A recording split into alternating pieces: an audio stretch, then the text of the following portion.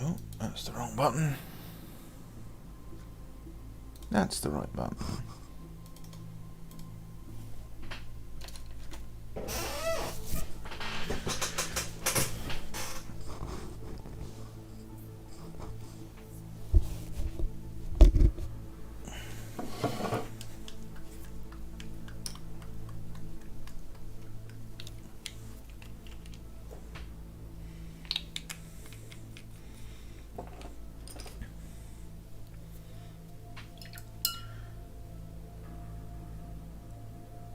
Hi there. Nice PP on the tanky boy. I'm not sure what you mean by PP, but thank you. I hope. Oh,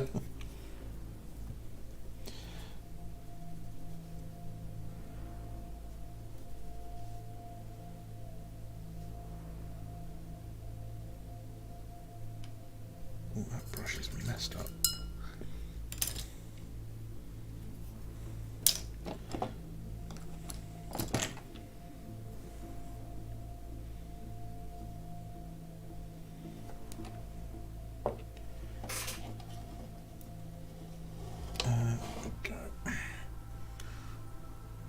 Oh, right, thanks.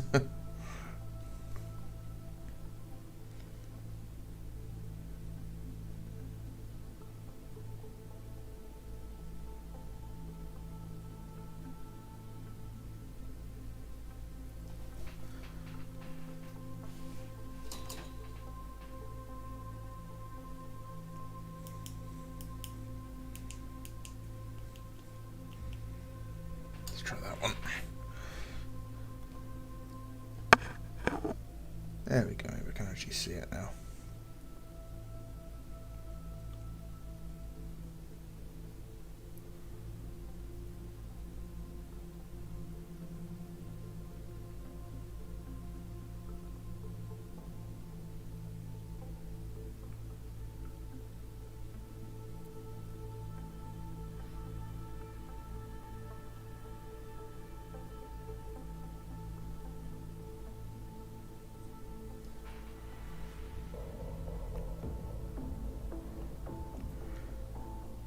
Oh, well, I didn't realise that was so badly unpainted on the bottom. Hi Rutger, how you doing?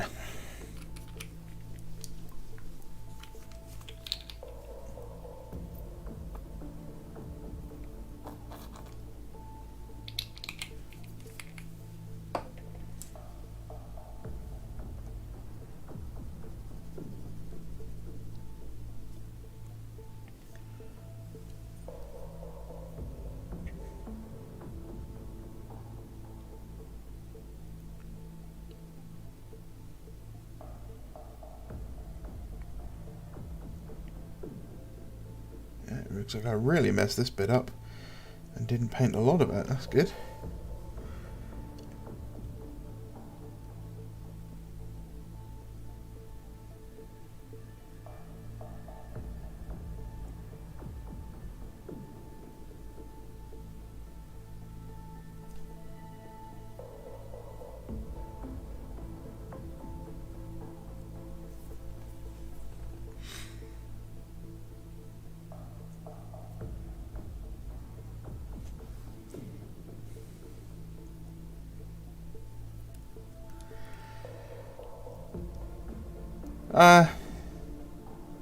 That's good. Glad to hear it.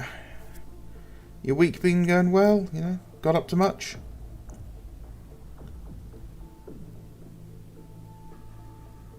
That's it. Just gonna recoat this whole thing in black.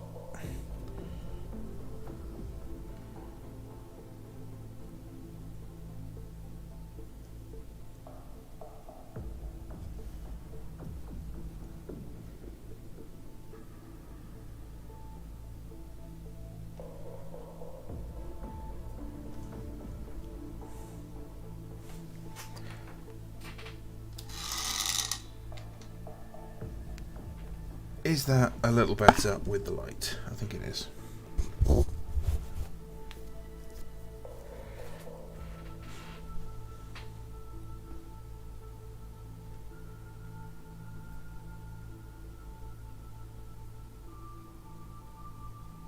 I've just realised that I don't like how this gun has been painted. It's not covered very well. A lot of the primer missed areas, and I'm just going to recoat all the black areas.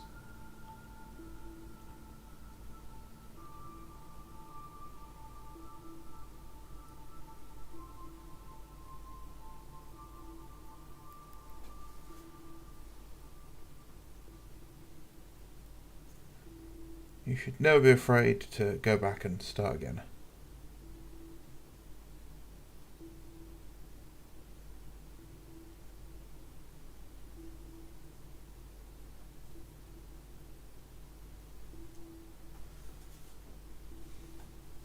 Hey, Spiky, how you doing?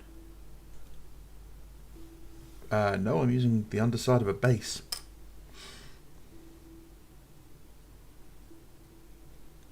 Magical Adventures of Bando and all the many things he uses as a palette.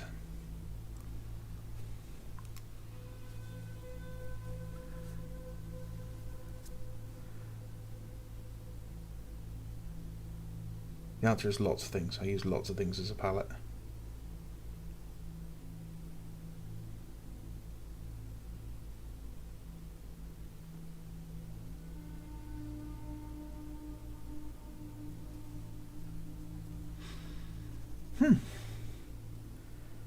So we were looking forward to tomorrow's pre-orders.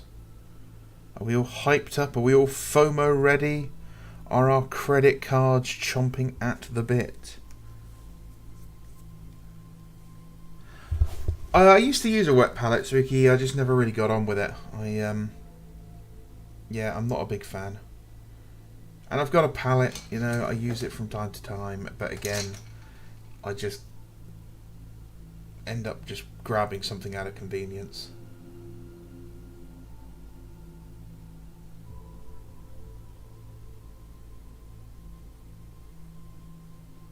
A lot of the time I used to use the plastic blister packs that the models came in.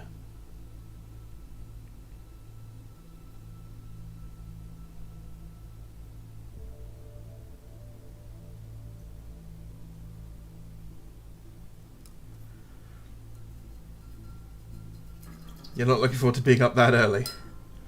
Yeah.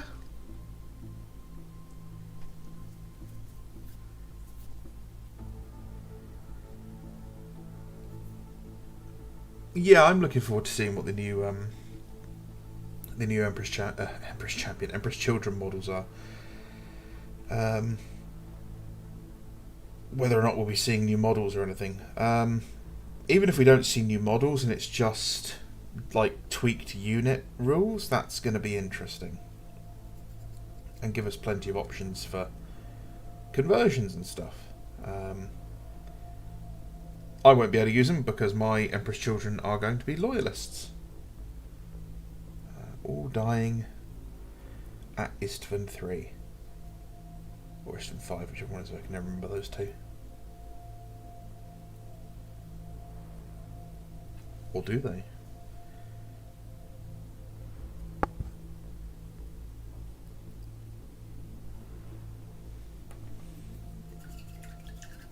Building a Deimos Rhino. Yeah, I've still not bought or built a Deimos Rhino. The only Deimos pattern vehicle I have built was a Whirlwind. I did a Whirlwind, and that's it so far. Really?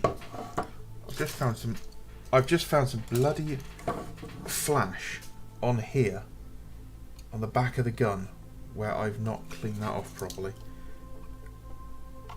That's ridiculous.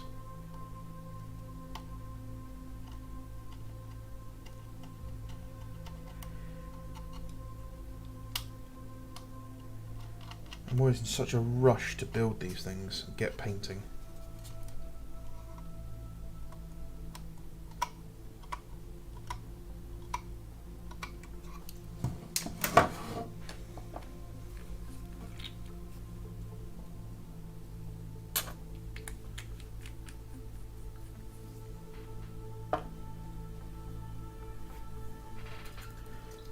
Three's the Loyalists, five's the Iron Hands. Yeah, thank you. Thanks for clarifying. Thought it was. Yeah, my the Emperor's Children. I'm going to keep saying Emperor's Champion by accident. My Emperor's Children force is going to be the based on the Wings of the Phoenician, the the elite assault company with their other allies and people they've cobbled together.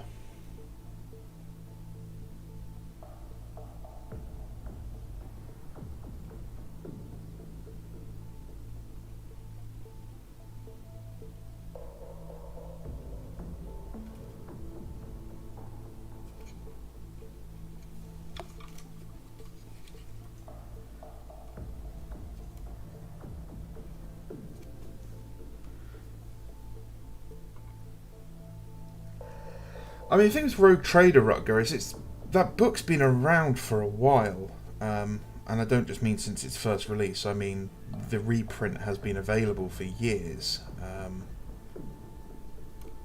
It's been sat around on bookshelves at Warhammer World and even at regular Games Workshops for quite some time.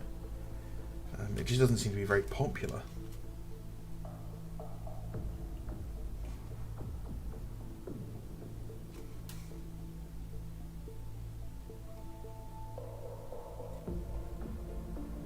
I'd pick it up, but it definitely wouldn't be a priority.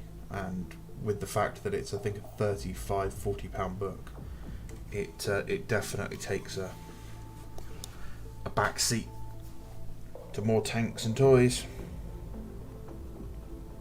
But if I got it, if I got it as a Christmas present or something, that'd be nice.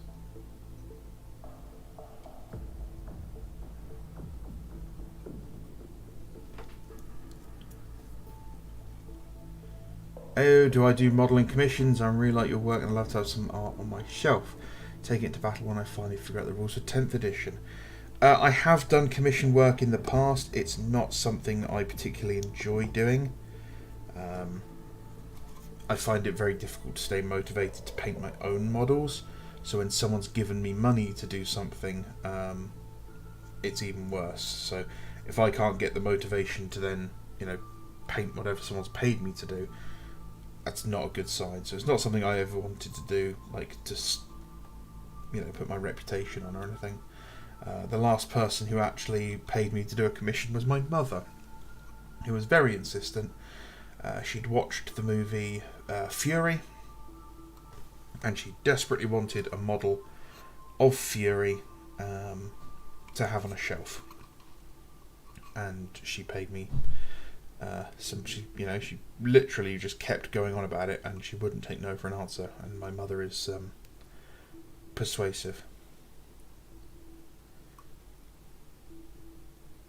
So yeah, I did that, and it took far too long because obviously I didn't get motivated. So to answer your question, no, probably not.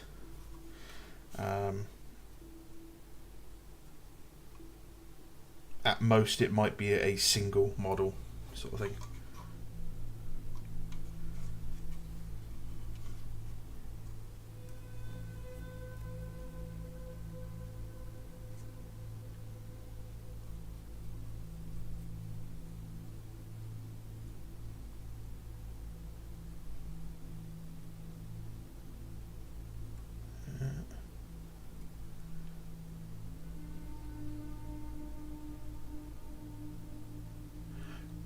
I'm not sure what Grungus means, Dukey, but thank you very much. Grungus to you too, I suppose, or not, depending on what it means. Decided the parts I'm using for my Ultramarines champion, so that's good. Yeah, that's always great. When you finally figure out what you want to do for a conversion, the only time better than that is when you finish it and it actually looks exactly how you wanted it to look. There is it's a really great feeling in the hobby to actually have a kit bash in mind and it come out and look exactly like you think it would. Yeah, it's a great feeling.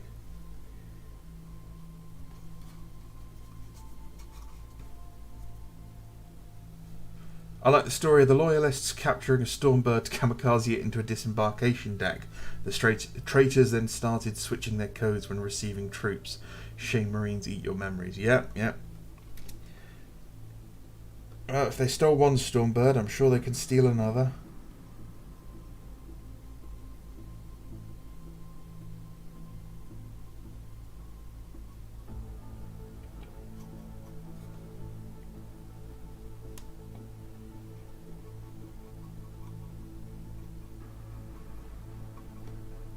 That'll do. That's totally understandable. I get the feeling and motivation all the time with my VR model commissions too. Yeah. Yeah. I'd love to be able to do commission work, but a lot of the time what I'm painting to relax. I'm not painting to just get it finished. So commission painters, they have to be really on the money when it comes to their time. They have to know, I can only spend 3 hours painting this, otherwise it's costing me money. And I could spend 3 hours on a tactical marine if I felt like it.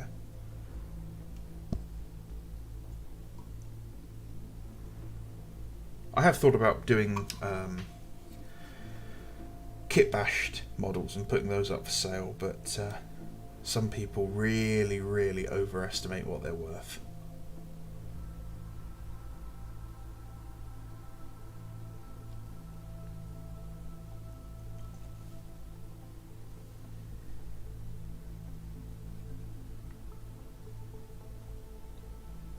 White Scar's Praetor body and Palatine blade swords are the main parts. He's a great Crusade vet who traded weapons with the Emperor's children.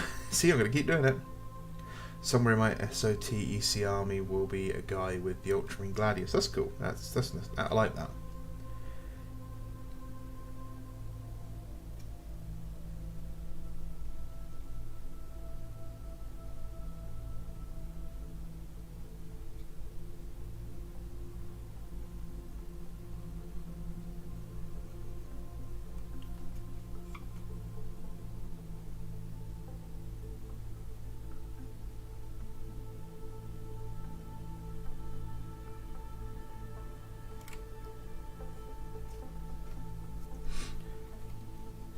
Yeah, okay.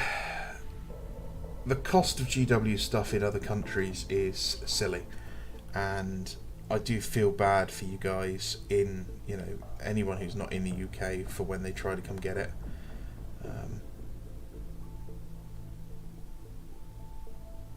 There is no reason that there's no reason for regional pricing to be as it is.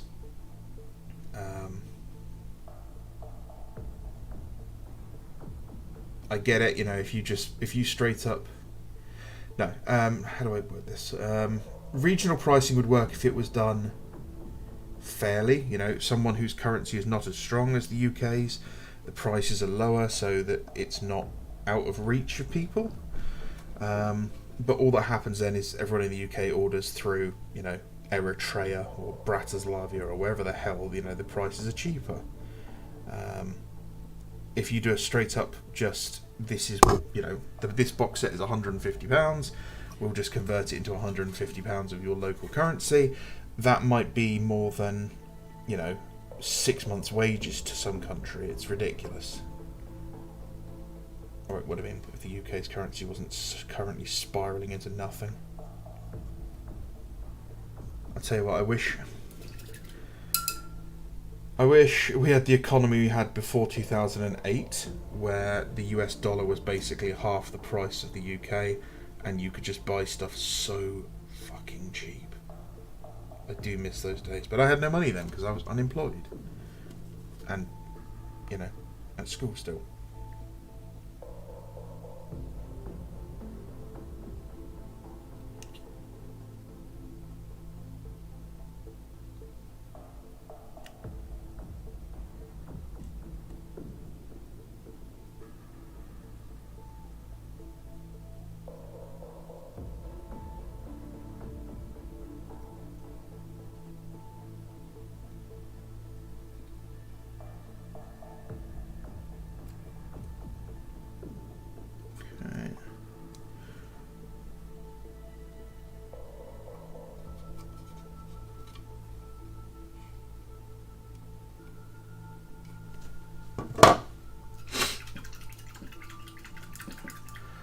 Like, what's that? Love the canvas effects you have there. Thanks, Matt. Glad to see you could make it. Other than like the Animals of Coma, I don't know anyone else who does commission kit bashing. I've seen a couple. There's a couple of guys who it's quite bad. You'll see a model that is, it's kit bashed like, I mean, it'll be like this, you know. It'll literally be a backpack and a different head on something, and he'll have it up for like £100 on eBay, and it's embarrassing. You know, it's like, okay, you know, you want to make the money, and the models aren't cheap, but that's not worth £100. You know, if I was to put something like that up, if that was a legitimate backpack, not a recast, I couldn't, in good faith, charge more than what you'd pay for a Games Workshop character, like 24, 25 quid. That's just me, you know, in my head, because that's what I think it's worth to me. That's why, one of the reasons I can't do commission painting is because when you work it out, what's your hourly wage? Well, you know, I'm not willing to pay that sort of money for an army. Why should someone else pay that sort of money? If that makes sense.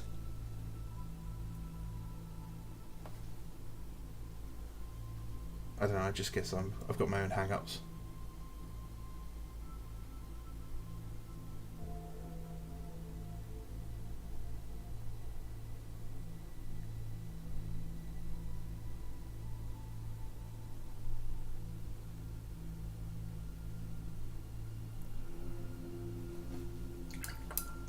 I need a yellow.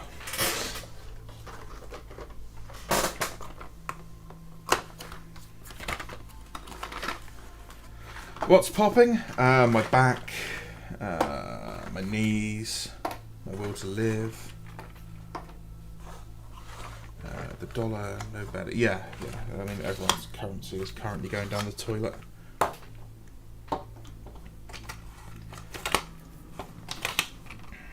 And you can thank the banking system for that. The glorious fiat currency system.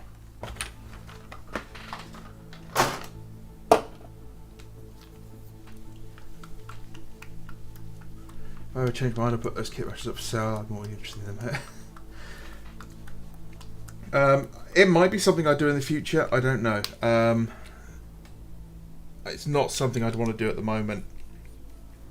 You know, making the channel more successful is really my primary focus at the moment, outside of just my regular job.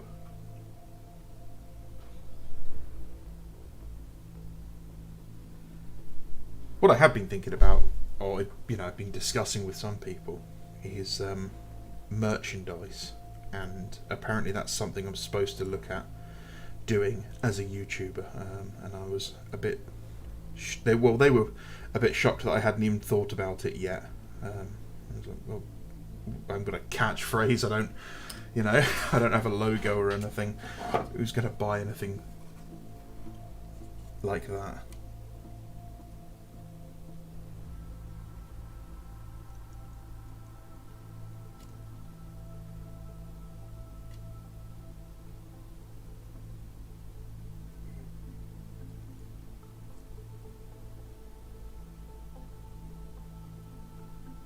It's orange.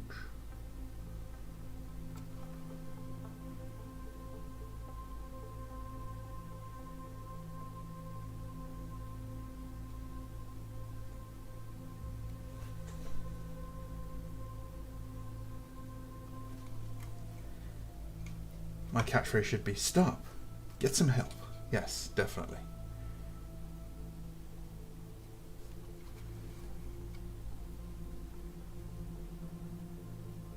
I don't think Feelers Wabbits would be my catchphrase. It's not mine, is it? If I start putting Evangelion characters on merch, I'm going to get myself sued pretty fast. Actually, every time I do one of those, it does remind me that that uses copyrighted music, so... Luckily, the music is free to use, but it does flag it up as copyrighted music.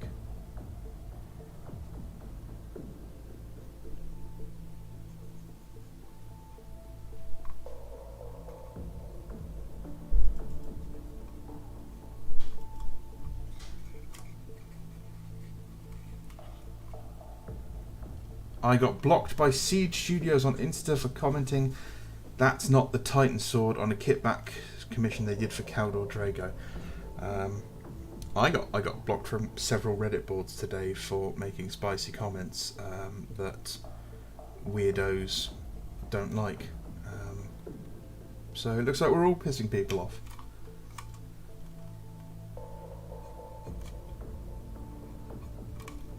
It's not Evangelion, it's legally distinct ginger. Angry redhead German girl.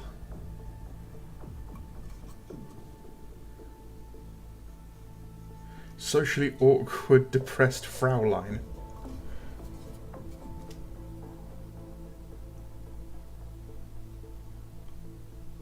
I got called a weeb yesterday by the guys in the Outer Circle, so if that makes you feel better. Which I'm not, because I don't actually watch that much anime.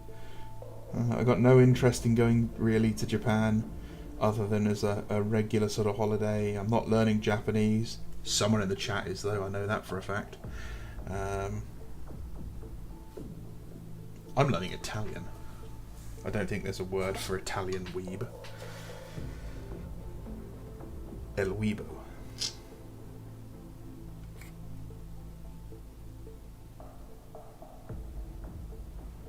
I think we've talked about this before. Yeah, I just don't know. Somehow this became my thing. I'm wearing weeb face.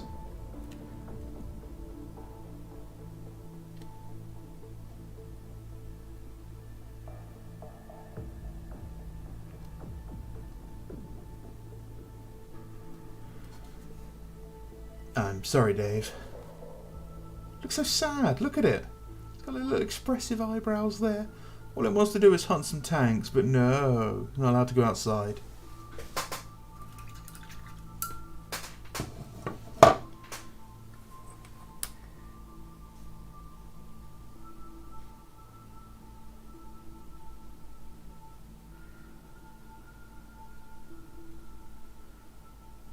Yeah.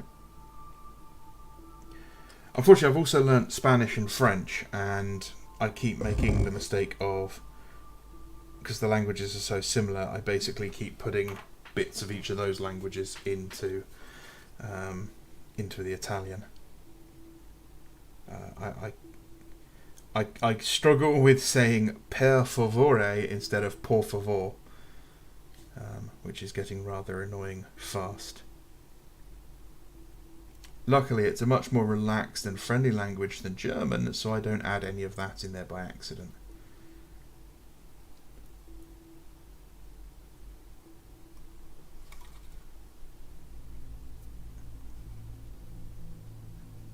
Did you know that there are American weebs in Japan? Like, there are kids in America who watch King of the Hill the same way that weebs watch anime in America. And they have the same arguments about subs versus dubs and all that sort of thing, which I think is brilliant. And, you know, you've got like 300-pound anime nerds running around here, you know, calling each other baka and saying all sorts of really bastardized Japanese phrase. I can just imagine some Japanese kid that's just like, I'll tell you what, Peggy. And that just makes me chuckle. It really does. You know, but bunch of like Japanese teenagers, and they all come together and be like, I sell a propane and a propane accessories. Why is that so funny to me?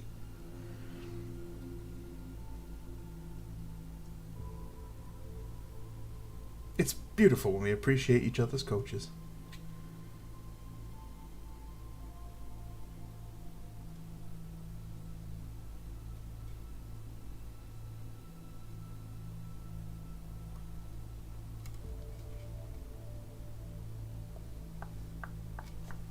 I've now got the Evangelion theme tune stuck in my head.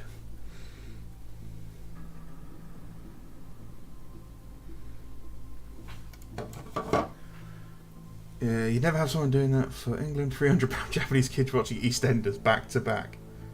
That would be pretty funny, actually.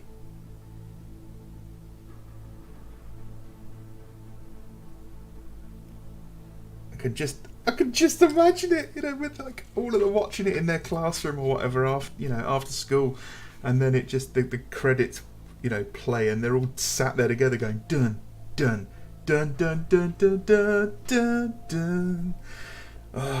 EastEnders is a terrible program. All British TV shows like that are terrible. I'm not a big fan of. They're not. What are they? They're not sitcoms. I can't even think of what you call them. But yeah, I don't want to watch fiction about people living normal, fictional, boring, like everyday lives. Oh my God, Stacey's been sleeping with Phil, and someone tried to set fire to the pub. Okay, I'd rather watch a TV show about spaceships, giant space marines, dragons, elves, that sort of thing. Real escapism.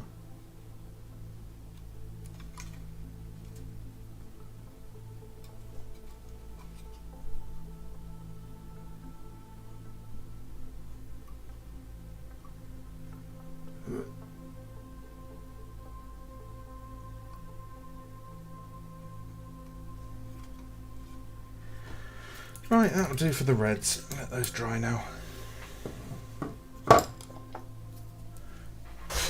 The Japanese quoting Father Ted is now an image in my mind. Yeah, that would be brilliant. There's some Japanese guys dressed as like an English countryside type in the middle of Harajuku, just loudly proclaiming, "I hear you're a racist now, Father," in a perfect Irish accent.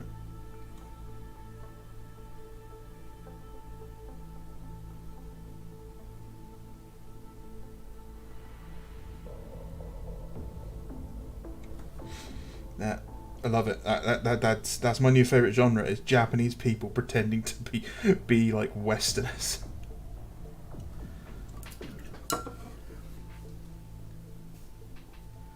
You see boring everyday lives. I saw one episode, I think, of Coronation Street, where someone kidnapped a guy, threw them in the boot of a car, and got into a 4 to 5-way car crash in an intersection. Half the family killed off in an episode or two. Oh yeah. It's ridiculous. It really is. Yeah, I've never really. The only thing like that I've ever watched with any sort of consistency is one called The Archers, which is a radio drama, which is a agricultural farming one, all about like a farming community, and that's because my parents listened to it when I was growing up, because I grew up on a farm of all places. Do you want to?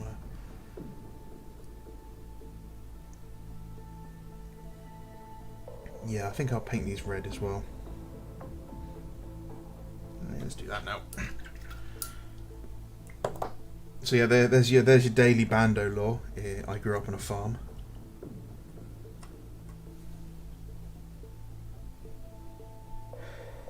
There was a very funny episode of The Archers where a man fell off of his roof, and as he fell off, he went "ah!" thud, and someone timed how long the scream went on for, and then wrote into the BBC and basically said, why did he fall off a 600-foot high roof? Which is pretty impressive that they did that math, but pretty sad as well, actually. Almost as sad as when I worked out the kinetic energy of getting hit by a Ford Focus at 30 miles an hour. Because while I failed maths 3 times, I do actually quite enjoy doing maths. I'm just really, really slow and bad at it.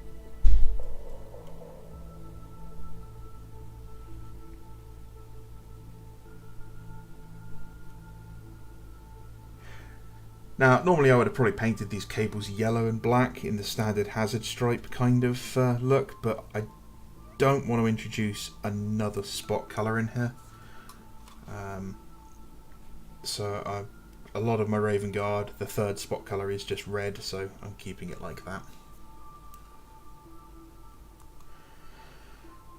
Yeah, Alpha, that's exactly what I do as well. I don't watch new stuff because I generally can't pay attention to it. I'm painting, I'm gaming, so if I've got something on, it's just extra noise. So I rewatch Star Trek or something like that. That's something I've seen 100 times before, that I can tell you what's going on without even thinking about it.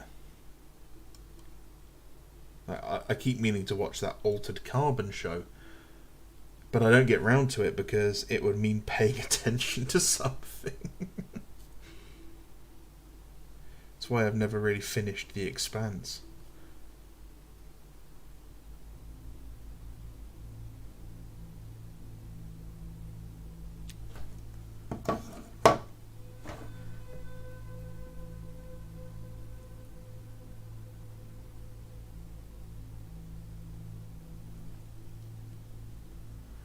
Gotta put out some Where's the Breakfast merch.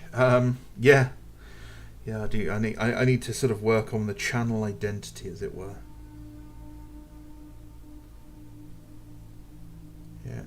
Well, apparently branding is a really important thing for this sort of gig. But there's nothing worse than like someone trying to force a catchphrase, so it's not something I'm gonna do. It'll just come naturally if it's going to happen at all.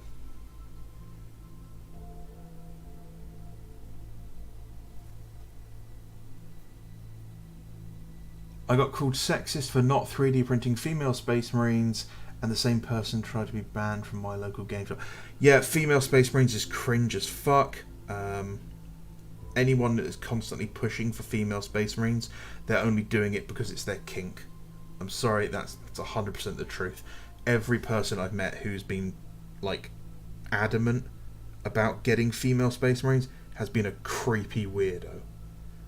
You know, the people that are just like, I don't really care, are usually okay, but it's the ones who are really super wound up about it are just creepy people, and it's because they want to justify their fan fiction.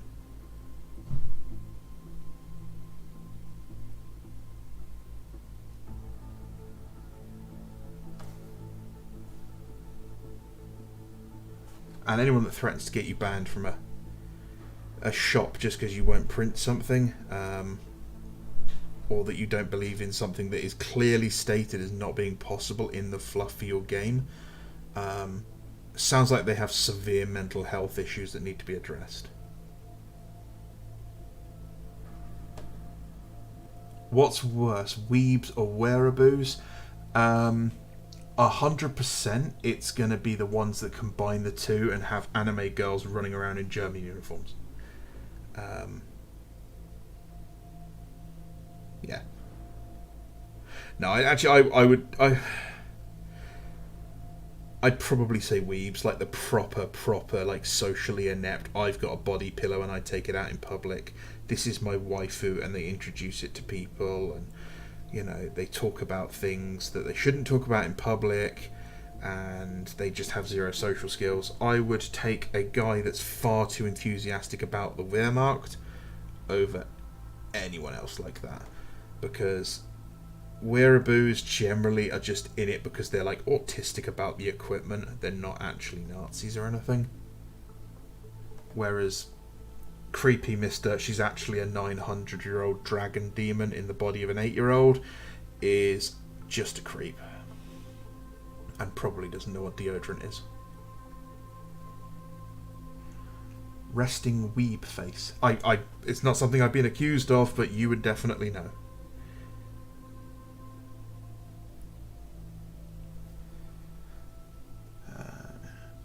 I speak American, y'all. The funny thing, whenever I see someone write the word American, I read it as Mercian. Mercia being a old kingdom here in England. So it's like, yeehaw, Mercian. What? don't remember them saying, you know, yeehaw back in like the 1100s, but cool, okay.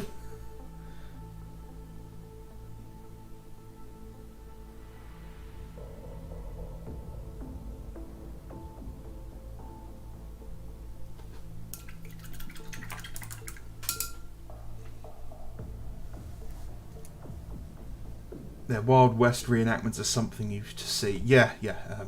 The Japanese don't do anything by half.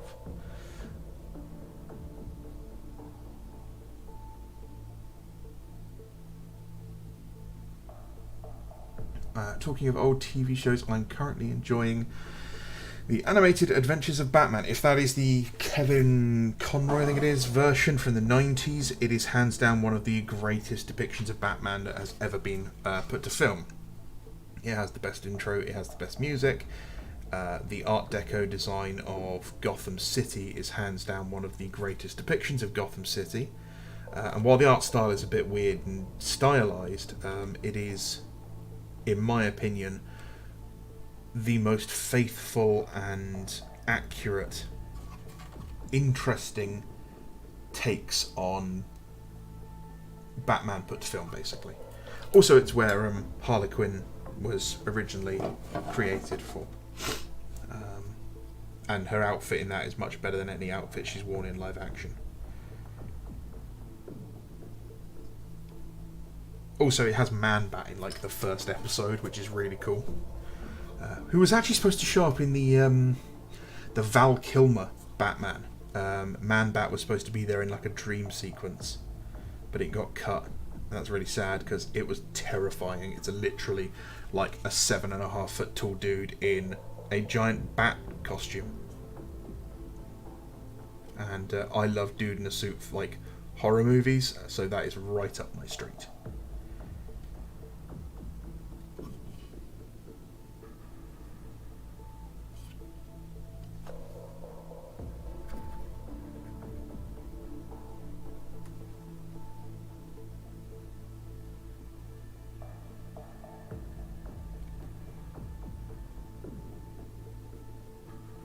Although, right near the end, they did change the art style for the Joker as well, which I didn't like.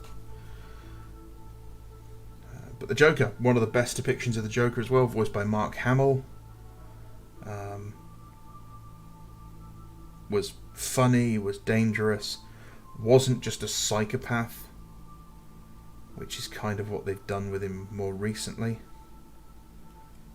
which I don't like. Books are better anyway. Alright, nerd, calm down.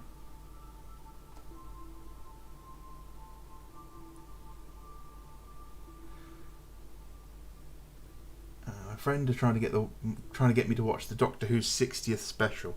No way that'll be. I might watch that just for the utter train wreck that's gonna be. That's gonna be Doctor Who. Like Ncuti Ngai he's a great actor. I really liked him in Sex Education. He is actually very funny. I just have no faith in the writing staff at the BBC anymore. I think they are going to run that show into the ground. I'm also very disappointed that we've never got a follow-up to the first Doctor making his promise to Susan that he would come back to her. I don't know when, I don't know where, but I promise I'll be back, and that would have been perfect for the 50th anniversary, and they never did it. So I feel cheated for that.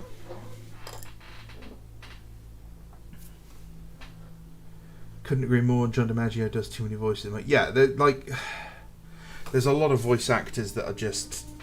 I mean, COVID killed off a lot of the voice actors. I don't mean literally. I mean there's a lot of them who stood their ground and got kicked out of Hollywood because they didn't want to take the vaccine and stuff. And a lot of them also got Me Too'd. Some of them rightfully so. Some of them were false claims, but unfortunately, even the false claims destroy careers. So yeah, a lot of voice acting has kind of fallen onto onto a smaller pool of actors, unfortunately. I can't remember who he was, but he was very prolific in Disney's early days. Did a lot of the bad guys and stuff in things like the Goof Troop series. I always liked him. I can't remember his name to save my life though.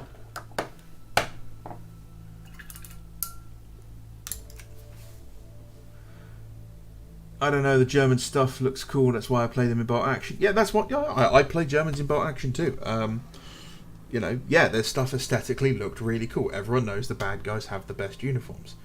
Um,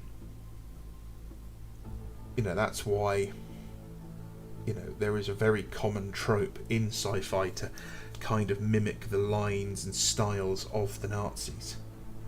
The Stahlhelm, for example, has been mimicked in a lot of science fiction. Even the new Primaris Mark X helmets have that same kind of straight-on profile with the flared edges. The old Yeehaw, yep. I have started watching Twilight Zone, old black and... Twilight Zone was fantastic. The original Twilight Zone was terrifying when it was released. And is it's one of those pieces of cinema that you really have to go back and enjoy. It's like there are certain pieces of media that are touch points culturally, that if you are going to be active in pop culture and stuff, that you really kind of have to watch, to know of. And things like the Twilight Zone is one of them. Things like the X-Files, Star Wars, Star Trek. These are all things that, even though they came out a long time ago, I mean, Christ, the original Star Trek came out, 60 years ago now? That's depressing. Your average kid nowadays, who would want... I mean, when I was... I don't know, let's say when I was 12, I would not have wanted to have watched a TV show from... the 1930s or so. Like, I wouldn't have done it. Like, every time a black and white film came on, I was like, oh, this is boring, I'm going upstairs to my room. But that's equivalent to watching the original Star Trek series now. And in 60 years from now, what are we leaving for the culture to watch? Oh, that is disgusting.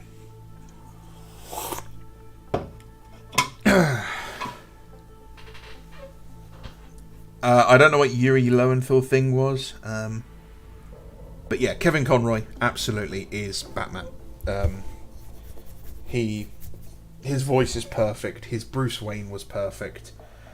His Alfred Pennyworth was really good. Everything about that series was fantastic, and I just loved it. Everyone roots for the underdogs and the bad guys. Germans kind of fit both of them. Ooh, spicy, but yeah. Mark Hamill can't compare to Jared Leto's marvellous performance and his damaged tattoo on his body. I am still 100% convinced that Jared Leto's Joker was supposed to be Jason Todd. I am still 100% sure that was Zack Snyder's initial plan. For those of you who don't know, Jason Todd was basically killed by the Joker and brainwashed into becoming the Joker. So in the future, Batman finds the Joker again. He's like, hang on, I killed the Joker. And then it turns out it's actually Jason, and he's taken over the role as the Joker, and it's this huge thing. And there's a lot of clues on there, like the J tattoo on his face, where the bullet hole scars are very similar to the bullet holes on the Robin costume. I am 100% sure that was his original intention, and he just never got the studio support to actually pull it off. And I tell you what, if he had managed to pull it off, that could have made the Ben Affleck Batman movie absolutely fun. He became the Red Hood after he was the Joker, when he came back, because it broke him. He stopped being the boy wonder, and he was like, yeah, I'm going to start murdering people. And he took the Red Hood, which was actually one of the Joker's original aliases. I may be a little bit wrong in places there. It has been a few years since I've read any of that. But that all sounded about right.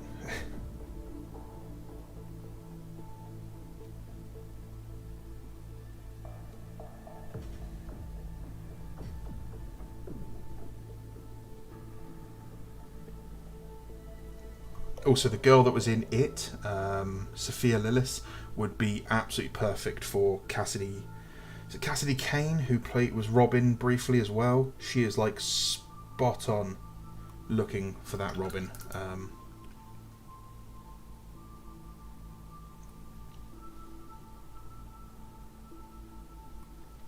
I'm actually disappointed we never got to see a Ben Affleck Batman movie. His Batman was good. I actually really like the Robert Pattinson Batman as well. That's a good film. Very moody, very different. Oh, my hand's bouncing all over the place.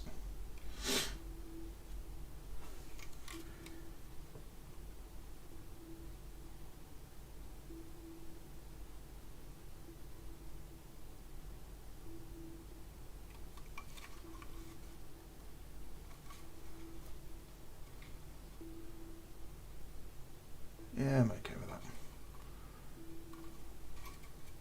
Let's try this one again. Yeah, that'll do.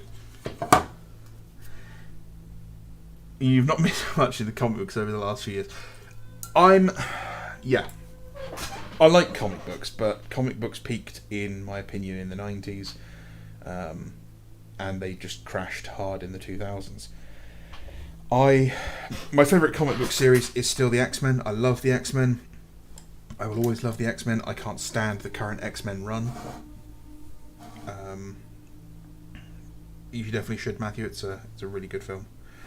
I love the X-Men. I can't stand the current X-Men. From what I've read, they've basically just become super elitist and stuck up their own arses.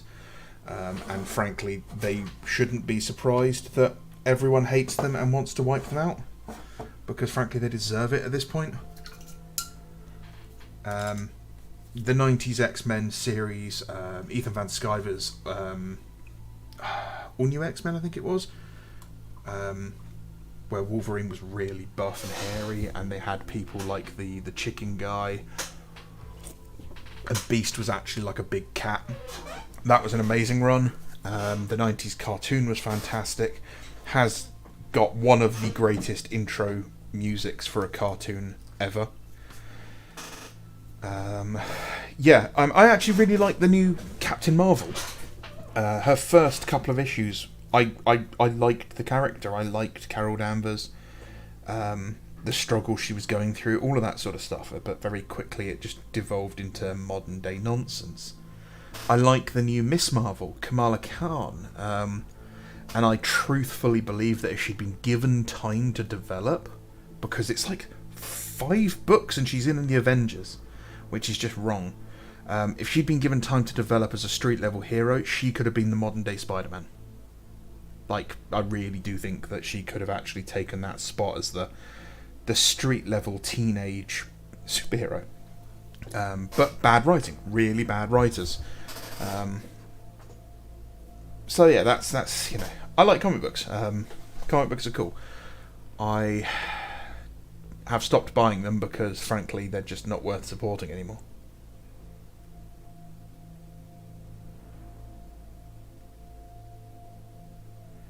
My ex had a massive crush on Paul Dano when the Batman came out, and they made me watch whatever films he was in. I had a great time watching them try and simp for him 12 Years a Slave. Yeah.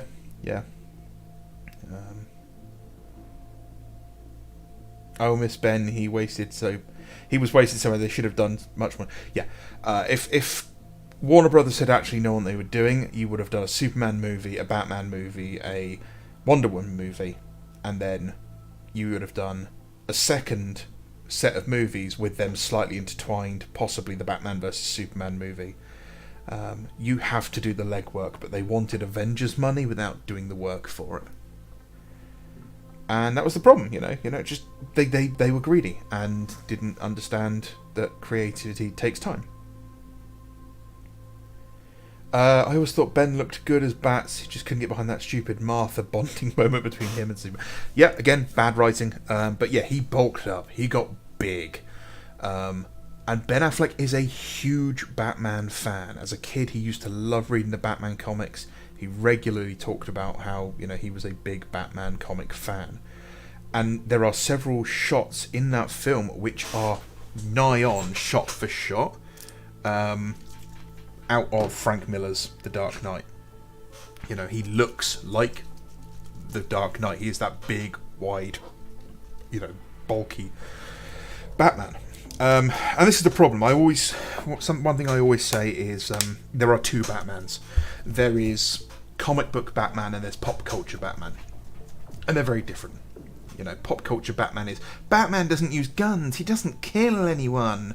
And comic book Batman is, oh, he'll absolutely kill a motherfucker if he has to. He doesn't like to do it, but he'll do it. He's the smartest man in any room he's in, and you should be afraid of that. You know, like there's a bit where he's using a tranquilizer gun on top of the crane in one of the films, and that is literally as if it was pulled off the page of The Dark Knight Rises.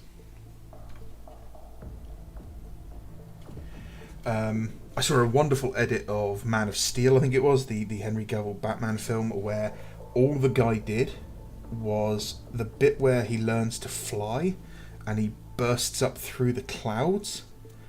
The guy just cranked the colour saturation up and made it really bright and colourful.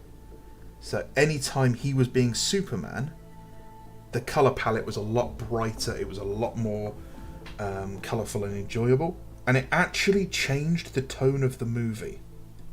It made it feel different just off the colours alone. Which is impressive, you know, that just shows how important colour theory is.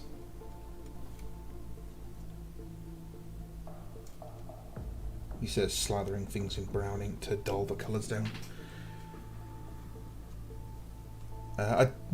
Did I watch Wonder Woman? No, I don't think I did ever actually watch Wonder Woman.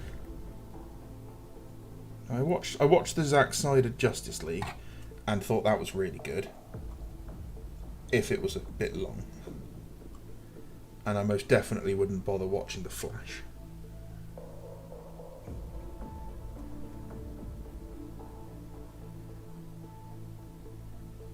Yeah, I think I'm happy with all that. Yeah.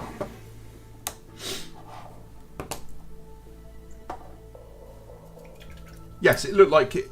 You know, it looked like it was done by Frank Miller.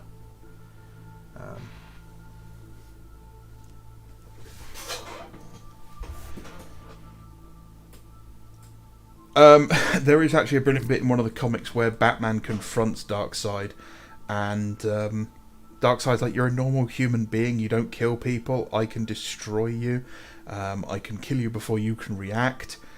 And he's like, I'm not afraid of you, Batman. Like, your psychological stuff doesn't work on me, you might be smart, but you're not that fast. And he basically just goes, yes, that's why I've set your entire planet to self-destruct. Darkseid's like, you don't what now? And he's like, I'll give you the code if you refuse to invade Earth. And Darkseid's like, all right, nice one. You know, I'll call the bluff. Go for it. Well done. The Kryptonian couldn't do that. He's like, Superman would just fight me. There's no way he'd threaten to kill like 12 billion people. And he's like, I know, but I will. Look, Ezra Miller was method acting like Hollywood in general.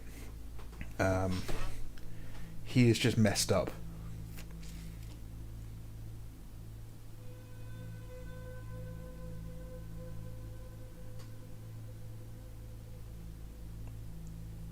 Yeah, but yeah, wow, we went on a really weird tangent there.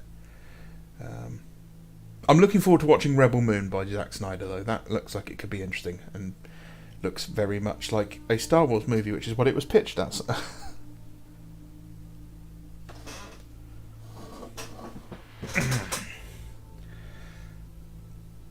So what do you think of the heat bloom there? Do I need to up that anymore? I think it might need a bit more purple in it. Let's have a look at this.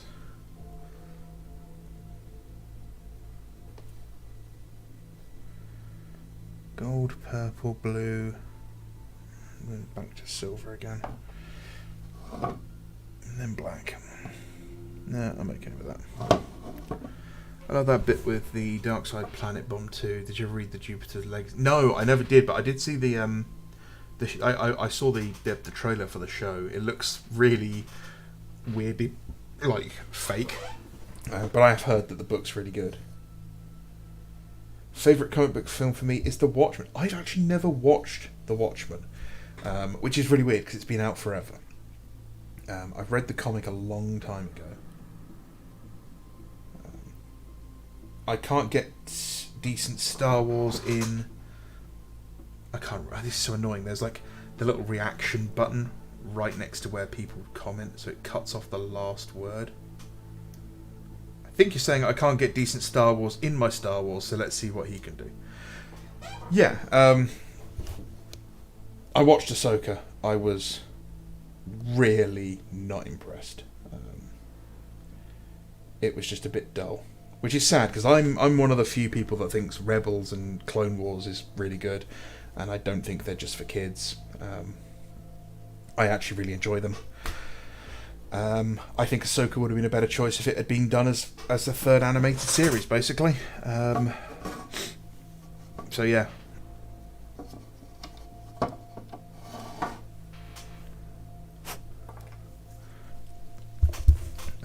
The best Star Wars, in my opinion, is still the Thrawn trilogy and I'd say Thrawn trilogy, Kevin J. Anderson's Jedi Academy trilogy, and then Stackpole and Aaron Alston's X-Wing and Wraith Squadron series, or Rogue Squadron and Wraith Squadron series. In my opinion, that is peak Star Wars. And there's a lot of people who don't like the old expanded universe, and yeah, there are some bits in it that were a bit weird.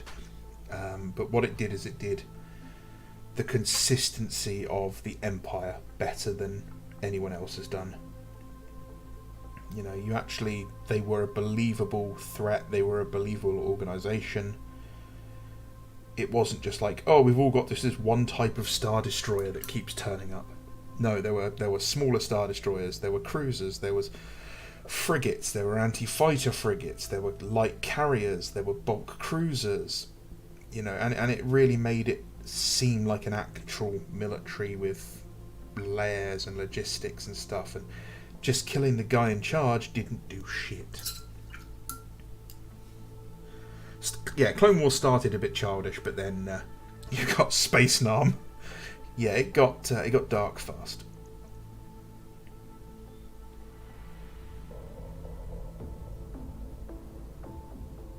I think that Clone Wars especially gave a different perspective to the prequels and helped people really appreciate the prequels more.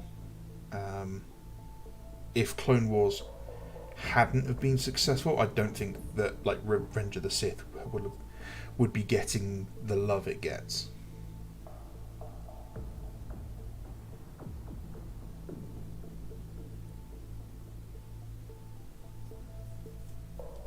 Yeah, Thrawn is one of the best villains ever, and sadly Thrawn in current iteration is not the same character.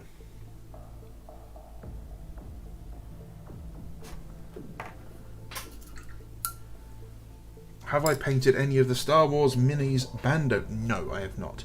I would like to. I really like the Skullforge Studios stuff, and I would very much like to get some of those printed out and paint them at some point. I'd love to do a Star Wars Legions. Actually, I'd love to do several Star Wars Legions armies. But they make Games Workshop look cheap, which is a bit disappointing. I will get them. I will definitely print some out eventually. I'll be honest, I'm playing the long game here. My goal is to basically keep this channel growing and dropping enough hints about 3D printing and doing coverage of 3D printed stuff until someone like, Elgu sends me a free 3D printer. Because mine is ancient and far too poor quality to use anymore. I did paint some of the X-Wing miniatures though, many moons ago. I painted all my X-Wings up in the colour scheme of Rogue Squadron when they're in the Back to War, where Rogue Squadron quits the New Republic and they decide to go off and save the day, and to make sure they're not mistaken for the Rebels or for the Republic, they repaint their X-Wings, each one as an individual colour scheme of something that's important to them. Like Wedge paints his the colour of his parents' refueling station. Gavin Darklighter paints his to look like a crate dragon. One of the aliens who sees in ultraviolet paints his all white, but that's because everyone else can't see in ultraviolet. Apparently it's covered in artwork. And the second in command, Tycho, he paints his up in the colour of the Alderaan Royal Guard, which is red, black and white, which is the one I enjoyed the most.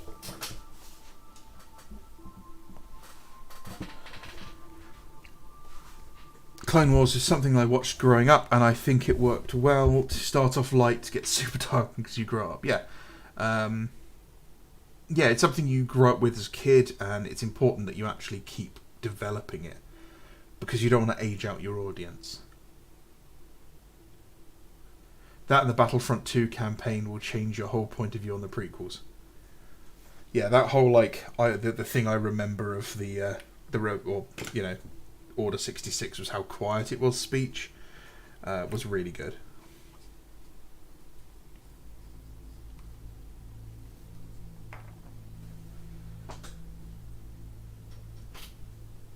I'd kill for a show set right after episode 6, a political drama about how the rebels actually went out enforcing and starting their government. So that's what a lot of the expanded universe stuff was showing how they couldn't cope with becoming a legitimate government.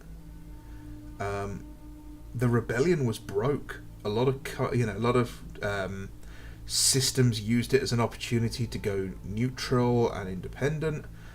And these systems took advantage of the New Republic and how they'd have to go and like court other systems to join the Republic versus the Imperial Remnant. Space politics kind of sounds a bit sad, but actually it is quite interesting to watch or to read it. But yeah, I think an animated show set during just after episode 6 or whatever, episode 6, would be good, because that's the period right after Return of the Jedi that we're kind of missing the most stuff about, and it's because they don't want to touch it, because they don't want to have to recast Luke, Han and Leia. But I'll be honest, that's probably the smartest thing to do, is to just recast them. Like, bite the bullet, just say, yeah, we're doing it. We respect the original actors, and we hope that we can do a job that respects them, and that they feel that we're handling the legacy well. Because otherwise you're never going to be able to tell stories well. You'll always be dancing around, oh, is Luke Skywalker going to turn up? Oh, here's a random person who knows Princess Leia because for some reason she can't make it to this meeting now. Again, for the third time. Which they did really well in Ahsoka by having 3PO turn up. Spoilers.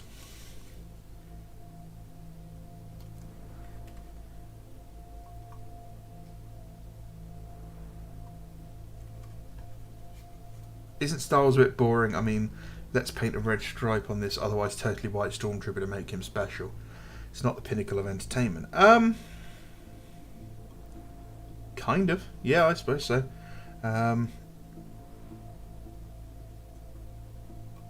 It very much depends on how much depth you want to put in it yourself.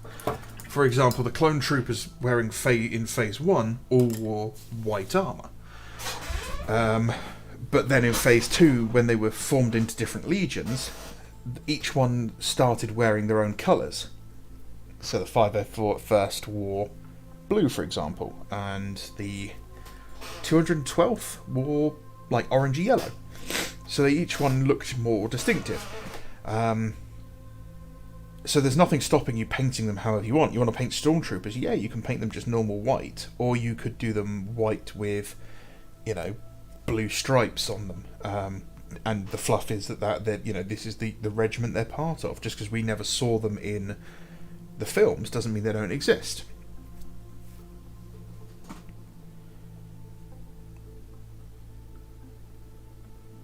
My favourites were always the snowtroopers. I love the Blizzard Assault Troopers. Spooky, I read that as if they got Black Mark Hamill And I was like, no, I don't think that's going to work if they recast him like that.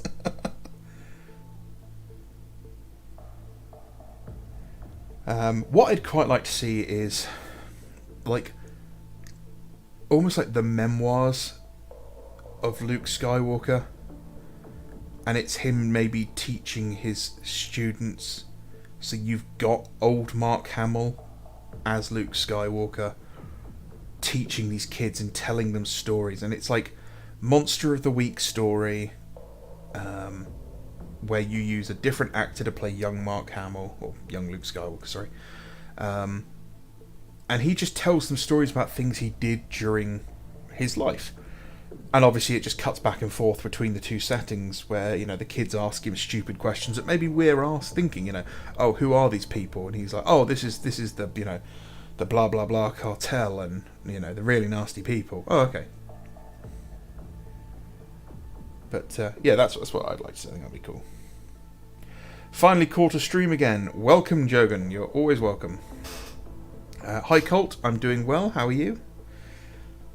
I use the Elgu and they work just as well as any others. I love my Elgu printer. I just can't get on with it at the moment. And it's been kind of sat around for nearly a year without being used, so it's going to need, a good clean and re-grease and everything, and probably the FEP swapping, and it's just too much hassle at the moment for me. Playing chess against original Thrawn would be him analysing you and planning around you till he wins. With Ahsoka Thrawn, you'd take his queen and king and he'd act like he planned that from the start. Yeah, 100%. What was it they say? A character is only as smart as the person writing them, and Hollywood writers are not smart. I always preferred the TIE Fighter over the X-Wing. The TIE Fighters are cool, they're iconic, I love the sound they make. The TIE Interceptor is still one of my favourite starfighters of all time. Yeah, they are pretty cool.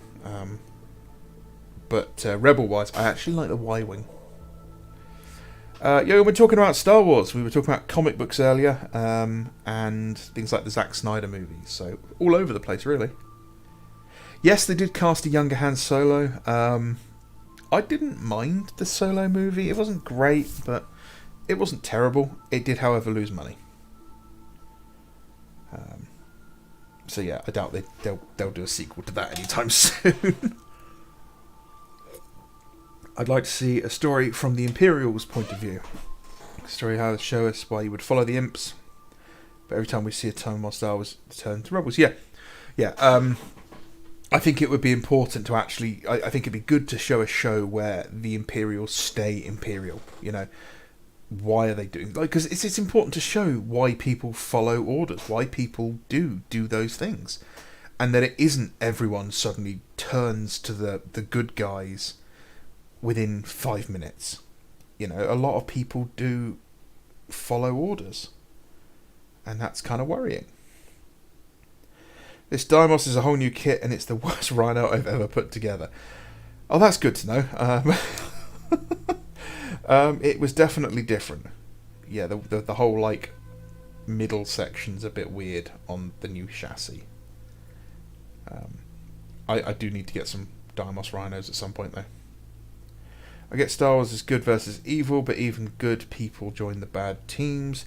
And what about the people actually believe in it? What I'd really like to see then, from that point of view, is I'd like to see more rebels switch sides back to the Empire. That whole Cypher from the Matrix thing. I've decided to go and try being free and the bad guy, or, be the rebel. And actually it's not what I thought it was. They are terrorists. I don't agree with their means. They are wrong. I actually do want to keep the galaxy safer. Because I think that would be a really interesting story to have. Not something, modern Hollywood would ever bother making. What if we made the Imps actually do good things and bring order and stability like they said today? Exactly. That's how you write good bad guys. Is you have to make them believable why some people would actually be following them. Don't care if the Solo movie is the worst thing put to screen. The Mud Troopers are the coolest looking thing in Star Wars. Yeah, and I like the fact that we finally got to see the Imperial Army. You know, the idea was stormtroopers were supposed to be the elite. They were supposed to be special forces, almost. You know, stormtroopers were not the entirety of the Empire's forces. They were like the SS. They were a weird police force slash, you know, Marine Corps, almost. Everyone was excited for the Imperial perspective in the new battlefront, and then quickly went rebel to everyone's disappointment. Had the dumb plan to... Yeah, the Operation Cinder. It's so dumb. You know, in the old expanded universe, Palpatine's plan was basically retreat to the core worlds because it's less territory to cover. I've got a set of clone bodies because I've destroyed all the clone material, so I'm the only one that can clone things. So I'm going to get my body back, and Grand Admiral Thrawn is going to control everything. And then, you know, because we're only controlling the core worlds, we don't have to worry about overextending ourselves. Let the rebels overextend themselves, and then we can come in and clean out. And the new one is like, oh no, I've died. Burn everything in the galaxy. Kill everyone. Destroy everything. And it's like, what the fuck? How dumb are you? And then it's like, oh yes, we get to the Battle of Jakku, and that's it, the Empire's dead. War's over, congratulations, we win. And then you got stupid shit. Oh, this is another one that really winds me up, right? So one of the things that let the rebels win the Battle of Jakku is they built the Starhawks, these huge starships that were just better than Star Destroyers, and they could use them to crush the Imperial fleet. How did they make the Starhawks? By chopping up Star Destroyers. And you're in the middle of a fucking war, you don't start hacking apart high-tech military hardware to bubba yourself together a new starship that's untested. You slap your own flag on said starship, tell as many of the crew that if they want to live, they can defect, and anyone who doesn't defect is getting flushed out of an airlock, and you use that ship how you're supposed to.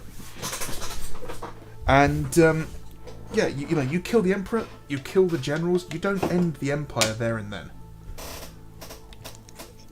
That's what Stackpole's X-Wing series did really well. It showed how hard it is to take out an intergalactic empire. You know, just how long it will take. And how all those generals and admirals who decided to run off and do their own thing, how they become warlords, how they become admirals, princes, pirate lords, they declare themselves grand admirals. You know, how dangerous they are when they're no longer limited by imperial doctrine and they can do anything they want. You had people like Warlord Zinj, you had people like Thrawn, Admiral Dala, Hussein Izzard. You know, Hussein Izzard, what did she do? What was the most crippling thing she did to the Republic? She let them take Coruscant and made them think it was their idea. Why did she let them do it? Because she was going to bankrupt them. She released a virus on the planet that only targeted the aliens, and made it curable with Bacta. And then she went and took the only planet that makes Bacta and just cranked the price up. They've got to buy it, because if they don't, they get accused of being anti-alien like the Empire was. It was brilliant. It was so... it was deep. It was clever. It was a smart bad guy. Oh, it was so good.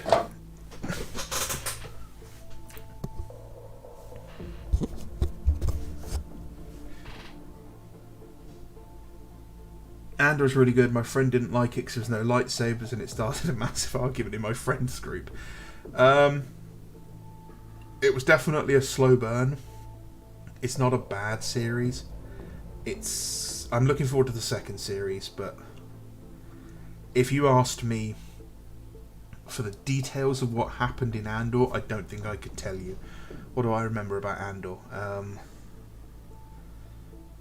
I remember he was on a beach resort and got arrested. I remember them in like a valley and trying to get into an Imperial facility. I remember him being in prison. That's about all I remember from Andor. It didn't do much for me.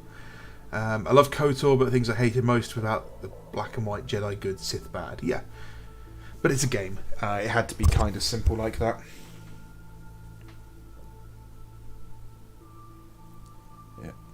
Actually, Darth Nihilus and Darth Sion are who I would use if I got to write my own Star Wars trilogy. Yeah, the long and short of my Star Wars trilogy would be that there is a cult of dark side users who are trying to awaken Darth Nihilus. Nihilus is this dark side power that sleeps for hundreds of thousands of years, and then when it wakes up it just consumes planets before it falls asleep again, and they're trying to speed up the fucking cycle to wake him up earlier. And they're doing it by sacrificing Force-sensitive people to him. And Darth Sion would just be a Scion, which is a Sith creation, this unkillable, Force user that's designed as like an assassin, and it's the way it works is you just can't kill it, it just keeps coming after you. So that was my idea for a Star Wars thing, and I would set it, 1,000 years in the future. I'd basically go, oh yeah, we're long past the Skywalkers, this is something completely different. Because that's something that Hollywood is terrified of doing, is going forward in timelines. It's always got to be prequels. They can't be creative anymore.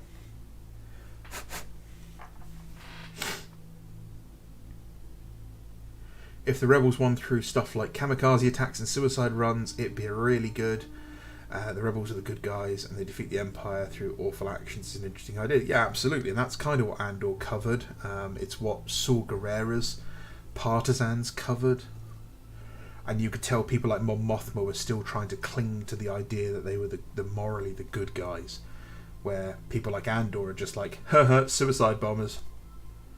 And that's the sad reality of fighting an entrenched government force, is you have to resort to doing horrible things to win.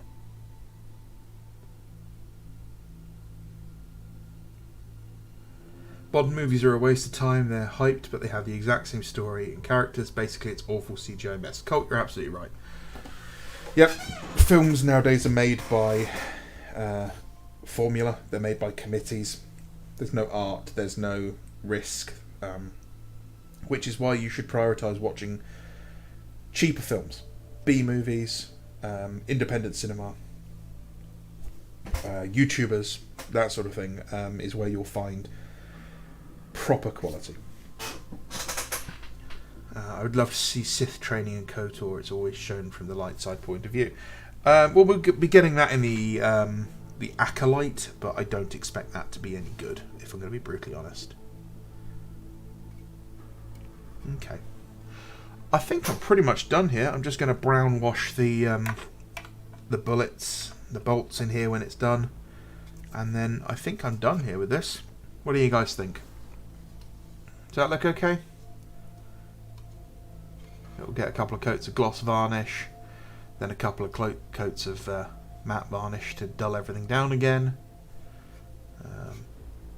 It's not actually painted camouflage, it is still just green. It's just got loads of layers of weathering powder and like mud and grime and stuff in it.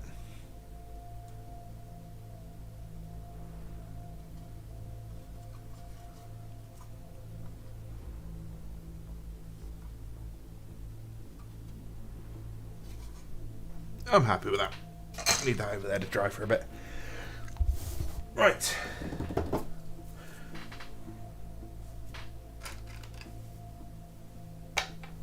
Let's work on this guy. I can't find what I want for him.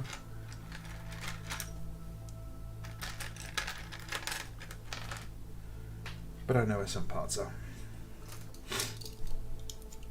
How do I get the burned metal effect on the barrel? So what I do for my heat bloom is I paint the metal silver. Then I give it a coat of Reichland Shade gloss and let that dry. And then I use I use 2 layers of Druchii Violet. And I do the second layer about only halfway up where I do the first layer, so it's a bit of a blend. Then I dry brush the closest end, so up near here, back to silver, and then I give it some coats of thinned down transparent blue. This can be just any dark blue that's kind of see-through. You could use I don't know, any dark blue mixed with like a glaze medium. And I do a couple of coats of that, and then I do like one coat of Druchii Violet between them, just to try and blend them together. And then I go up to black on the end. I'll do another coat of black before this is finished, for where the soot and carbonisation would be. And that's basically it. That's what I do for my heat treating on the barrel. I don't know if you'll be able to see this. Yeah, you might just be able to see it on the end there, where if I can get there, you can see the blue in the middle there, right there. Yeah, if you get some silver metal and just heat it up with a lighter, it will show up. You'll see what I mean. What do you think GW will do after they're done with the Horus Heresy books? Well, I don't know exactly what they're going to do, but if I was Games Workshop, I would look at expanding another setting in a similar manner. And I'd probably start with the Badab War. So do a 3-book series of the Badab War, taking Huron Blackheart and turning him into a hero, showing how hard he's working to keep the Maelstrom safe, and how hard he's working to keep the Eye of Terror in check, and then show that how just blasé the Munitorium is about not supplying him with what he needs, and how quickly they are to bring him to heel if he does something wrong, but they don't ever support him when he does things right, and how hard his fight has been, so that you basically within 3 books you want to justify siding with him in the whole conflict. Whether you could get 50 books out of it, I don't know, but you don't want it turning into chaos. That would be my goal if I was writing a Badab War series, is that he only falls to chaos right at the end because he's got nowhere else to go. It literally is that or he dies.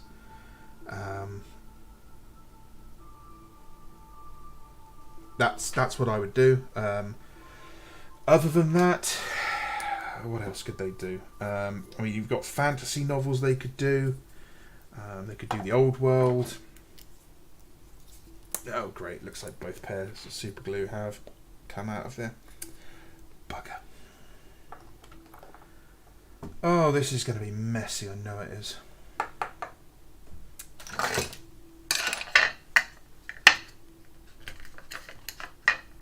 Stay.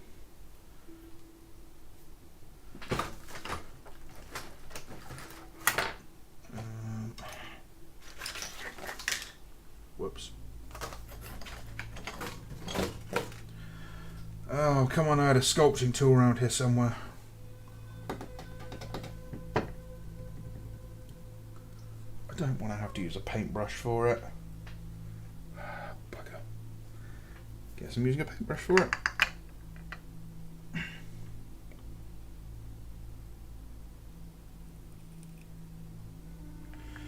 So yeah, other than that, maybe you could do the Rain of Blood, would be another setting that would work well for that. I don't know if you could do any other faction as well as they've done Marines for the the Heresy. So in reality, what do I think they're going to do after the Horus Heresy? Not a lot. Yeah, I don't think they're going to be able to do much.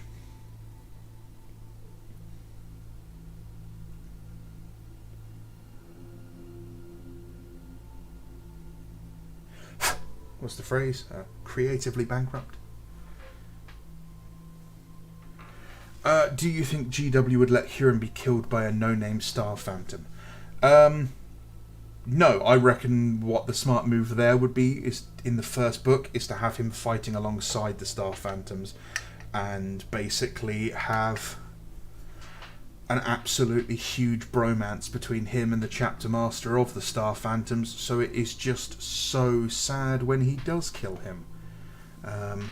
You know, he's had to kill his friend. He's had to end, you know, a partnership that has lasted for decades, and you know, it messes him up.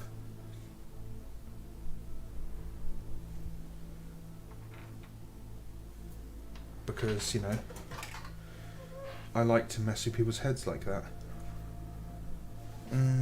Clippers.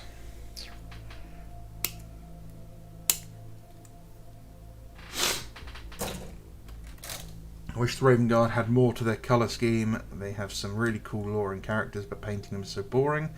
It can be. That's why I went heavy on the old weathering. Because it adds some, you know, depth to them. It's also why I add so many decals to my Raven Guard. You have to write the story yourself sometimes. You know, who are these guys? What detachment do they belong to? What does this symbol mean? I don't think the scouring's going to be a good setting for the books, because it's just going to be boring. Like, oh yeah, here's another 50 books where we chased the heretics down. It's just like, okay. You know, one by one the Primarchs get knocked off. Great. Nah, I think they have to pick a different era.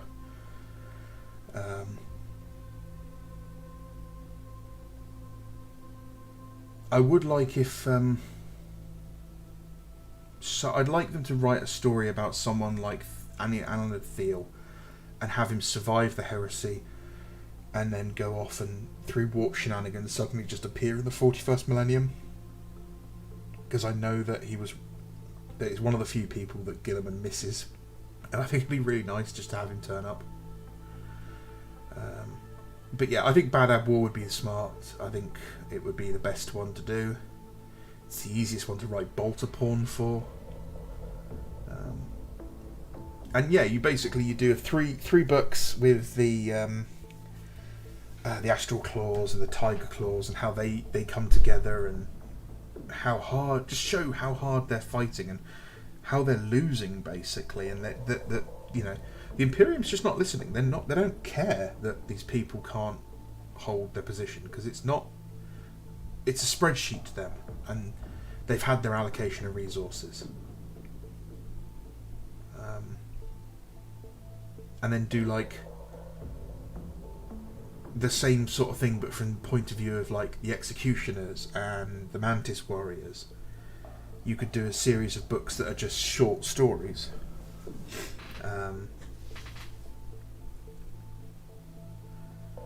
So yeah, I think that would be the smartest move in my opinion, and I would definitely buy into it. And then of course they can easily tie it into the game with a campaign book for the Heresy. It would be release the 3 books, see what people think. If it starts taking off and people really like it, you release a campaign book for the Heresy game, and Forge World can release some character models again. And it's, you know, bam, another tie-in.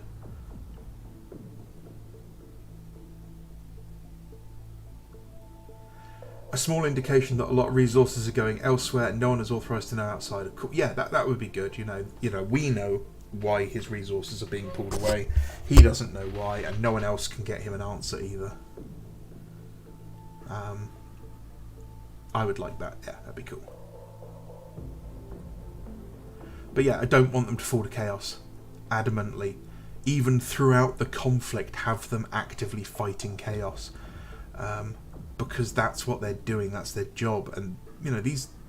From their point of view, from Huron's point of view, for example, the chapters that have come to censure him and his followers are getting in the way. You know, I'm trying to fight chaos here. You guys are being the lapdogs of the what they're called, the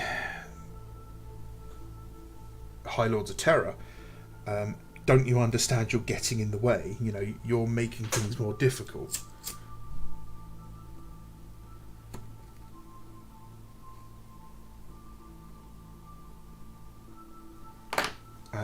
Yeah.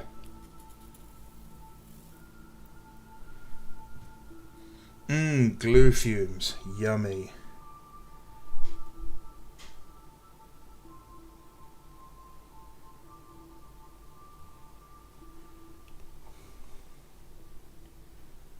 He's a chunky boy. How's he going to size up next to this guy, I wonder?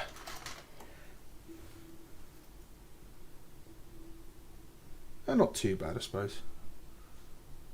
A little bit bigger, about the same size. Yeah, I'm fine with that.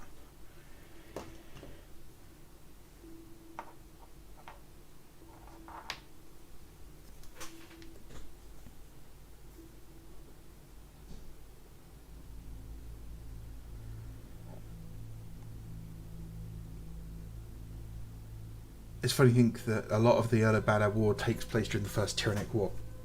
Yeah, like, the thing is, the Bando War takes place a couple of 100 years before Guilliman turns up.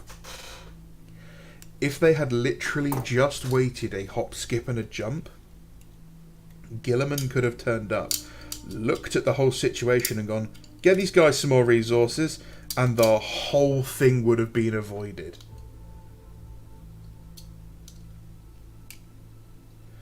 You know, they would have been reinforced with Primaris Marines, and they would have had the ships and materials needed, and you wouldn't have lost all those fucking Space Marines.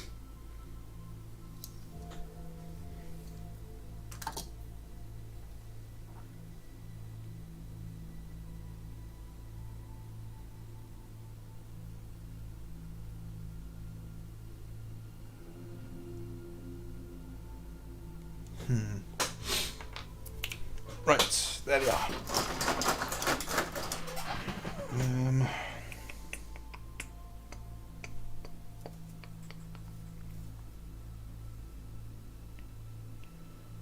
What would you give a command squad standard bearer in cataphracti armor?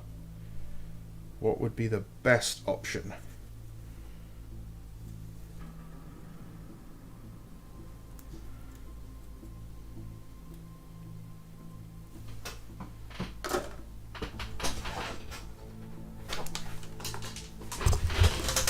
Today on Bando is incredibly clumsy.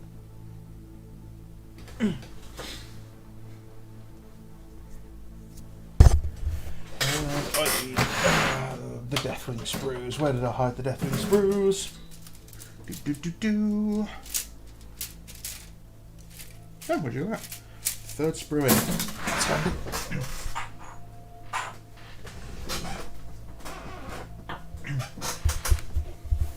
Guy.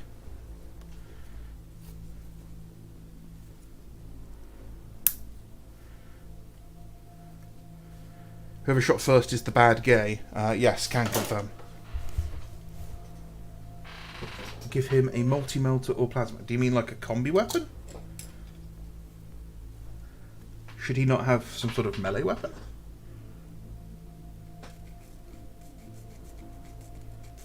I mean, I can give him a combi weapon, that's not a problem.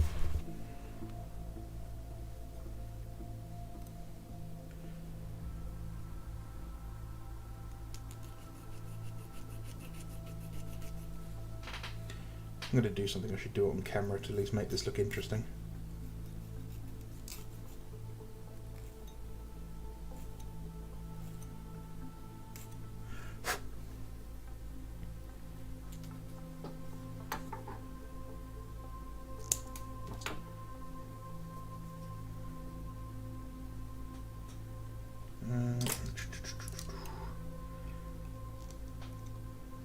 Lots of rumours that we're getting new Dark Angels Terminators as well, so that's going to be interesting. I actually think the Deathwing Terminators is the best Terminator set, or Dominatus Terminator set at the moment to use for Heresy era Terminators, because they're the only ones without the bolt storm bolters modelled onto the arms. The hands are separate, so you can easily add combi bolters to them.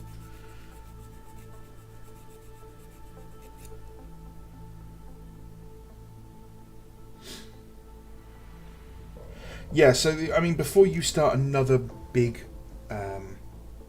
lore project like the Heresy, the first thing the Black Library needs is a lore master.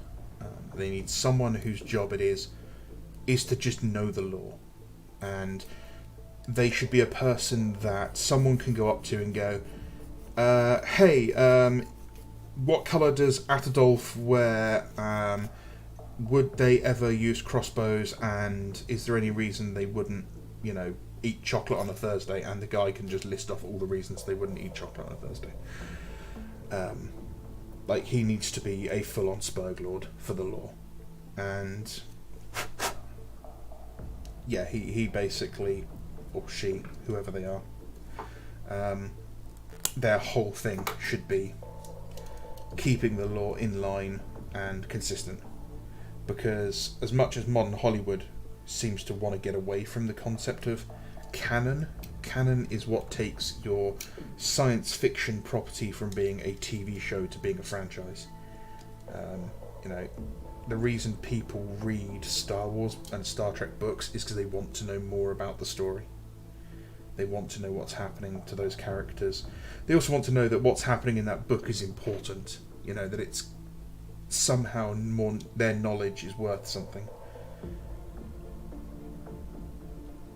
So yeah, that's get that guy in place first, and then you can go from there. And then it doesn't matter what you work on. Oh, you've got to be kidding me! Oh, I'm so clumsy.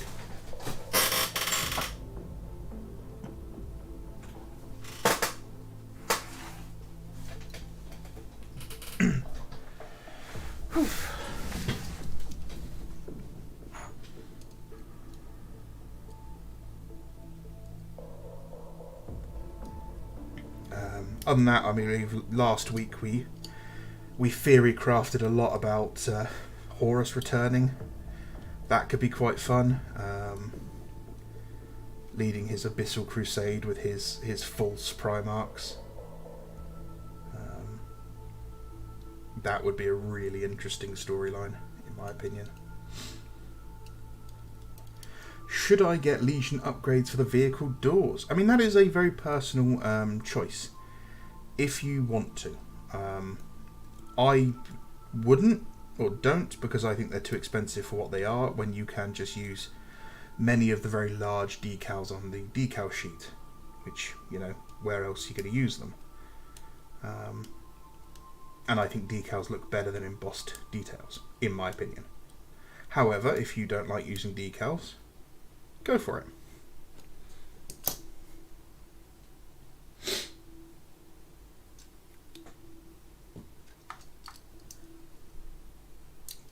I feel like you'd need an Alan Bly to be the team leader. Well, that's kind of who Bly was to begin with. He was that guy. And yeah, you're right. That's the sort of person you want. You want a Dave Filoni type. You want someone who's they live and breathe the subject matter. And unfortunately, those sorts of people don't do well in a corporate environment because, we want to have a Star Wars movie where, we have a strong female character who does X, Y, and Z, and she learns how to use the Force, and she can time travel through the Force, and all this other stuff, and you're like, no, because that's not possible, and here's the reasons it's not possible, and they're like, I don't think you understand us. It's happening. This is what we want. Go and figure out how it happens. So yeah, those sorts of people, they get disillusioned very quickly.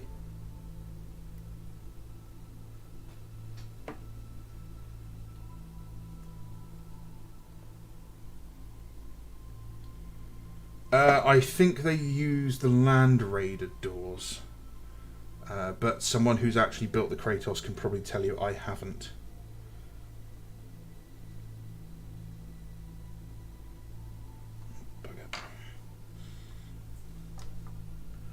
Anyone built a Kratos can tell Spooky if they use Rhino doors or if they use Land Raider doors.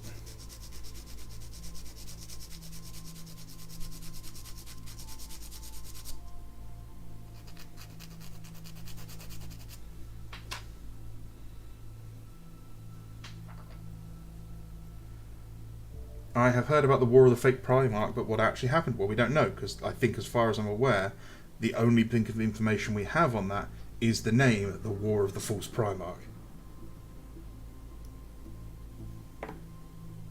So that's, again, a really good place to start, because you have a whole raft of possibility there. You know, is it a false Primarch, or is it actually, you know, the 2nd or 11th Primarch returning? Is it a false Primarch, or is it Clone Grim? I don't know.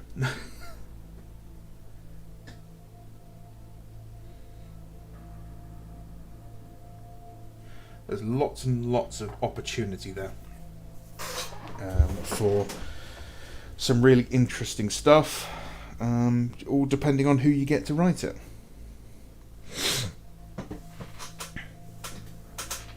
You know, the War of the False Primarch, I think, was in about M36.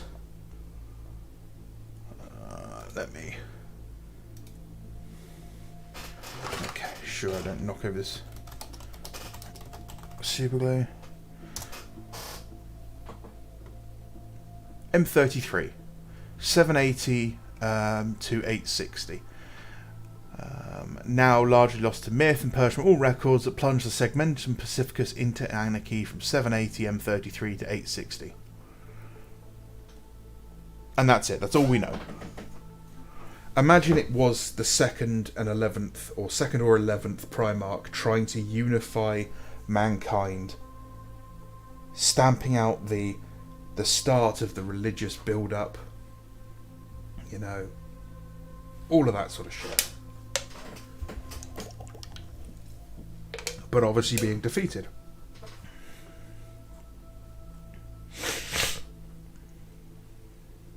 I was not in the hobby when Alan Bligh was making things, but it seems like he and the Forge World team had a different ethos for making Warhammer. Yes, they did. The Forge World team was more orientated on things like scale modelling, so the art style was a lot more realistic. It was a lot more grounded in realism. The whole idea was to make Heresy seem a bit more like it was a historical telling, not just a fictional war game. And for a while they did a really good job of it.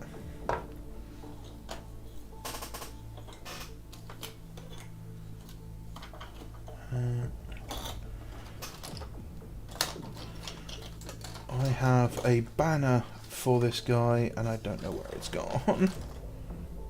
Oh well. I'm sure I'll find it. Someone popped up claiming to be a Primarch, gained a lot of sway in the region. High Lords didn't care for it. Pendry of Blood Ascended. Yeah.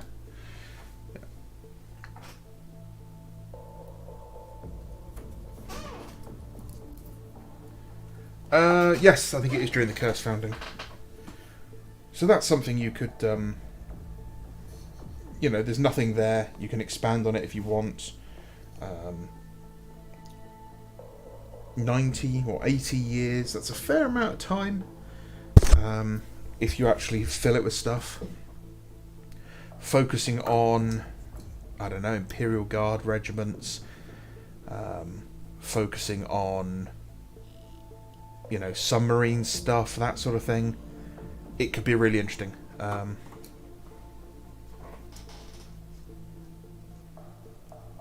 I think there is a guy on Instagram who is doing a whole project of it, and he's got these like white, teal and mauve Space Marines. Let me see if I can find a...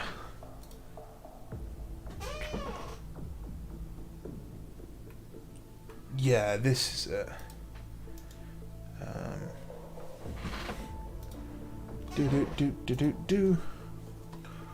Do the Mario.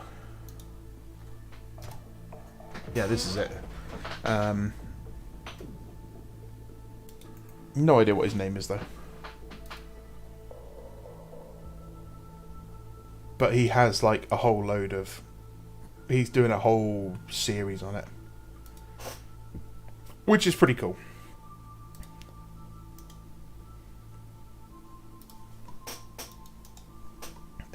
Copy image address.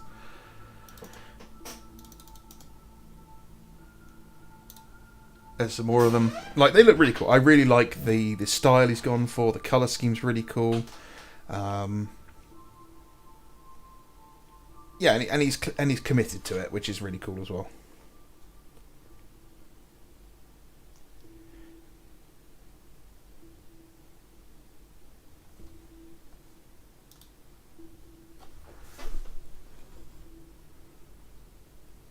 I quite like the hero scaled models. Yeah, larger scale models can be interesting. What's your opinion on Call, Bando? Like, well, let's see. What do I think of Call? I don't like that he's just, he's the smartest ever. I've never liked the they're the smartest ever kind of character. I like that he is breaking the mold. And I like that it is kind of dangerous what he's doing. I think it only will be good if it has some sort of comeuppance for him. You know, if this AI thing backfires, if something goes wrong, because we need justification. If this whole like using artificial intelligence is banned because it's so dangerous, and here we have a guy who's so flagrantly, flaunting the rules. If he doesn't have something go wrong and it blow up in his face, then the warnings we've had forever mean nothing, basically. If that makes sense. We kind of need Call to fail. We need him to... what I just found. We need Call to fail and have some repercussions to reinforce the whole, this is why we didn't do this for the last 10,000 years. In my opinion, that's kind of what I think we need. Because otherwise, everyone's just kind of look at each other sheepishly and be like, well, I guess we could have developed all this stuff for the future tech, and we could have rebuilt Space Marines. Gee, aren't we silly?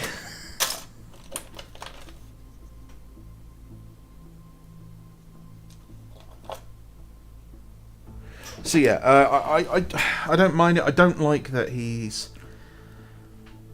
not the equal of a lot of the characters he seems to think he is, and that kind of annoys me, the way he talks to them.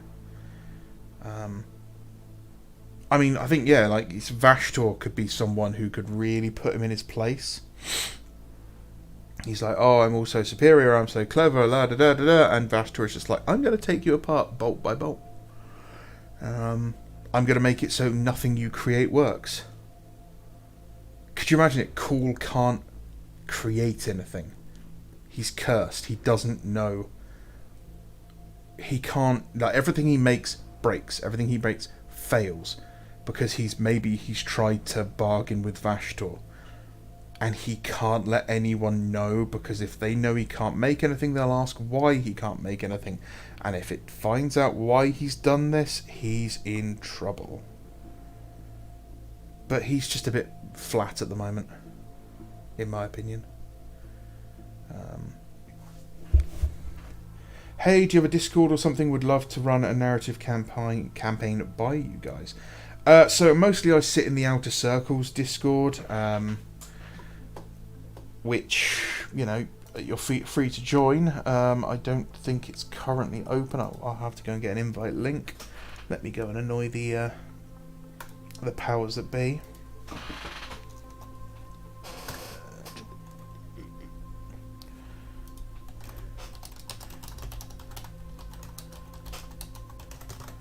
But I don't have one of my own. Possibly when I get to a bit of a bigger size, channel-wise, I will look at doing that. But at the moment, it's not really a priority because, like I said, I just sit in the Outer Circles,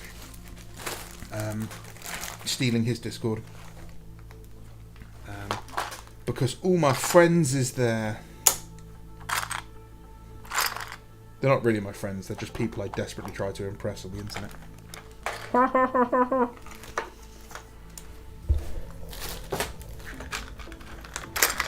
But yeah, throw your narrative ideas in chat. I'll have a look at them. That's cool. All I'm doing is trying to find a banner.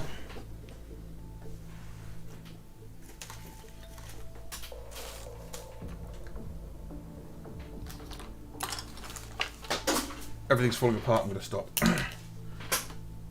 The concept of Skeleton 28 is hyper-special. Yeah. This rebellion is not one based on chaos or xenos, it's based upon reason. Yeah, that's an interesting concept. That would be cool.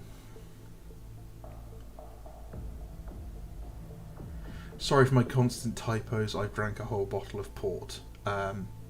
Gross, but also cool. Don't hate me because I use the right word for the colour, Mike.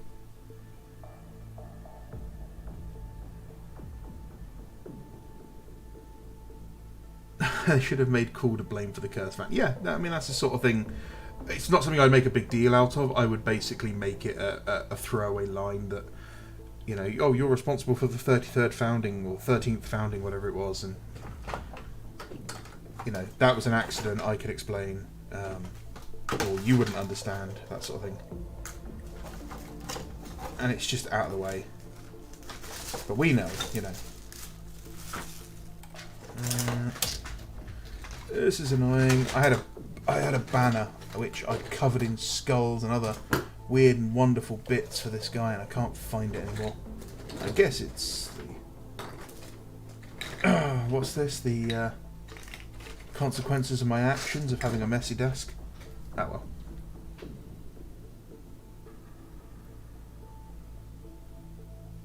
My favourite character types are the smug, full of themselves ones. Yeah, especially when they get made, when they get told that they're not hot shit.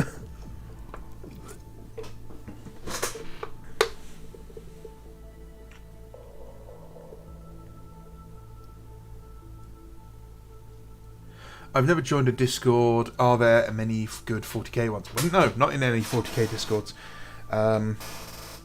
There are a good couple of Discords out there. But you just have to be careful. You know, some of them are very elitist, some of them are full of people who are like little Hitlers, and don't like it when you don't follow their rules. Yeah, they're all over the place.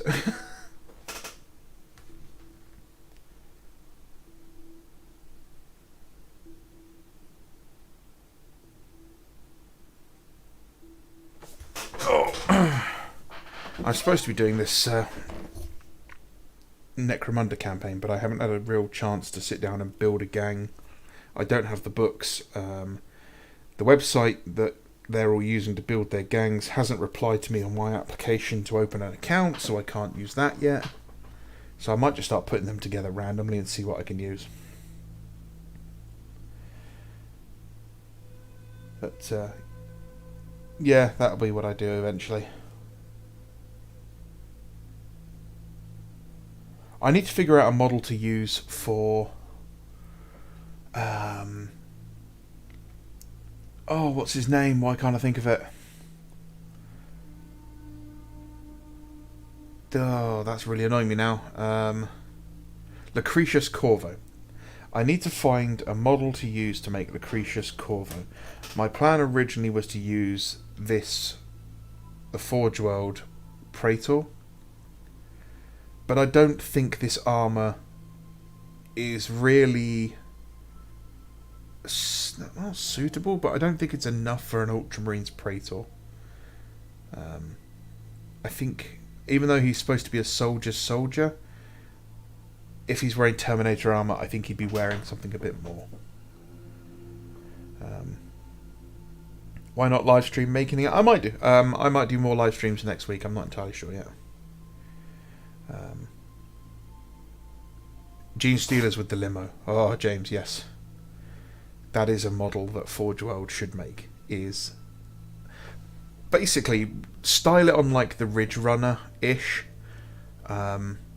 aesthetically, but basically, yeah, a stretch limo, and just it's used by upper hive or mid hive, you know, richer folk, and it's been commandeered by the cults to be used as a transport. Oh, it'd be such a hilarious vehicle kit.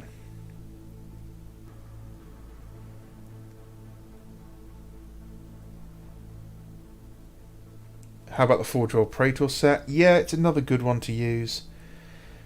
I just need to know my plan for the pose is to have him basically holding I mean, if I use this is not exactly like the pose I want, but he'd be holding a regular power armored marine up by the scruff of the neck or the throat. I intend to use the Phalanx Warder bear head, the one that's like shouting. Pardon me. And I'm not sure if I'm going to give him a sword or an axe for his Palatine. Well, is it Palatine blade? Yeah, whatever that is. No, I can't remember what they're called. I'm too tired. Why can't I think of what they're called? It's not a Palatine blade, is it? Oh man, I'm going crazy.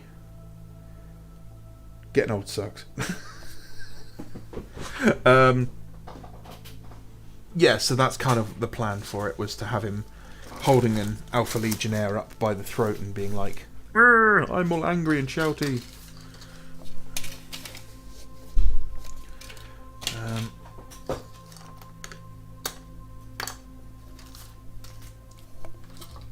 Other than that, I've still got to do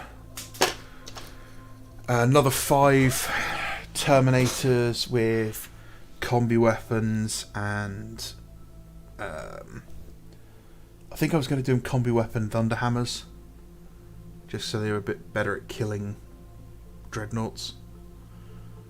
And then I wanted to do 5 or so, maybe 10 with the 10 Fulmentaris with the launchers on their backs. And then, 5 of them, a 5-man command squad, or command squad and Corvo.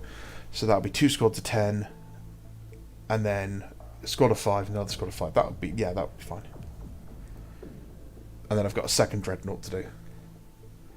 So that's basically my Nova Marines army would be done after that.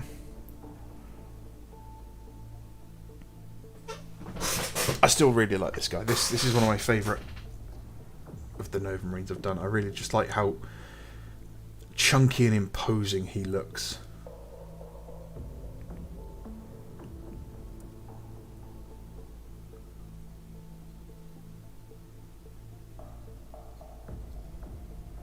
And I'm not using Nova Marine decals, so I want to show that they clearly are still Ultramarines, but then you can tell they're going to become Nova Marines because of the quartered colour scheme.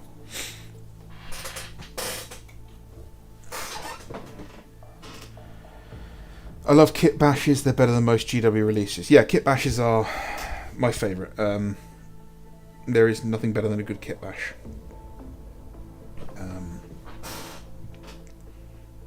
If God had intended all models to go together in the correct way, he wouldn't have given us Dremels. I've raised the height on my cataphracti so they don't look too wide. I usually use a bit of something in the waist. Another thing I like to do is I pad out the waists. Grenades and pouches around the waists, because the waists are often the weakest part on any Space Marine. They're far too thin for what they are. So I just pad them out with extra armour or with grenades. Because this guy's got extra armour plates on his. Ooh, a bit lower.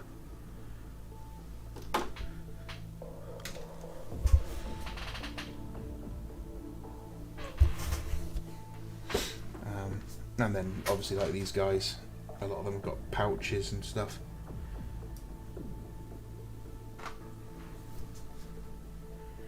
digital printers are giving 40k too much extra love and life right now. Yeah, 3D printers are revolutionising the hobby, effectively. And it's great. I'm here for it. I love it.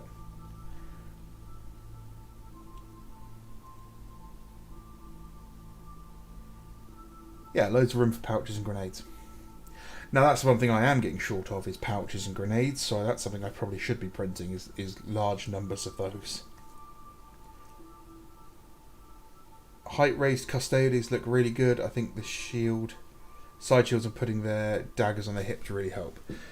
Yeah, so I've only built one custode model. I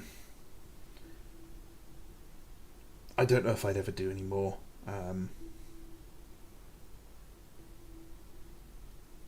I don't know, these models are a bit too static for me.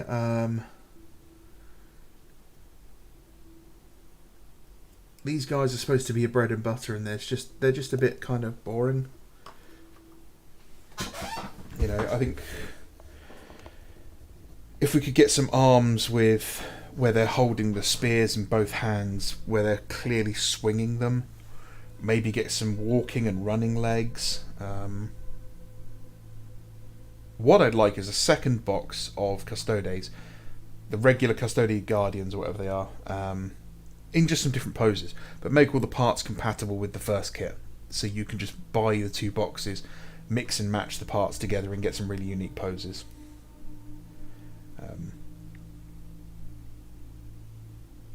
That's what I like, because I like kit bashing.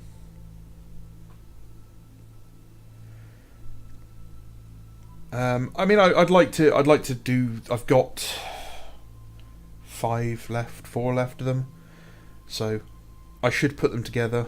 I'm sure I can ally them to a Space Wolves army I do eventually. Yeah, I don't know. Oh man, I have got one chunky migraine right now. Let me see if I can find some painkillers. I dropped into the stream to say I've been watching for a while. I like the content. Thanks, 12 Gauge. You're always welcome to drop in, drop out whenever you want to. But I appreciate the message. That's it's always nice when you get someone to, when you say that.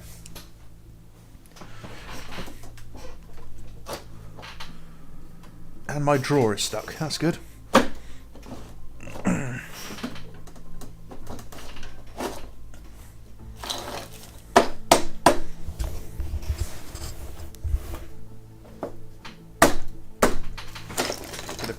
Maintenance to put things back together.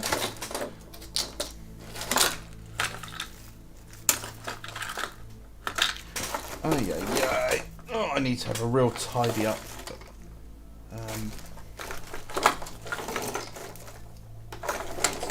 It's so wonderfully professional of me to go looking for bits in the middle of a stream, especially when I can't find them.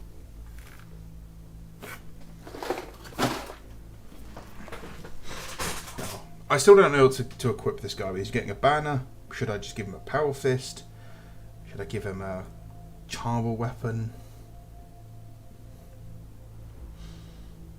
I've used the head from Tiberius, the Red Wake, in there, just because I'd already used it. We'll use the body on the other guy.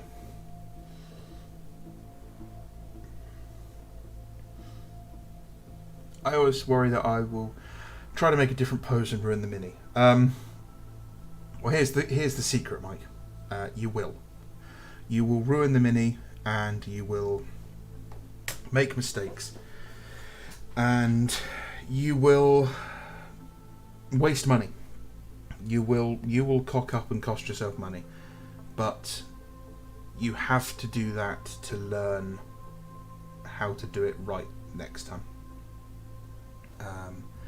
As the old saying goes, the man who has made no mistakes has never made anything.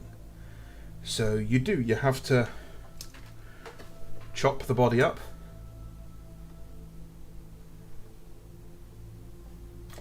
to see if the leg fits, just to realise that actually it's too big. Because next time I know that I can't do this. So I have to figure it out. Now what can I do to fix this? I don't know.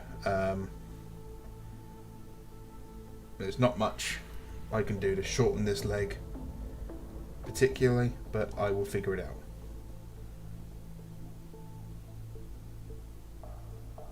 But yeah, you know, I have wasted one Mark 6 Marine effectively, but I've now learnt something. So you don't have to, don't be afraid of it. They're only miniatures. Now, yes, if you're going to be buying limited edition models that they no longer make, and you know, you're hacking up classic metal miniatures, maybe, you know, wave off on that until you're a bit more comfortable with your skills. But if it's, you know, modern created plastics, oh, can I convert Primaris Marines into looking more heresy? Go for it. Just do it. Because nothing you do is going to end the world effectively. We all love a box of bits, Bando. Yes, Mike, absolutely. I don't know if that would be your thing. It's a super meme warhammer. Yeah, I like TTS. TTS was cool. I can understand why some people really didn't like it, though. Do you buy normal kits still, or just recasts? A little bit of both. I would rather buy legitimate kits. I prefer working with plastic. Plastic is easier to work with. I don't like having to work with super glue particularly. But the recasts are just so much cheaper. And they're usually in stock. And I can buy just the bits I want, you know. I didn't have to buy the entire set of Ursurix to get these, or Thalax to get these legs, or the Ursurix to buy the claws I wanted. I just got the bits I wanted. So yeah, I'd rather buy legitimate kits, but if Games Workshop wants to make it impossible for me to play the hobby, then I'm not going to support them. You know, I understand what I'm doing is hurting the hobby, but no less than Games Workshop is hurting the hobby themselves.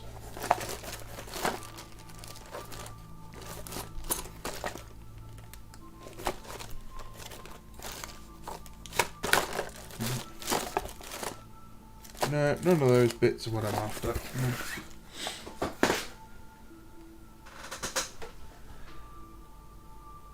I say power fist if you've got one. I love a power fist. Yeah. Kit bashing, painting are very similar. You spend the first half of your time messing it up, the other half fixing it. I've shown you guys the first model I ever painted. I'll show it again because I'm not afraid to show it off. I painted this 30 years ago. That's depressing. And there's lots of mistakes. And I'll tell you what, every day I look at it and go, I could strip that and repaint it. And I now go, no, I can't do that. Like, I can't, it's a piece of history. I have to remember, this is where I came from, and this is where I am at the moment. And this is just as important as that is. Make the mistakes. Learn. Be better. Do better.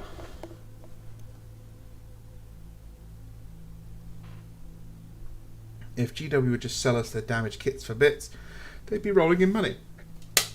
I was thinking about this the other day, actually. GW should... they should basically, once a year, just do a... Basically, they should do like a B-grade sale. Everything they're going to bin, all the bits, all the miscasts, just throw them in a box, hold an event at Warhammer World, you pay 25 quid a ticket to enter, and then when you're inside, it's like £5 a bag or a box, and you go, I'd like a box from You go along the stand and you look at them, and it's like Space Marine bits, Fantasy bits, Age of Sigmar bits, whatever. And you go, here's a £5, I'd like a box, please. And the red shirt behind the thing basically just scoops bits or grabs a handful of sprues or whatever and puts them in a box, wraps it up, there you go. And, that's what you get. And I think people would go mad for that. You'd have to get the staff being the ones picking the models out for people, because otherwise it would be a bloodbath. Sell box sets, old box sets, don't get rid of them, just throw them up and just say like these are available to be purchased. Do blind boxes, mystery boxes to get rid of old stock. If Games Workshop did clearance sales, that again would be really popular. For example, the Cadians. They announced that they're going to be doing a new version of the Cadian Shock Troops. Instantly, throw a 30% discount on the existing Cadian range. Anything that's being replaced, 30% discount. Everything would sell out. You'd have no stock that you need to, then get rid of. You'd be getting rid of the old stock, because people will buy it. And it doesn't matter if they're not buying the new stuff. You're still selling the old stuff.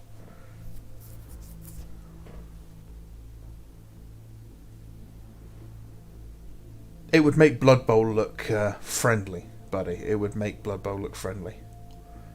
Some like £300 grease monkey looking, fedora wearing, cargo short clad, deodorant allergic, Nurgle scented behemoth picks up some 12-year-old kid and just yeets him down in towards Bugman's bar because he had the audacity to lay his hand on a sprue of Space Marines that Gorgoth the Destroyer wanted.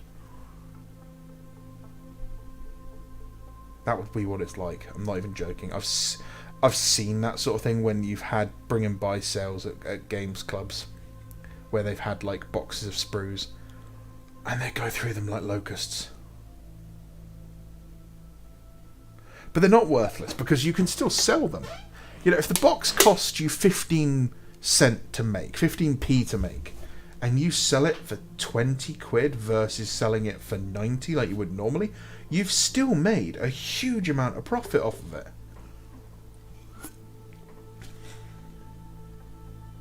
Yeah, the reason they don't is because it artificially increases the value of their products.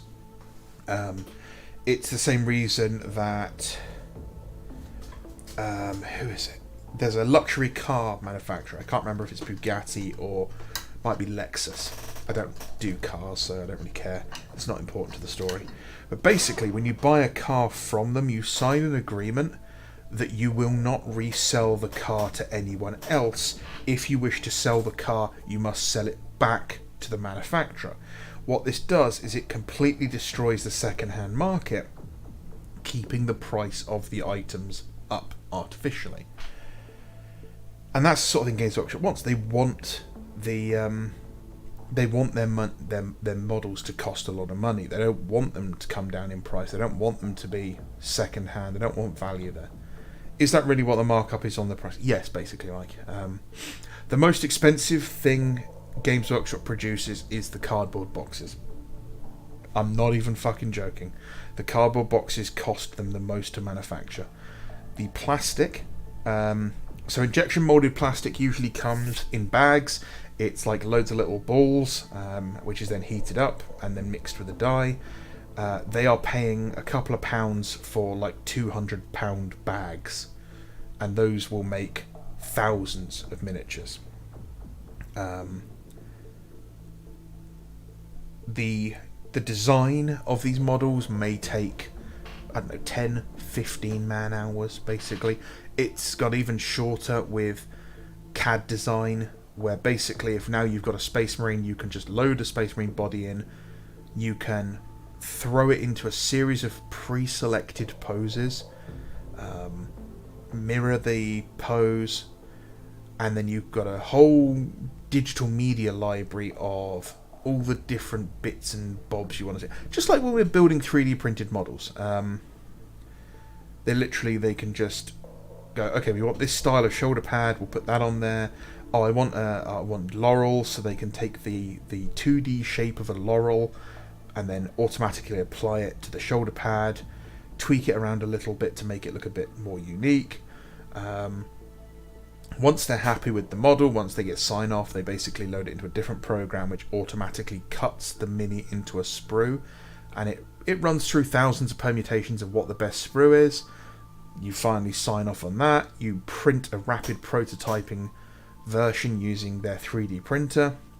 Once they're happy with that, that is then the file, and the rapid prototyper is usually sent off to the mold manufacturer. The mold manufacturer then uses a computer-aided design system to build a steel injection mold, which is then machined.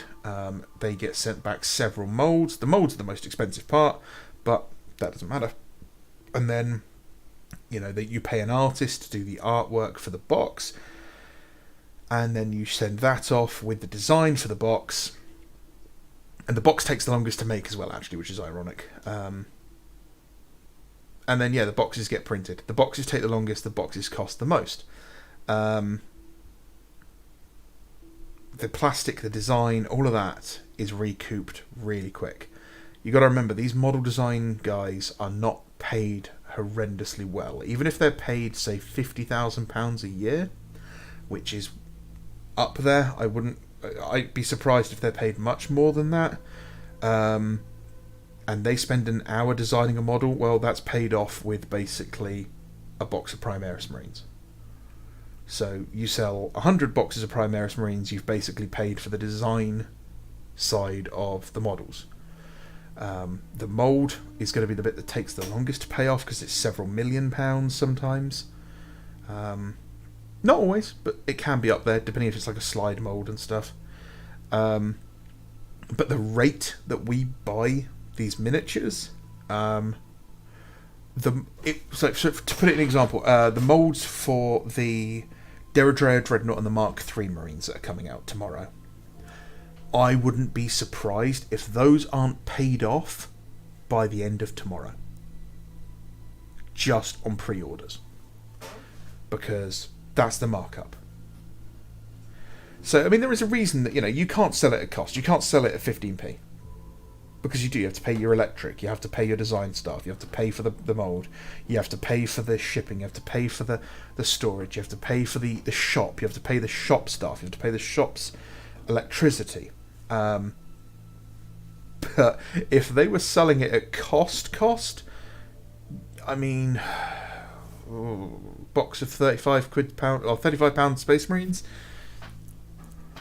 15 quid maybe? 15?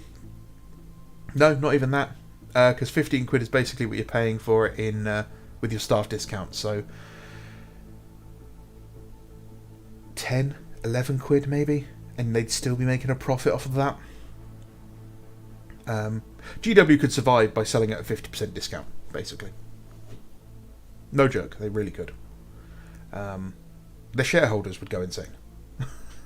That's the thing that's driving the price up, is the shareholders. If Games Workshop was a private company again, the prices would come down. So yeah. Man, I can talk. I really shouldn't be talking this much.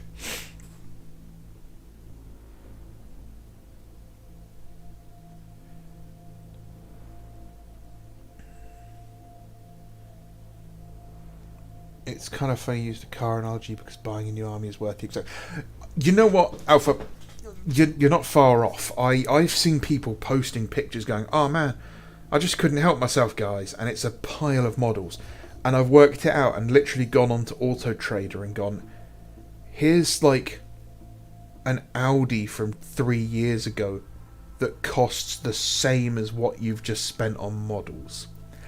And I actually got a message back from a guy on Facebook once, and he was like, I really wish you hadn't posted that, because you've ruined my ability to enjoy the hobby, because I've just pointed out how much money he was spending.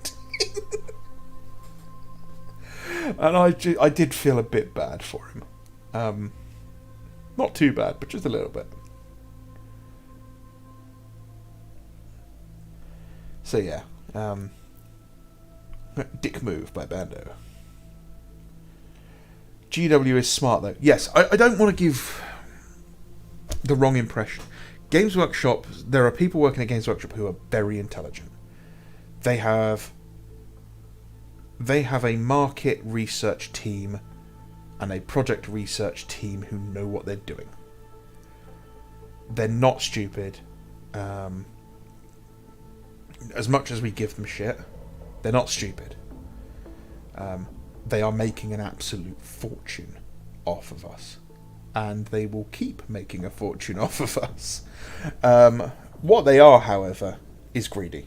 Well, not them, not Games Workshop. It's not Games Workshop's greedy. It's the shareholders. Yeah. But I mean, if you look at... you look at the Plastic Tactical Squad. The Plastic Tactical Squad, when it first came out, was a little bit over £12, if I remember correctly. Now that's £12 back in like the early to mid 90s. It's 3rd edition. They came out in 3rd edition. Adjusted for inflation, it's less than £20. Do you think you're getting particularly much more than you are with the modern Tactical Squad?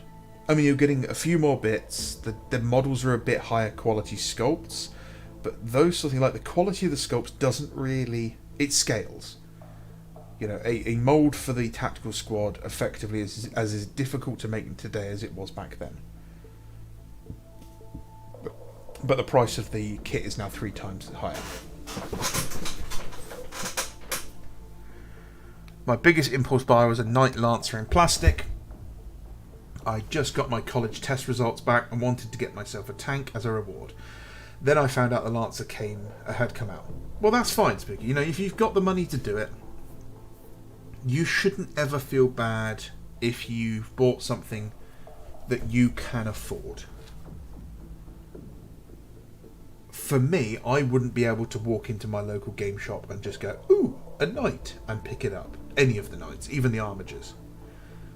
I'd have to think about it. I'd have to go, ooh, can I get this? Should I get this? Should I not buy this online? Can I find this cheaper somewhere else? Even for a box of Space Marines. For me, the buying impulse-wise is probably, at most, a character. Yeah. I keep trying to convince my other half to let me get a Saturn, but apparently it's too frivolous a purchase. Aren't the kits really expensive abroad too? They can be, yeah. And Mike, you could just explain to her that by printing off Mark II Space Marines and selling them on eBay, you could make the money back on the printer in 2 weeks. The fact they've convinced grown, well-paid men to buy plastic men for such a price is pretty funny. I wouldn't say funny, I'd say sad. I think it's like, there's nothing wrong with the hobby. There's nothing wrong with playing wargaming. Nothing wrong with, you know, grown men playing wargaming. It's always been the hobby of grown men. Peter Cushing and Tolkien used to play war games. What's sad is grown men, grown professional men who make a lot of money, putting themselves in financial trouble with it. I've probably wasted so much money buying direct from Games Workshop. The only things I would buy direct from Games Workshop are things I cannot buy anywhere else. And I would only do that once I've exhausted all the other options. You know, if I cannot find it anywhere else. You know, other than that, I'd buy it on a recast before I buy it from GW. People buy 3D printed models.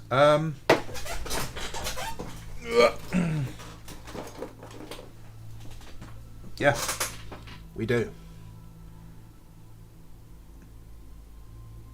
These bodies, heads are all 3D printed.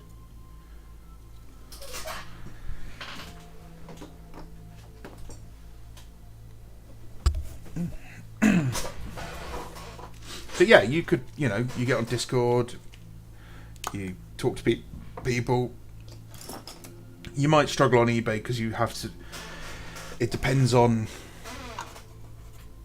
the models, if you've got the right license to do it. Because some creators, they don't like you selling their stuff. Others are just like, fine, as long as you've purchased the right license from them. But you have to be careful. Like, you can't use any of the copyrighted words. So you probably couldn't call them like Mark II Space Marines. But you could call them like Galactic Space Crusaders, Angry Space Nazi Crusaders, etc., etc.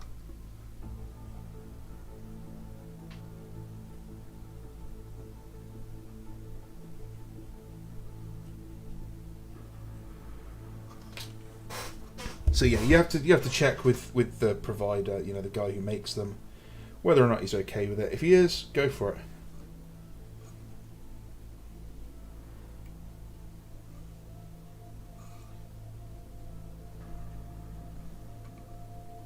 I mean, that is if you actually care about people's, right to their intellectual property. You might not, and, power to you if you want to be that kind of person. Here we are talking about recast and 3D printing models from Games Workshop Designs.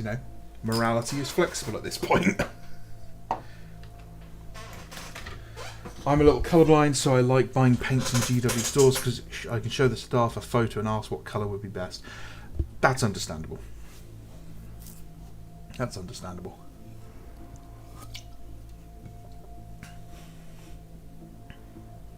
I bought loads of 3D printed models on Etsy, but it started to get expensive. But you're buying off Etsy, there's your first problem.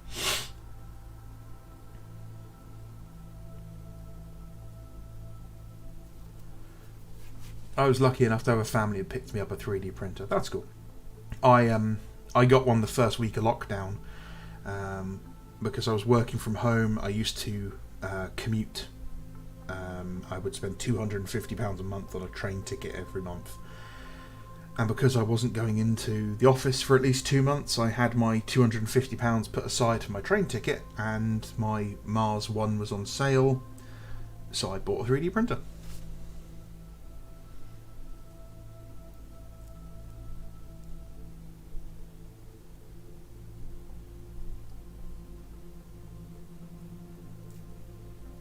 I've been getting into 3D modelling, and I feel like selling some custom models. Now, if you're modelling them yourself, go for it. Yeah. The thing to do there, the most important thing to do there, and the thing that my housemate refuses to learn, is you have to advertise yourself. So what you want to do is go off and get yourself like an Instagram page, and you want to post pictures of your models as work in progress. You want to post pictures of them printed. You want to post pictures of them printed and painted. You want to post pictures that other people have done of them, and you want to just get a brand out there, basically. Because if you look at people like Bolter Younger, Logic, Red Warden Miniatures, they're all over social media. They're regularly posting their stuff so people see it.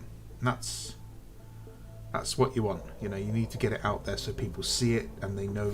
You want a style that's identifiable as yours. So the good way of doing that is like the render settings. So yeah. I once bought an STL to give to a 3D printer. He print me out some Minotaur bits, Asterion spears and shields to be price sized. Yeah, I mean, that's if you haven't got a printer and that's what you're doing, that's the kind of thing you can do. I did a review of Gator 3D, and that's the sort of service they provide. You send them the STL and then they'll print it out and ship it off to you. And I mean, it wasn't bad value. So I got 10 body, leg, torso jobbies with 10 heads, and at 4K resolution it was £20, at 8K it was £30. So that's not horrendous for 10 Mark II Marines. It's expensive. It's as expensive as Games Workshop, realistically. But still, I didn't want to print them myself.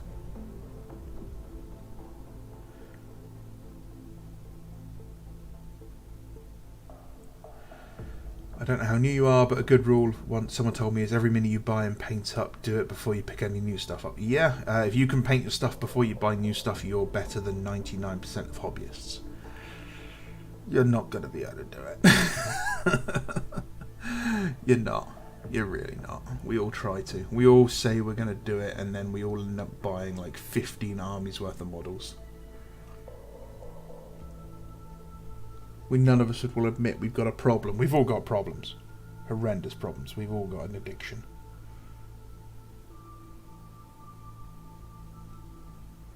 Send Bando some for a shout out. Hey, if any of you guys are creators and you want free publicity, you don't have to send me stuff. You can just send me pictures of your stuff, and I'll quite happily show them off. I mean, if you do want to send me stuff, I'm sure I can sort something out, but I don't want to be one of those people that's like, you know, oh yeah, you can always send me stuff for free clout. No, if you want me to, you know, take a look at what you're working on and then give you my honest opinion and, you know, share it out with the community, I'm happy to do it, but just be fully aware that if you send me something that is absolute gash, I'm going to tell you it's gash in front of people.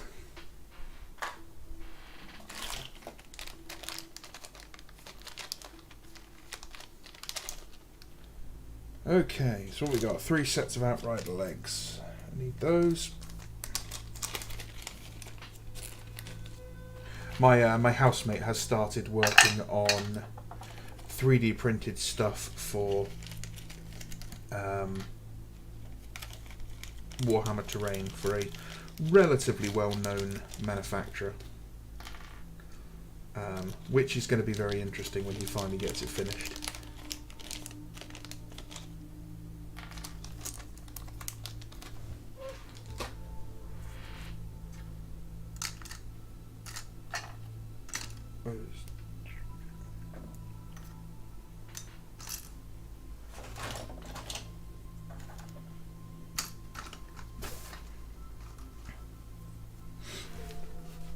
I have yet to obtain a pile of shame. Calling bullshit on that. Everyone's got one. Doesn't matter how small it is.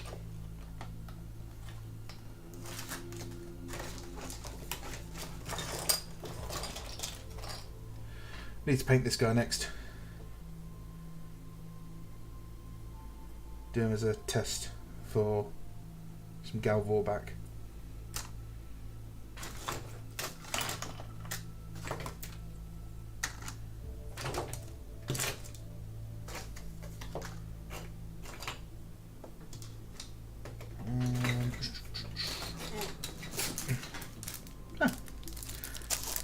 These soft putty shapers are fantastic. If you're learning to sculpt through traditional methods, things like these are so much better than metal sculpting tools. 100% better.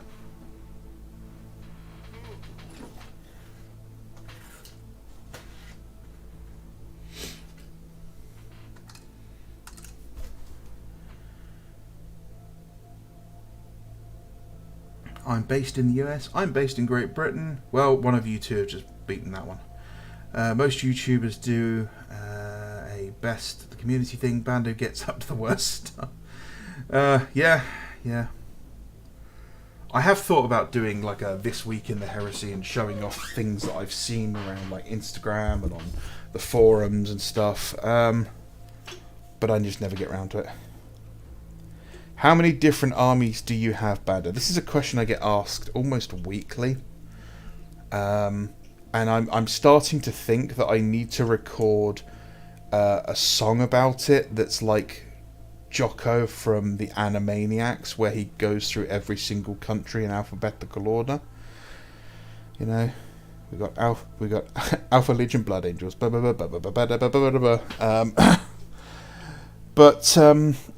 let's see, what armies have I got?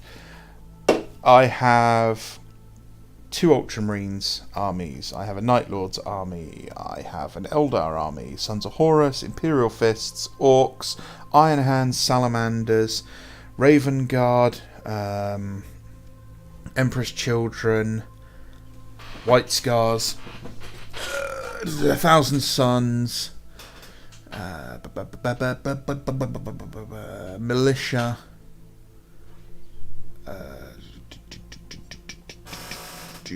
trying to think where everything is now.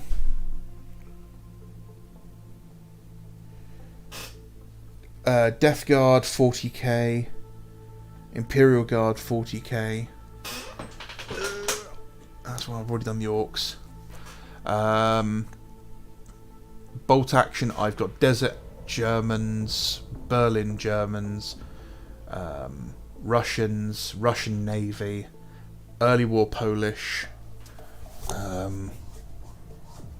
American Marines in the Pacific, American Army in Italy. I'm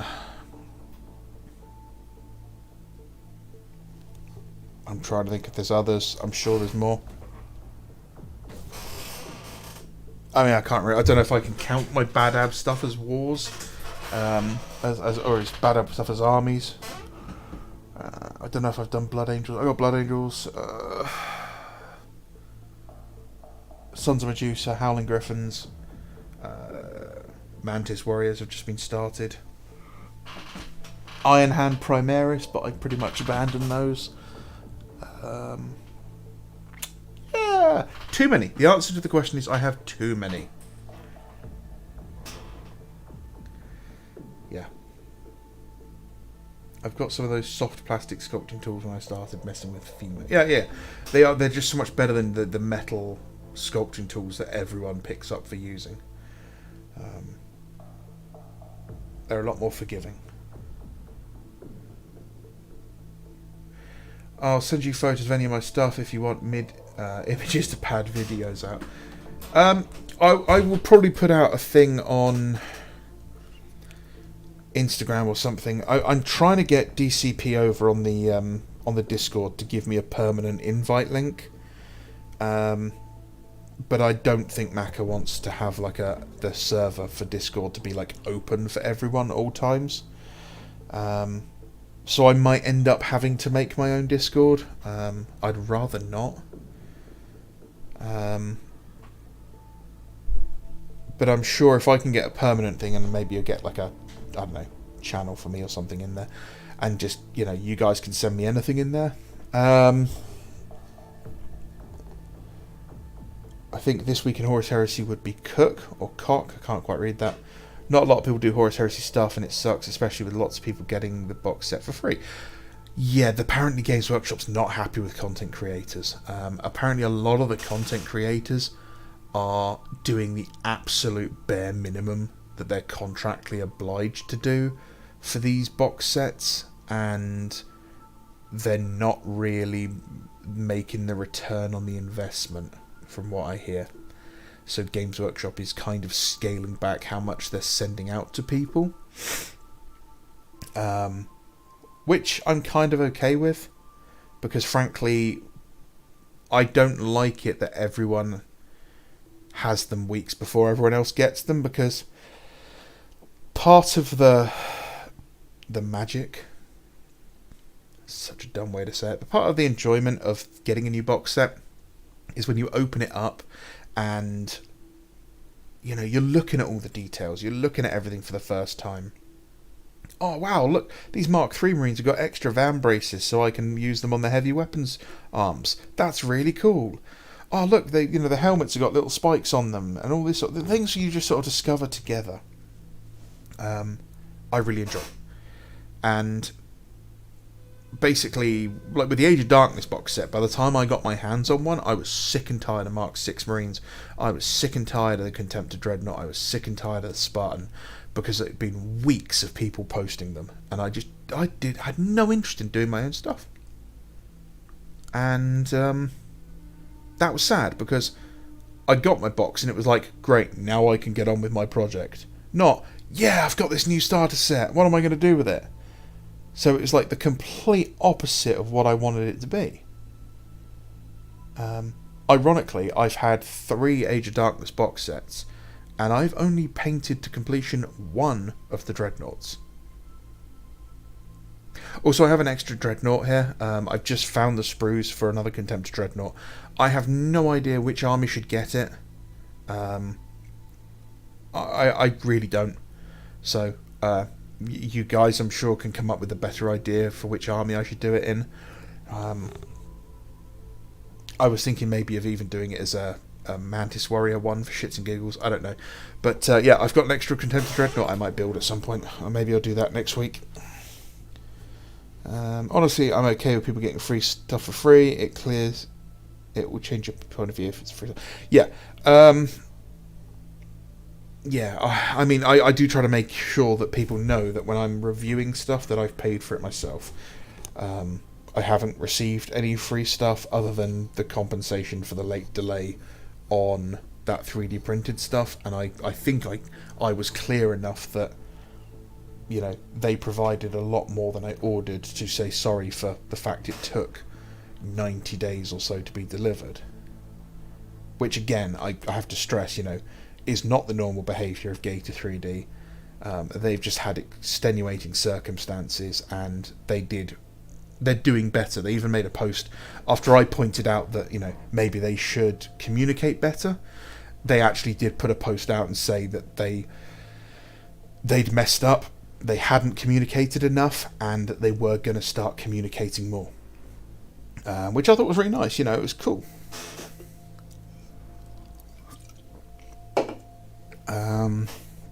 Yeah.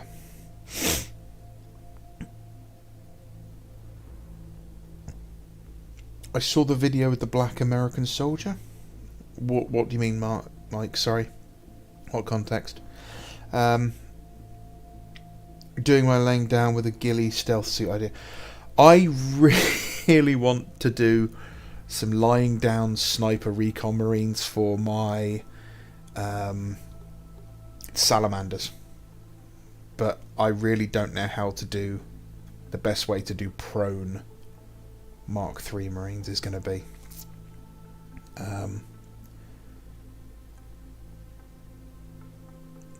So you have too many models. What's your favourite or main army? That's a really hard one. And I assume you mean by black army, you mean these guys, which is my Perry twins, Buffalo Soldiers in Italy army. What's my favourite or main army? Oh, I mean, it depends how you how you justify or how you want to codify it. I would say it's got to be a toss-up between Sons of Horus and Imperial Fists, because they're the ones with the two largest amounts of models. My Imperial Fist, for example, I think I've got 2 or 3 Land Raiders in now. Hell, I've got 3 Rhinos in that army, which is insane.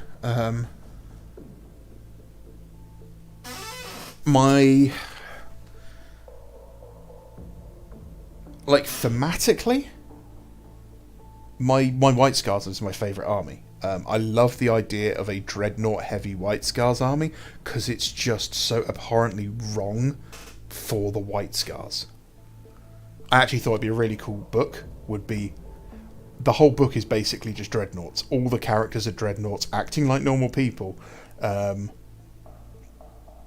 had the idea the story would basically be Siege of Terror, and it's this unit of the White Scars, my Brotherhood of the Dead, defending the civilian shelters from like the Emperor's children, and the rest of the White Scars have gone off with Jagatai for that final charge towards Mortarion. They're gonna, attack the Death Guard, and these guys are left behind. And they're getting butchered, and it's like, we need to wake up the dead. They're the only ones that can help us fight this. And he's like, which one? Which one of them should I wake up? And he's like, no, all of them. And they wake up like the entire Legion's backlog of dreadnoughts, or everything they've got that's in their Brotherhood. So you've got guys from like the earliest days of the Great Crusade who are just like in the most proto-dreadnought chassis, and they're just like, why am I waking up? I don't want to be here. Let me go back to bed. And it's like, oh, we need you to murder Space Marines. So I really like those, but they're not painted as well as some of my newer stuff. The Ultramarines, my Argonaut themed Ultramarines, I really like them because I like the storyline. I really, really like my Nova Marines because they're just different, they're interesting. I like the Thousand Suns because of the way they look.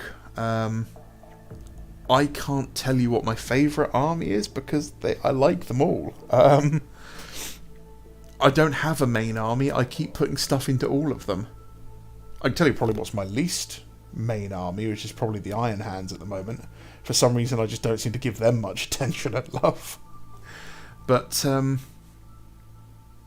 mean, size-wise, it's definitely got to be the Imperial Fists or the Sons of Horus. And when my workshop's tidy, which is something I'm struggling with, I do intend to do a full... not review, but like showcase of each army. Basically the way my workshop is, it's I have a 2-bedroom flat. I live on my own. I did live on my own. I converted one of the bedrooms into the workshop, and I put a kitchen top counter in on one side, and that was my painting desk. That's behind me. It's just so much covered in shit that I can't really use it. The plan is to clear it out, move all of this wonderful camera stuff over to there, so I will no longer be recording the streams or any of the videos here on my computer desk. I'll be doing it all behind me on the actual stand-up counter desk, and it'll have a proper dedicated fixed, setup. And once that's done, I can do showcases for the armies. I can show everything else off. Sorry, that was the most long-winded and worst answer I could possibly give to a very simple question. Yeah. As for bolt action, my main army is my Desert Africa Corps. My Deutsche Africa Corps. Because they're the only bolt action army I actually have finished from start to finish. Yeah. There you go. I'll stop talking now.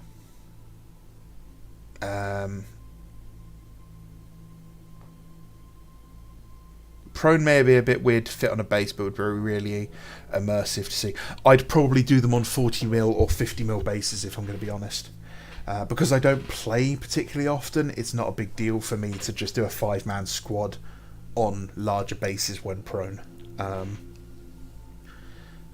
Yeah, I don't know how I'm going to... The hardest part's the rifles and the arms. I may end up commissioning it, basically. Commissioning the arms and then hacking the bodies up. I don't mind doing that. Hate the drama, mate. Sorry it happened to you. Oh, this is going to be the old Midwinter Minis, isn't it? Yeah. That was hilarious.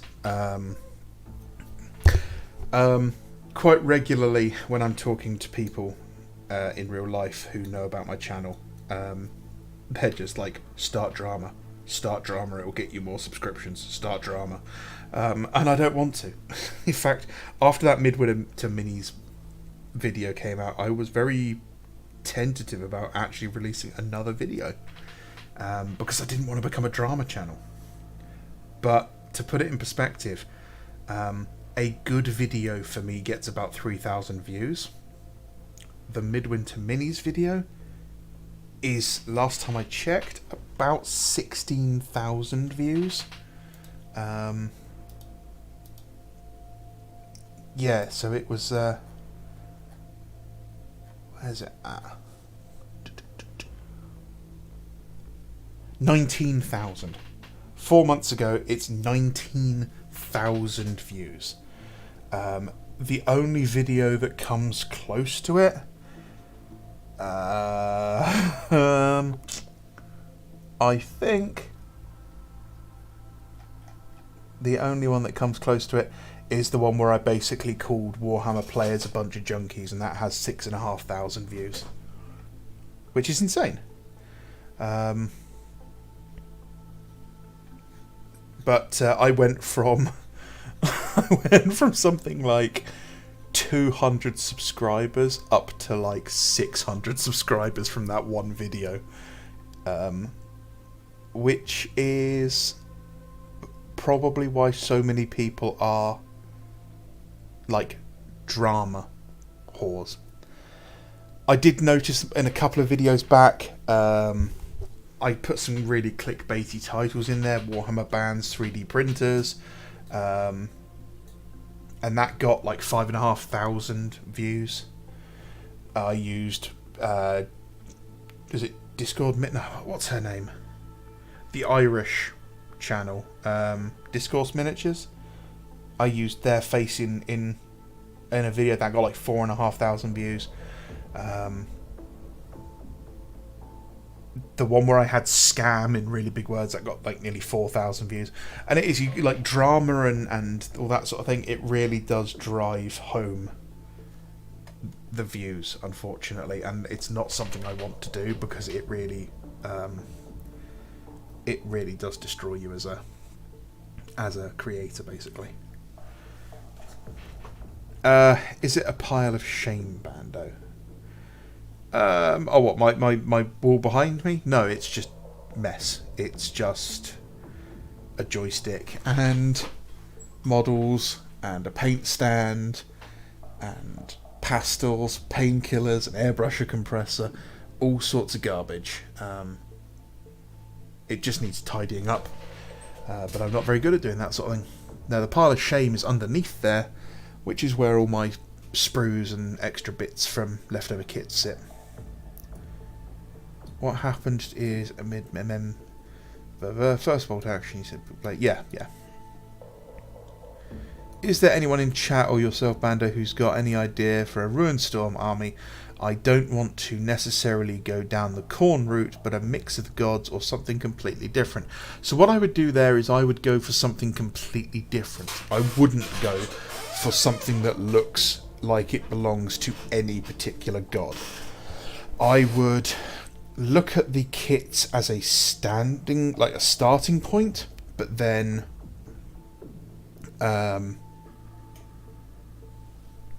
go from there.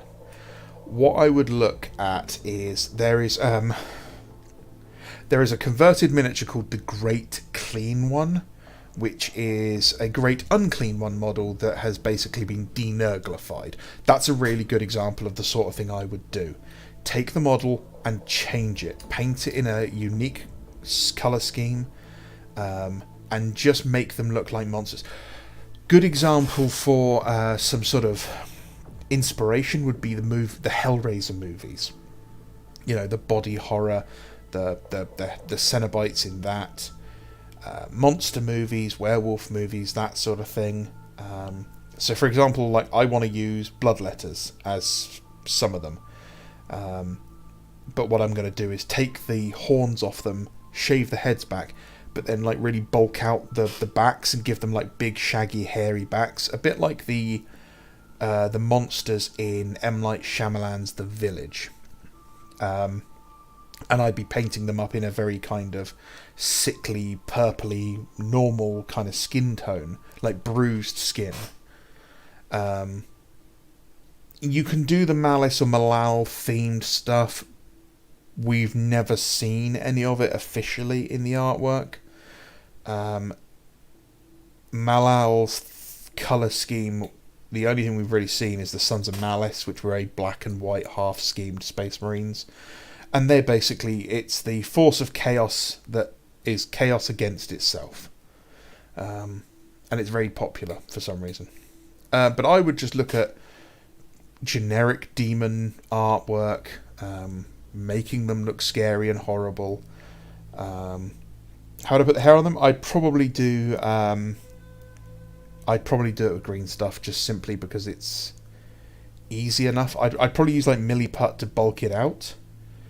And what you could do is use like grass, like basin grass, and glue that to it, and then airbrush it. That would look really interesting, but it would very much depend on how you pulled it off, if you could make it look good. You could do something really weird and mechanical.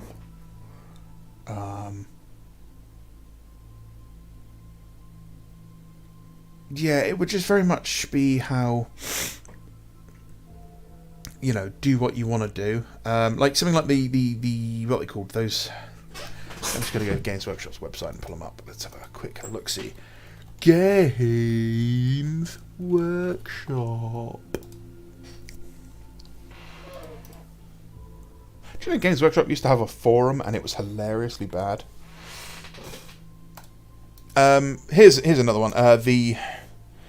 The new Warcry Hunter and the Hunted, the Gorger Moor Pack.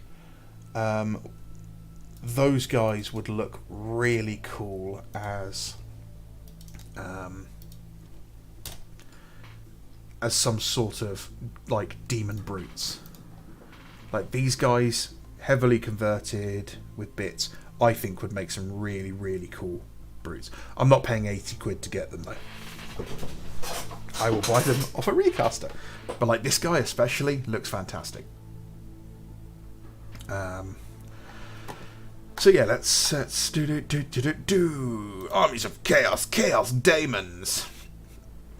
Did you like my pun in the Demons video, the Matt Damons of Runestorm? Yeah, I thought it was good.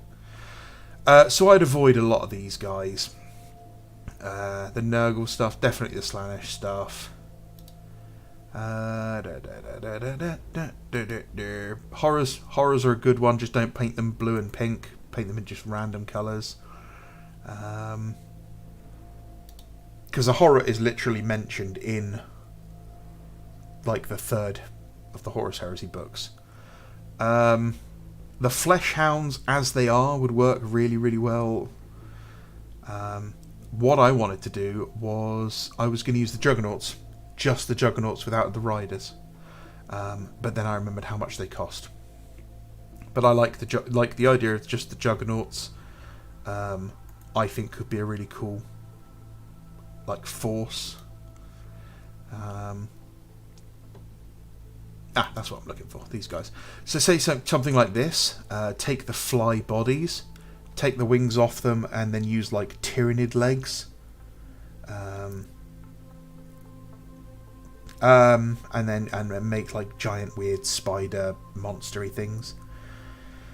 I've only got superfine milliput and it's incredibly difficult. It's white 2-part stuff. Is green easier to use? Mike, the best thing to do with white superfine milliput, which in my opinion is the best milliput, is to mix it with green stuff. So get some green stuff, so Needite, mix it up, make sure you look up some tutorials on using green stuff because there's some tricks on how to get it nice and smooth. Mix it up and then mix it with the white stuff, and it should be kind of like a kind of mentholy. It's a bit lighter than, I can't show you because it's not showing the camera, a bit lighter than that green. It's very kind of minty menthol whitey green. It will be somewhere between green stuff and milliput in the way it works. It's easier to work with, but you can smooth it out like you do milliput. It's what I used for bulking out a lot of the projects I used to do when I was sculpting stuff. So yeah, taking something like this and mixing with Tyrannid bits, Tyrannids in general. You know, a lot of the stuff in the Tyrannid list can be really useful for making it. Obviously, you just have to work at making it so it's not clearly a Tyrannid. But like the Raveners, swap the heads out for Bloodletter heads. Maybe give them Bloodletter arms. That would work.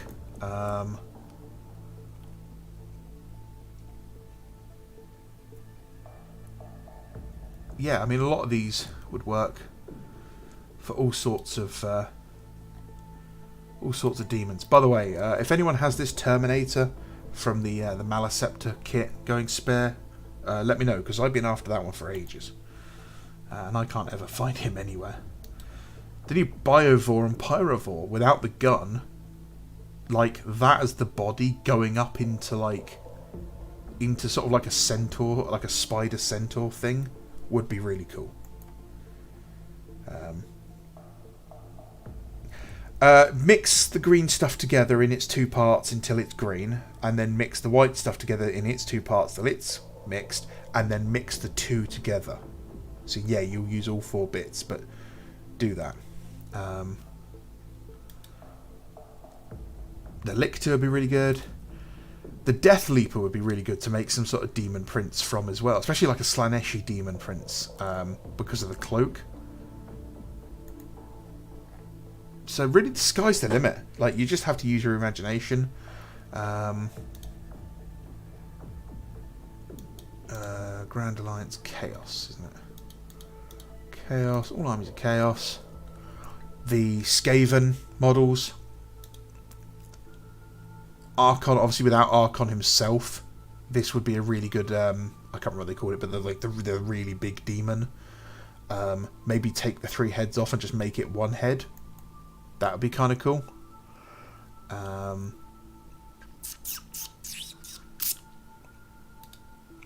Yeah, anything in here is going to be usable for a demon army.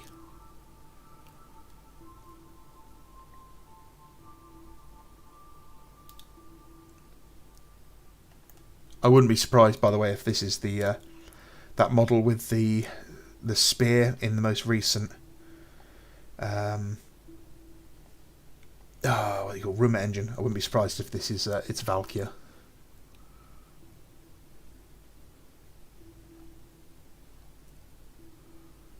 Chaos Warhounds, they would work for Harrowers.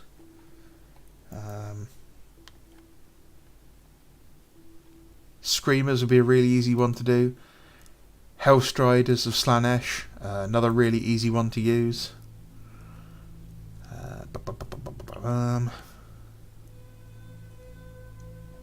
Lots of options. Lots and lots of options.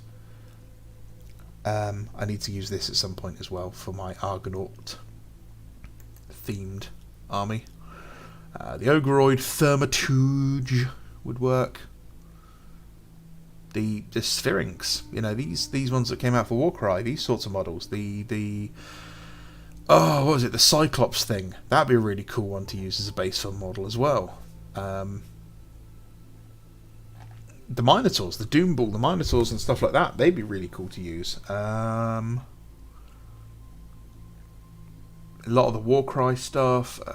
Obviously, the Slangor Fiendbloods are perfect. Those could be really good brutes.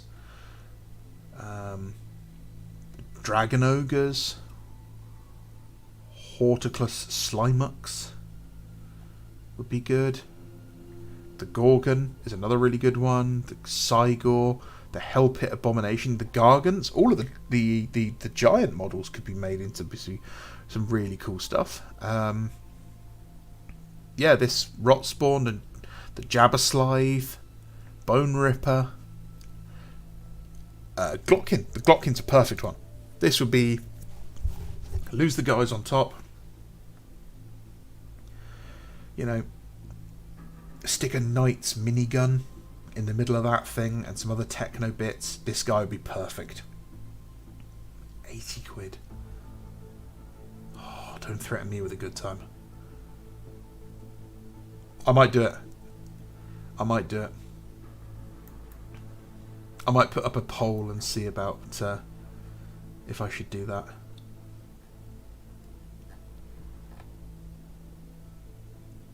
I don't like this Cursling. I prefer the old one. Also, I'm disappointed that so many of the Skaven minis are out of stock now.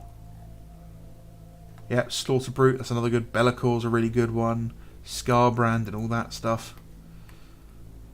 All really good stuff to use for demons. Blood Bowl. You got loads of stuff in Blood Bowl as well that could be really useful, especially all the Forge World stuff. Warcry, I'm sure you've got. Yeah, here you go. The Crusher. He'd be a really cool model. The Centaurian Marshal. A lot of these guys could also be really useful for. What do you call it? Militia and Cults army. The Underworld's war bands and stuff could be good for characters and that. The sky is the limit, as they say. Go away. Right, now to go back through these comments.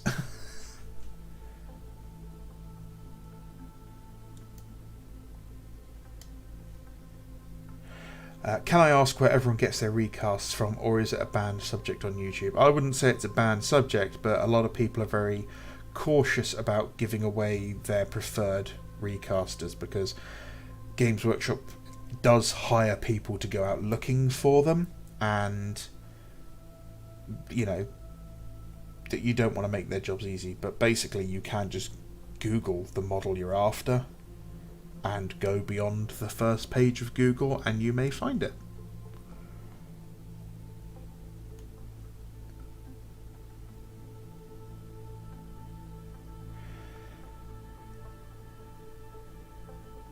If the Necrosphinx released, it would be great. That's coming out in October, James. I would not be surprised if the Necrosphinx wasn't part of the main box set that comes out for Tomb Kings. It would be a very attractive centerpiece model for that army. Can we see your Argonauts, Bando? Yes, give me 2 seconds. I actually got some of them out at the moment. Hope I don't drop that.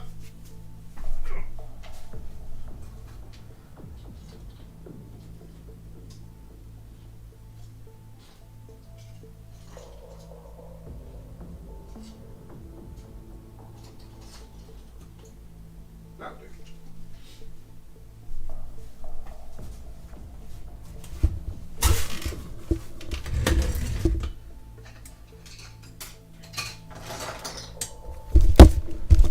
I'm like walking back over here going, don't forget how to walk, don't forget how to walk.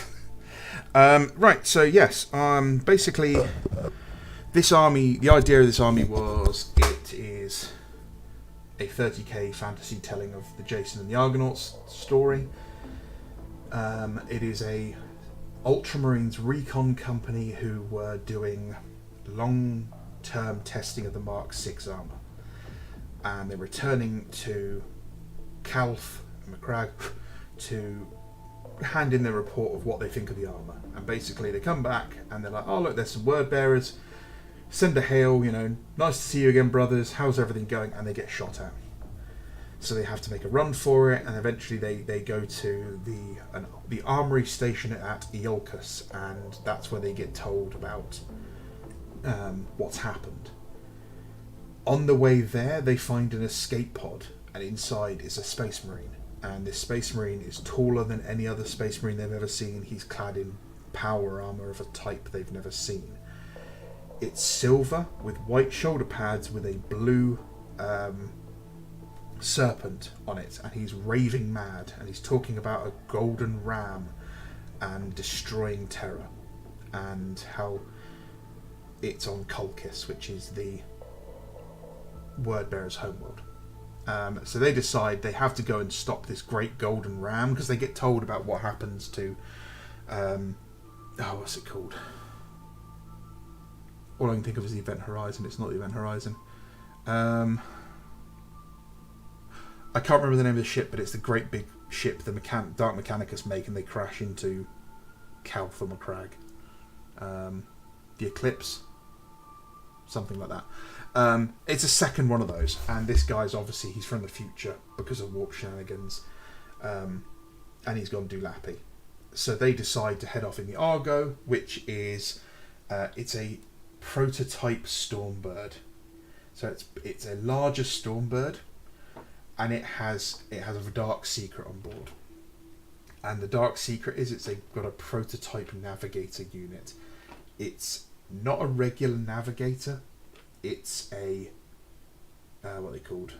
It's got a servitor navigator built into it, and they know if it's ever discovered by the Navigator Guild, they'll be in trouble, because the navigators don't like the idea of being servitors. But it allows them to use this thing to fly through the warp in a much smaller ship than normal. So they take the Argo, and they go to this armory station, and they basically, Jason here, or Jason, it's spelt with an I, because in ancient Greek, Jason, J would have been written as an I. he calls for volunteers to go, and the volunteers are made up of not only him and his original crew, but also several other volunteers from different units. So they strip the wounded of their Mark 6 armour and use it to replace the missing armour for other people. So there's a lot of... This was all done before 2nd edition came out, and I wanted to go for a more Greek rather than Roman styling on everything. So this is actually the sergeant of a breacher squad, and it was the... Oh, what are they called? Not Palatine breachers. The special breacher squad for the Ultramarines. I can't remember what they're called. But they can all have power swords. And obviously they were all made with Mark 6 Marines back before the Mark 6 kit came out. And it cost me a lot to get my hands on them. There are some 3D printed parts, like some of their heads are 3D printed.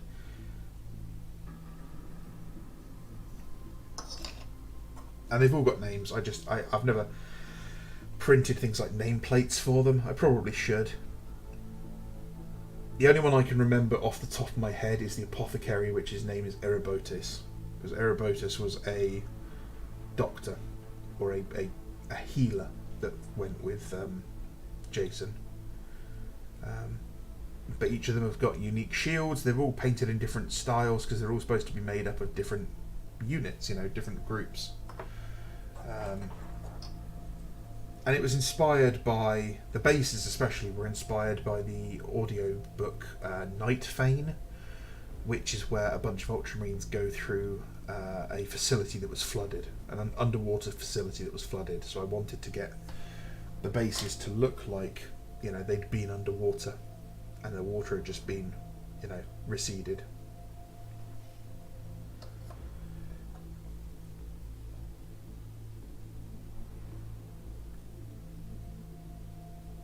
But again, like lots of decals to break up the shape and lots of decals to kind of...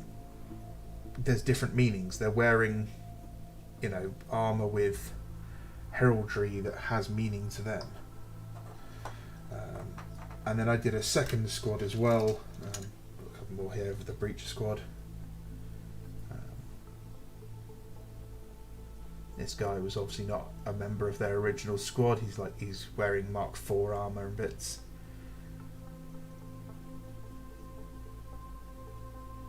I had a hell of a time finding enough bloody gladiuses for them, I'll tell you that for nothing. And then I did a second squad, which was just a regular tactical squad. And these are the new Mark 6 Marines. And I didn't name any of these guys. These are just... I wanted to fill out the army and have some more, more units. This guy's actually got one of my favourite faces from Fafnir Ran, and it's a nice sculpt. Reminds me of a guy I went to school with. Oh, didn't realise this guy had fallen off his base.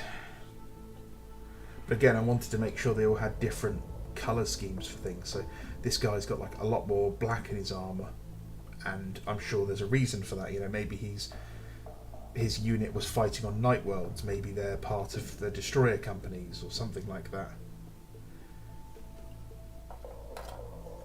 And this guy, I went with green because why not? The legions were big. They had lots of different stuff in them, so maybe there was a legion where green was their specialised colour and, worn by their commander. And obviously you've got to get the back banners in there because back banners are cool.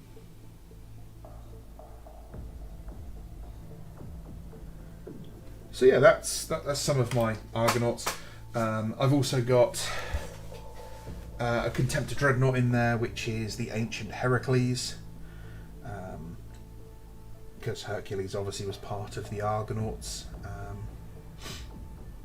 And I also have his friend. I can't remember his name, but basically he went missing during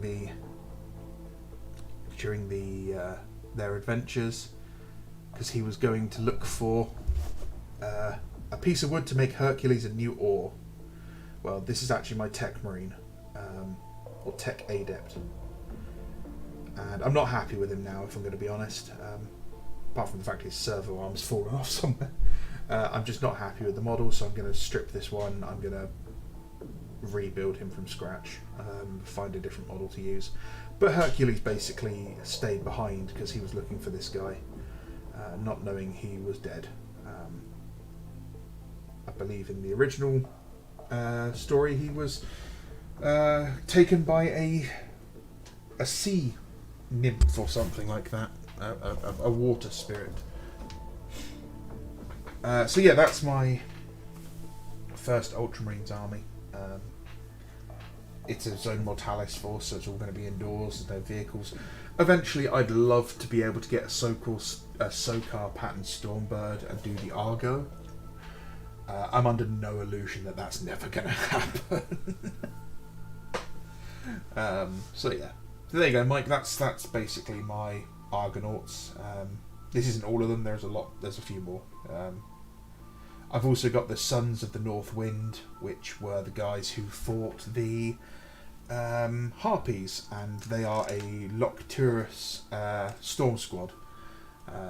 Bunch of jump pack guys with the Raptor style backpacks, and I can't use them because they've changed the rules, and too many of them have got hand flamers now, so I'm going to have to snip off a couple of hand flamers and build another 5 of them in the future to balance out the squad. I'd look into a Mars printer. Honestly, it's inexpensive to start. Yeah, so I've got a Mars 1. You can get a Mars 3 Pro for about £200 now, so they're a really good printer to start with. And yeah, if you know, even if you're selling bits to friends, like selling shoulder pads, you can make the money back really quickly. Like, say you're selling shoulder pads for, I don't know, 50p a pad, which is cheaper than you'll be buying them from any bits seller. Yeah, that's what, I don't know, 4,000 pads. That's not a lot of pads when you realise how many you can print in one go. I've just found you and followed you now. You're now out for a major project. Okay. Oh, right. Yeah, I see that. Yeah.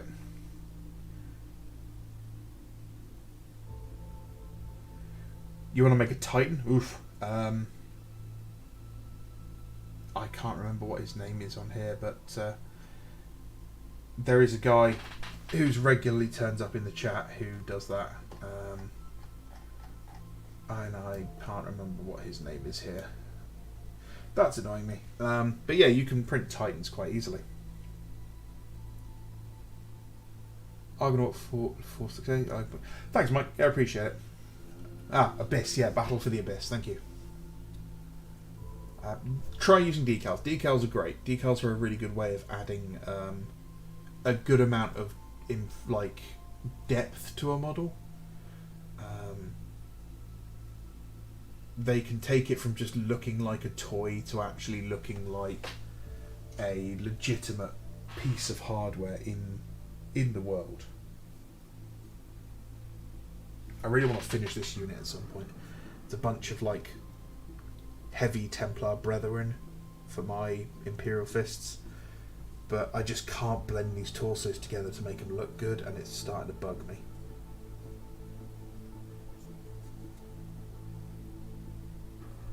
But I got a 10-man unit of sword and shield, basically.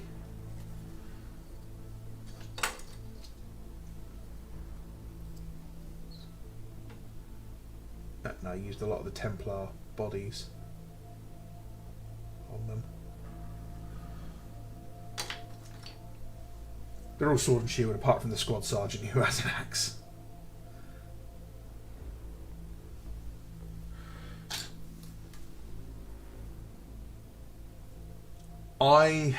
I don't think I could ever bring myself to 3D print a Titan. I struggle with printing off normal sized models, and if it doesn't work properly for me because of my condition, I get very angry. So it's something I would be just like, no, I won't bother with that. There is a Reaver proxy that I can't remember the name of that I really like the look of. I've got the Ultramarines decal sheet. Yeah, it's very good. I actually haven't touched it yet. I will do when I start expanding the forces. I need to find a good corpse kit and barbed wire to replicate a piece of Empress Children Rhino art. There we go. There you go, barbed wire. Town and County Scenics barbed wire, £1.49. They do have a website. You can get it from Squire's Tools. If you're in the UK, you can get it really cheap, £1.50. As for bodies, there are a few kits. There's not many though. The best thing to do is to get recasts of all the dead Marines off of Primark bases, or just to see if you can trade or buy the dead bodies off of Primark bases.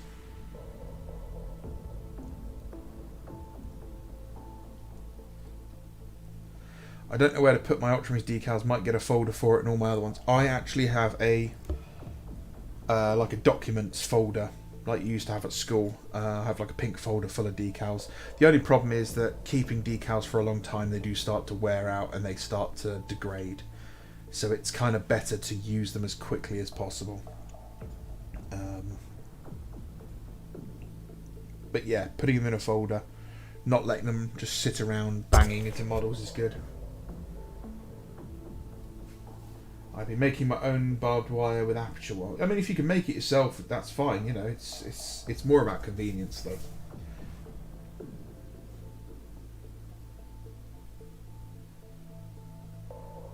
Whew.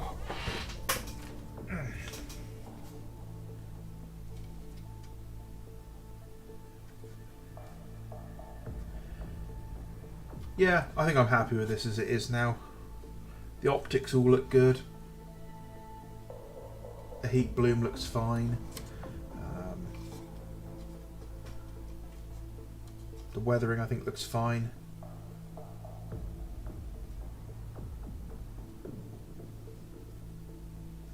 Oh, a bit of damage on the old tracks where it's worn out. I'll have to touch that up with some weathering powder before I varnish it.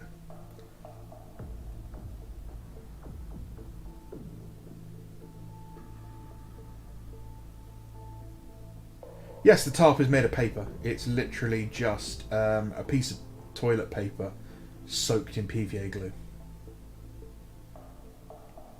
And then I moulded it in place, let it dry. It popped off then because it's only PVA glue, so it's not going to stay down. And then I just super glued it in place. When it was dry, I gave it a couple of coats of PVA glue to make sure it was nice and hard. And then I just primed it with the rest of the tank.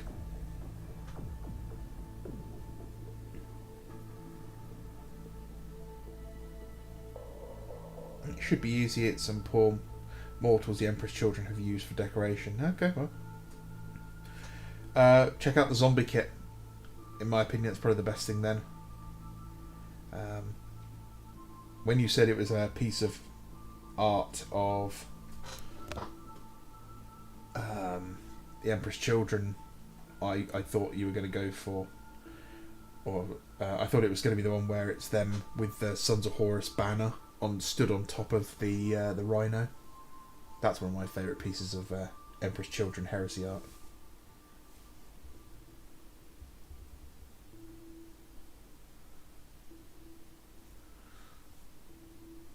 If you want Skeletons Wargame Atlantics, does 32 for £25.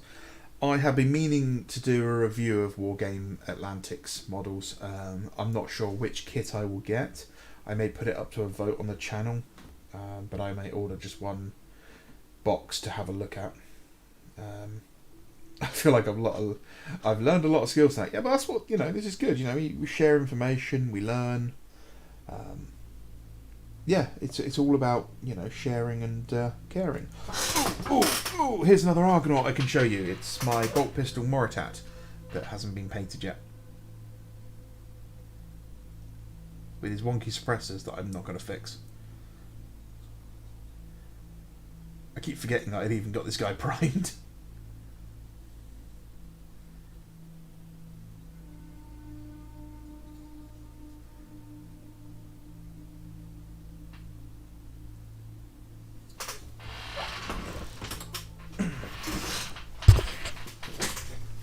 Yeah, their Space Nam stuff does look pretty good. Poxwalkers, that's another really good one to use as bodies, yeah.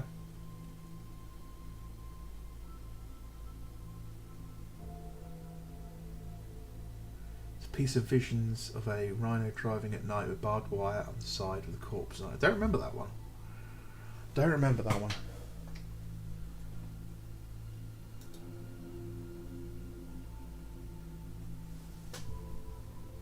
You guys, actually, that's a good point. You could, I've just realised there is a way you guys can send me pictures. Because I forgot I'm on Twitter. Yeah, if you guys want to send me stuff on Twitter, you can tag me and post. It's at breakfast_bando. I don't go on there very often. But yeah, if you guys have got pictures of stuff you guys are painting that you want me to look at, or pieces of artwork like that you want to share, at breakfast_bando. Breakfast with Bando was taken by some fucker. I've always preferred those waist armour leather belt things over the tabard. You mean Terugis. P-T-R-E-U-G-E-S, I think. The P is silent. Yeah, you can get them from these ones here from, is it Anvil? Yeah, Anvil Industries. I'm having a throat. Anvil Industries, they do packs of them and they're really cheap. This is the ones I use on pretty much all my models now. I don't care how much I like your content, I'm not reinstalling Twitter. There you go, Spooky, that's fine by me, mate. I don't use it, I never used it before, I just thought I should.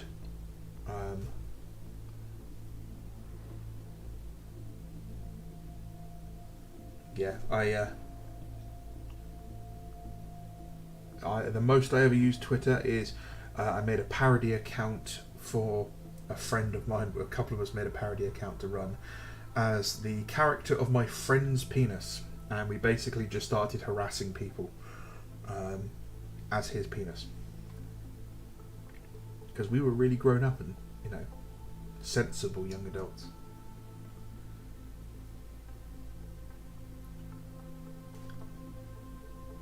I'm not a social media nut job. I don't care about Twitter. I don't care about sitting on Twitter all day like some people do.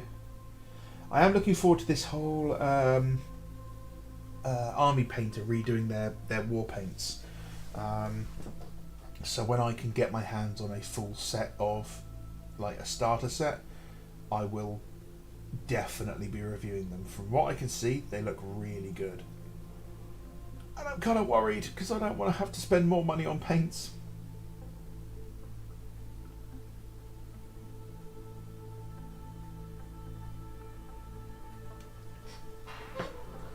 So yeah,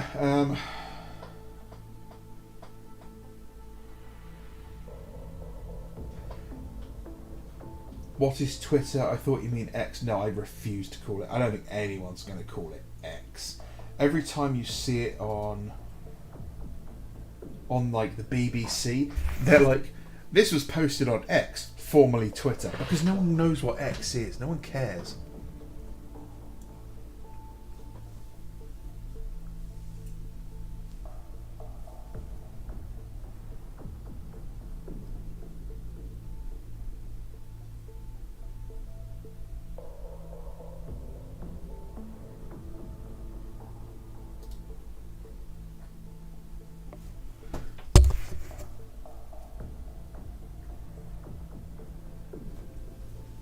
Yeah. When is that paint review coming out? So all of the audio that I'd recorded for that TT Combat review was corrupt. I've got the video of me painting, but I have none of the audio. So I started recording it again the other night, and literally it's like this. and I haven't got a fucking Scooby-Doo what the hell I'm talking about. So I'm like, oh, so what I'm doing is I'm using this colour to paint this at the moment. I must admit that the coverage here is really nice. I'm really impressed that it went on with only 2 things. I don't know what I'm talking about here. I'm clearly really excited about it, but your guess is as good as mine. So yeah, I'm going to have to re-record it completely from scratch. I may just do the review, put the video on there playing back at like 2 times speed, and just do my review of the paints. The long and short of it is they're fucking amazing and I really like them. So yeah, I'm just really annoyed because it's just corrupted all of the audio off it, and it's a waste now, and it's bugged me.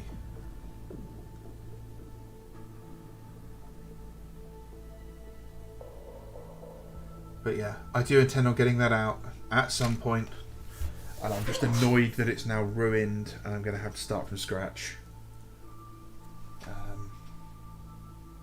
But it's coming, don't worry, I will get that out there. And the models are finished. I have finished completely and varnished the Sons of... Oh, sorry, the Mantis Warrior and the Howling Griffins. And I've got another 5 Howling Griffins to paint as well, for some reason.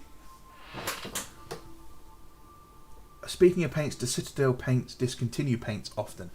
Not often, but yes, they do a regular kind of refresh of their paints every, 3 or 4 editions or so. Do you ever consider a script so you can go back and reread for a later video? Fuck it!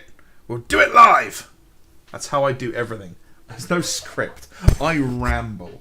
If I had a script, it would literally read something like, do the thing. I couldn't have a script, Spooky. No, I basically just ramble and talk in circles. I may have an idea of what I want to talk about, and I may have to restart the video 3 or 4 times because I trip up on words and I say something stupid.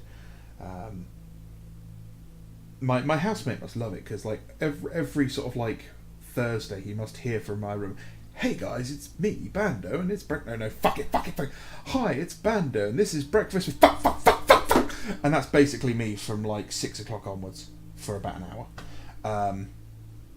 I'm sure I could use a script, but I'm definitely not a scripty kind of person.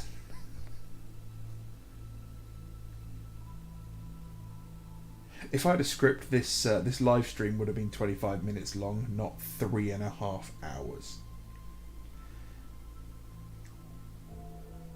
But if you want to be my scriptwriter, feel free. So Mike, yeah, they do cancel their paints from time to time. They haven't done it in a while.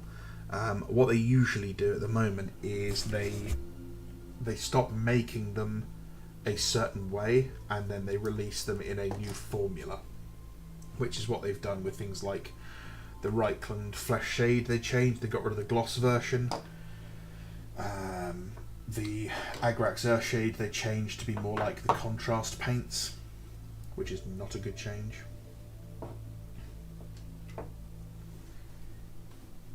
My man calls it winging it. Yes, absolutely. Yeah. I mean, it's the best way of doing things. It's the most authentic way. Yeah, if I was reading a script, I would just... It wouldn't sound right. You'd be able to hear it. I would sound fake. You should know that when you're listening to what I'm saying, I'm basically giving you an absolutely up-to-date, live account of my feelings on this situation. So if I'm telling you that something is awful, it's because at that moment I truly believe it's awful. If I'm telling you something is good, it's because I actually believe it's good. The same with reviews. If I give you a review on something, at no point am I going to be giving you a review that's a lie. I might say it's really good. I might say it's okay. I'm probably going to tell you the truth and be like, yeah, I really like X about it, but they're also a bit shit in this way. Like, what's a negative? The tops on these can be a bit annoying to open until you actually get you know, get them down to how you're supposed to do it. Sometimes you can think you've closed it and actually you haven't properly closed it. And sometimes, you know, opening it as well. Yeah. But I can't find any negatives about these so far, really.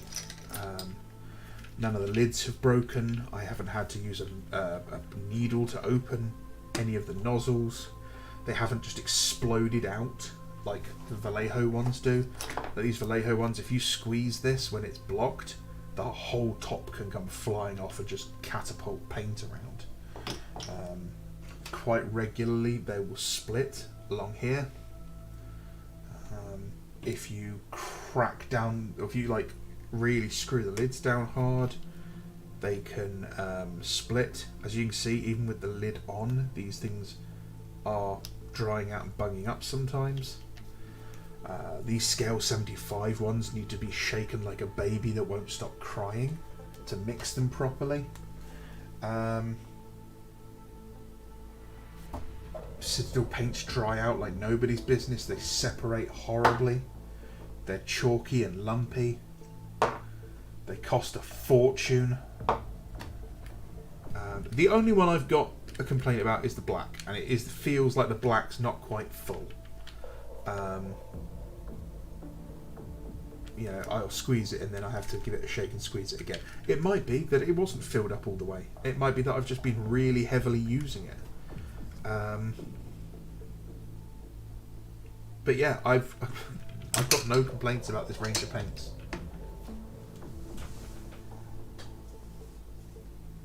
I ended up with some other greens. Lightning, warp lightning, I think is the one you're talking about. Yeah, I think they got rid of Tesseract Glow. Yeah, I think warp lightning was the replacement for it. What you should look at getting your hands on is this it? No. Yeah, don't mix this with your paints. That will do you no good. No, you want to get your hands on some glaze medium. Glaze medium it's a medium, obviously. It's like a clear paint. It's like Lamian medium. You can do it with Lamian medium or the contrast medium as well. A couple of drops of that, a couple of drops of water, and a little bit of paint. Mix it together, and it basically makes the paint really transparent. And then you just do thin single coats, wait for it to dry, and work it into the recesses over white, over metallics or anything. It's a really good way of doing that rather than using expensive contrast paints, in my opinion.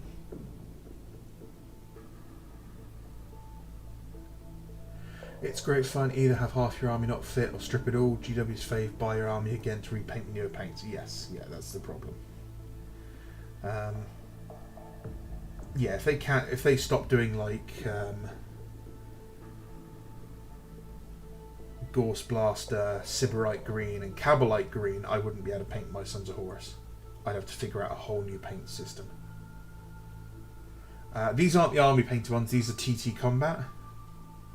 I want to review the new army painted paints when they are available. It was a Land Raider, not a Rhino. Volume 2, page 32, the Iron Column Land Raider Squadron by Franz Volwinkel. I'll have to have a look, James, thanks. I've only used Citadel paint so far, but I enjoy mixing different colours in a palette. Mike, there are so many different paint ranges out there. I can't strongly recommend trying a different brand enough. Especially if you like mixing your own colours, you can really have some fun with different brands.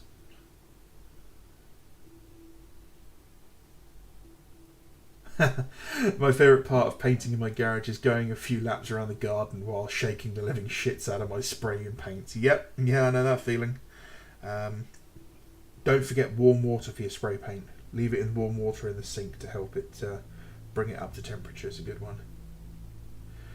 I think GW paints are a good start, but they're not the greatest. Yeah, for getting started as a new painter, a brand new painter, who's never painted anything before, they're really good. And I'll show you why Games Workshop paints are really good versus all these dropper bottle paints, right? So, I'm a brand new painter. I've got my paintbrush, I got my paints, and I got my model, right? And I've shaken them all up and I want to paint my model. Okay. How do I get the paint on my brush? See, from here I can just use the tongue of the bottle as like a little palette, and I can paint onto the model. From the dropper bottle, I need some sort of palette to pour it onto. So it's another thing as a new painter I need to figure out and source. Now, we know we could just use any piece of, plastic or a piece of, plate or something. But as a new painter who's just starting, especially as like a kid, I can just dip straight into that and go from there. Also, the fact that they're available, they're out there. Everyone holds GW paints. Like, all of the resellers are going to have GW paints.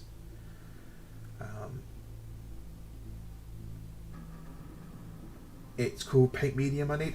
So yeah, what you're looking for there is called glaze medium. Glaze medium. Lamian medium from Citadel will work, but it's not as good as like Vallejo's glaze medium. Are they better than GW paints? I've been thinking about the armor paint set, but I'll check out these TT dropper bottle ones. I would strongly recommend picking up this TT Combat starter paint set. It's about £20, if that. You get 10 paints in there, a good nice selection of different colours. 20 quid is like, it's a Chinese takeaway for one person sort of thing. It's a pizza. Give this a go, try them out. I've been painting for 30 years and I've never come across a range of paint that's been as consistent. We've got good paints, like Scale 75, the black's phenomenal, the whites are really good, okay, but there are some colours in the range that aren't really, really great. Vallejo, some of these paints are amazing, some of them are really shit.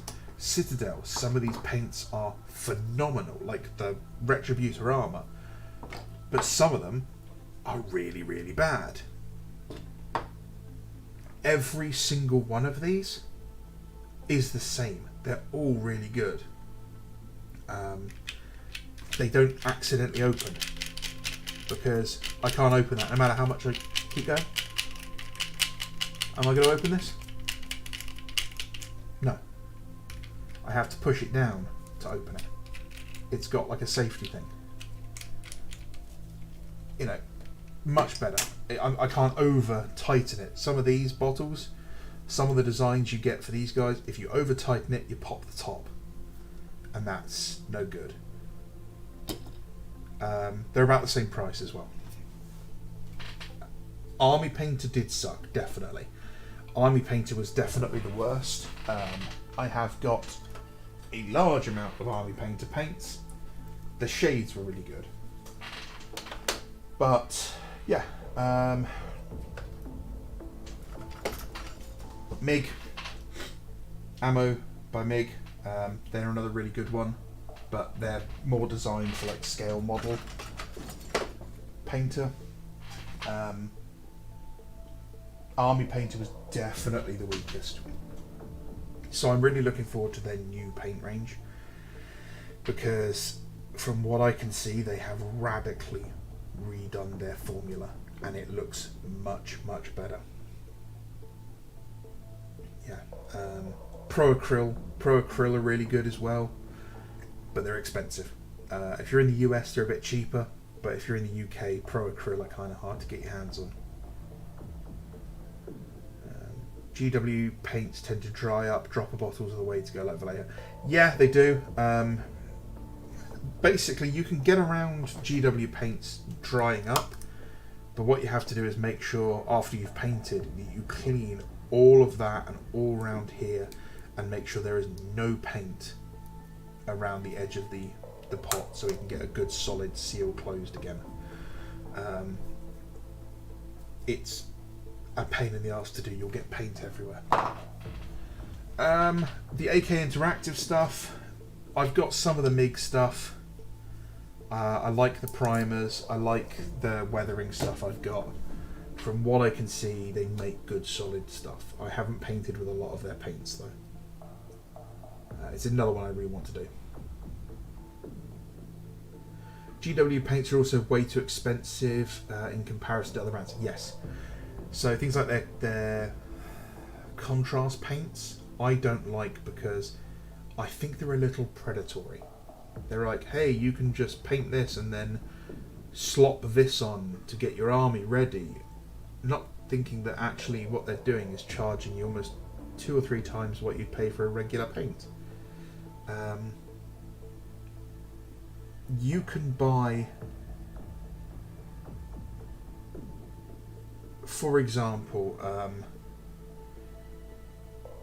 if you wanted to do like white scars, you could take a model like this, spray it with Wraithbone or whatever, spray it with any off-white like I've done here, mix up some black or brown, brown paint, dark brown paint like this matte brown, mix it with some glaze medium and some water, and you could wash it over that model like Skeleton Horde or like Agrax Earthshade for a fraction of the price that Games Workshop would charge you for a bottle of Skeleton Horde. And yeah, you just save yourself so much money. But more importantly, also painting the traditional way teaches you better brush control. If you just keep painting with contrast paints, you will learn bad habits. And you will find it harder to learn to paint well afterwards. Not saying that they don't have their own place. I have used contrast paints. I know I keep bringing this model up, but this is probably my favourite model I've painted with contrast paints. But what I've done with this is I've used them as a base, and then I have gone back and I've just kept layering over it with traditional paints. And you know, I have not just slopped the paint on there, it's just been used as a glaze for other paints. I'm also annoyed that it really doesn't show the subtlety of a lot of the blending in this picture. The video really does not help show a lot of it off. Also the fact that it's really dusty. And all the pointillism. There's lots and lots of layers of dots in there as well. So yeah. And that's the old Doomfire Magenta, which is like one of the brightest, most over-the-top colours, and I absolutely love it.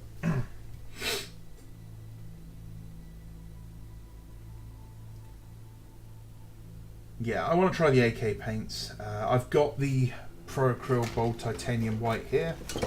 It's on my list of things to try out. This, I am told, is the best white paint on the market at the moment. And as I've said in a previous video, I showed off how many white paints I've got. Well, I'll be the judge of that then.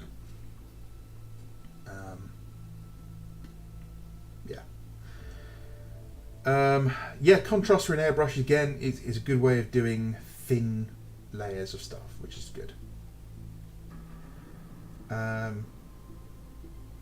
Layering with base colours. I mean, learning to layer and blend and all those sorts of things, it's just more important.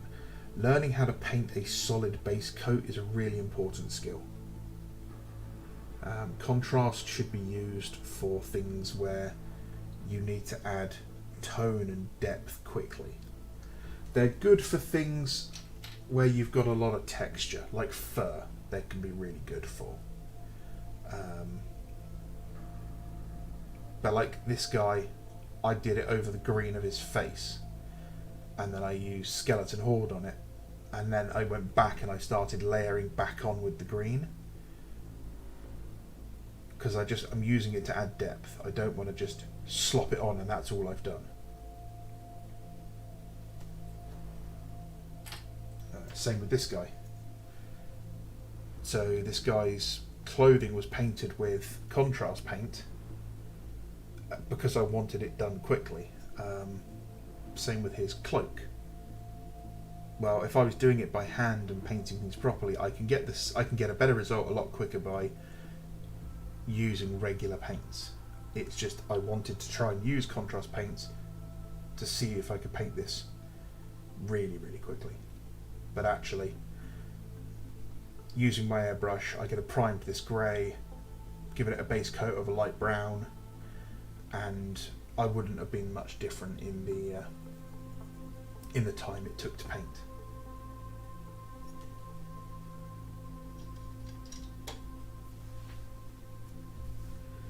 I watched someone do slap chop with layer paints and she finished it so quickly. Yeah.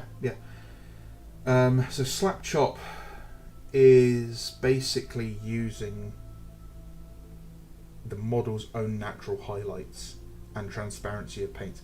That's basically what glazing uses, is the transparency of the paint and the shading underneath it.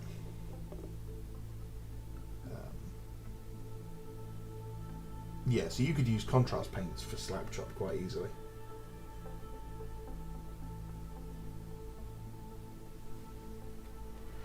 Yeah, I'm not entirely sure what method I'm going to use this guy for.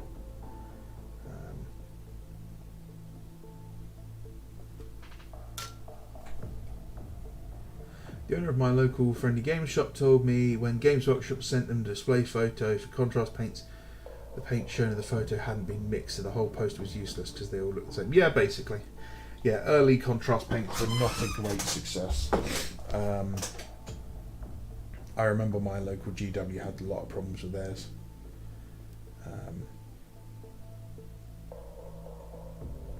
But they weren't aimed at like older painters, they were aimed for kids. They were aimed for people who were trying to desperately get models painted quickly just to game with. And I get that. You know, there's a lot of people out there who just want to play the game and they don't want to paint, and they would be quite happy basically if Ultramarine or Space Marine models were made in blue plastic and Orcs were made in green plastic and Tyranids were purple plastic, and that's all they had to do was put them together. They would be absolutely fine with playing those games.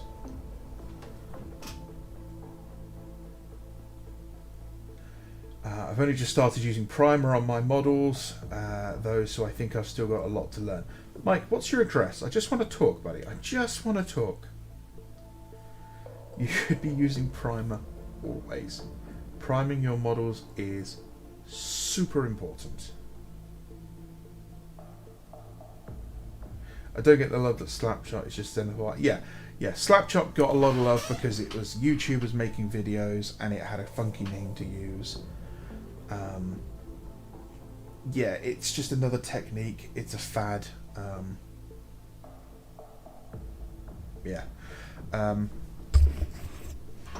I would say a better technique for a new painter to learn is actually getting dry brushing done well. But dry brushing has a lot of fads in it at the moment as well. There's this whole fad in dry brushing about using a textured palette. That's not actually helping you. In fact, it's going to be making things worse because it's going to be drying out the paint on your brush, which is going to lead to a more flaky, dusty texture. Literally just getting the right amount of paint on there, on your brush, is going to be a better thing. Yeah. My brother has a grove of salamanders that are just primed green. Oh, salamanders that are basically just primed green too. If you get that first layer down right, you've basically, I mean, especially if you're painting in like the heavy metal style, that first layer gets you about 60% of the way there. If you're just getting started, if you can get this layer nice and smooth, and then you can learn to use shades accurately, that's like 80% of painting this model. And then, yeah, you just want, learning how to do edge highlights. Pretty far away from you, I think, Bando. I'm closer to Chapter Master Valrak. Oh, I'll make the journey. I just need to educate you on how to use primers. When dry brushing, use a damp rag. Yes, yeah, you want to keep the moisture up a little bit higher than people think, and you want to be lighter on your brush. A lot of people get really, really rough with their brushes, and you don't want that. And you want to go shorter periods of time. You want to brush a couple of times. You want to wash your brush out and start again. So don't just dip them in the oil. Okay, so actually, Mike, you're not far off a technique that we used to use. So let me show you. Let me see if I can find a picture of it because it was hilarious.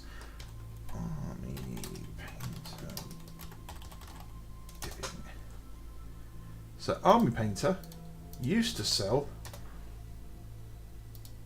paint in a tin can.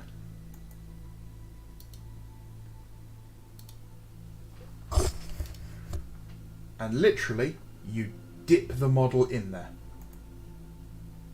So it's called dipping, obviously. And what you do is you paint the models really, really bland. Like one flat colour. And then you dip it in the shade. Like that. Just dunk. And then you just shake it off, Taylor Swift style. And you are left with that, effectively. And it adds all the shade in.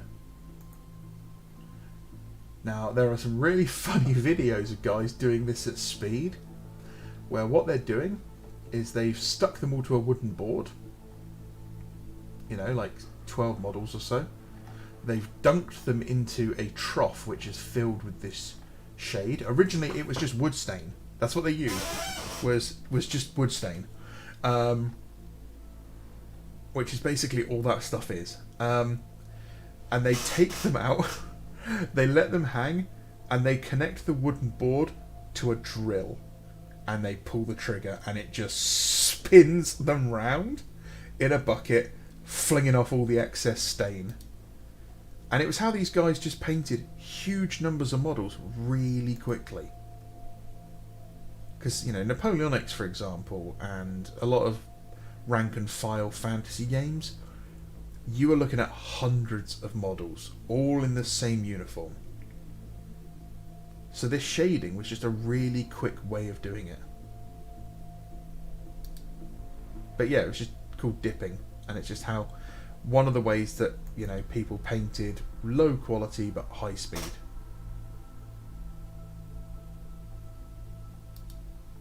So yeah, isn't that funny?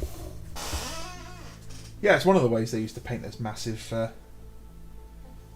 massive fantasy armies. It is quite funny to watch. Like it was always funny to watch people paint with dipping, because it's not a good way of doing it. It's not a great technique, but it is good for speed.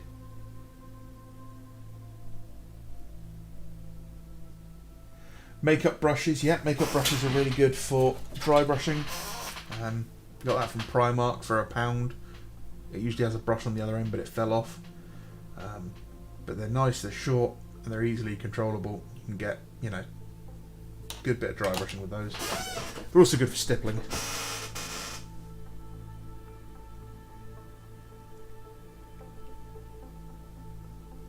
Oh my god, Napoleonic and War of the Roses armies have so many models in them. Yes, yeah, they do. I mean, that's the problem with historic gaming, is it's the scale. It's also kind of the problem with Games Workshop. Games Workshop is trying to emulate them in scale, like the number of models, while also making their models bigger and bigger so they're easier to paint.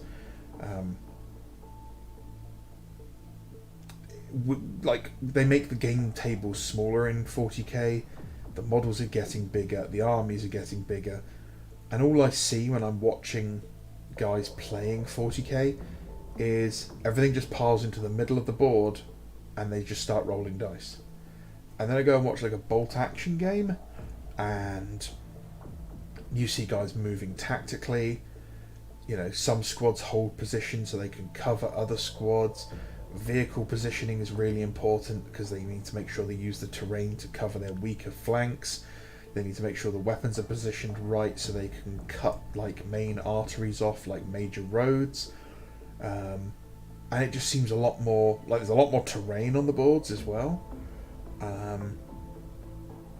I know that actually trying to dislodge that squad of guys with SMGs who's hidden in a building is going to be really difficult. But I also know trying to push my way through that squad of Gurkhas is going to be next to impossible, because if I get to close combat, they're just going to trounce me.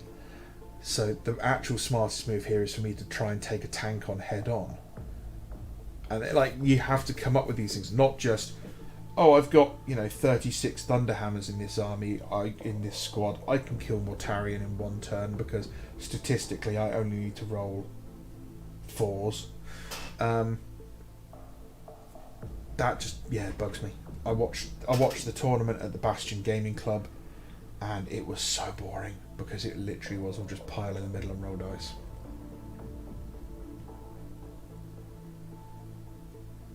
Painting a bunch of heraldry on my Roses York army was really fun for the first few, but then I got to 100th Bowman.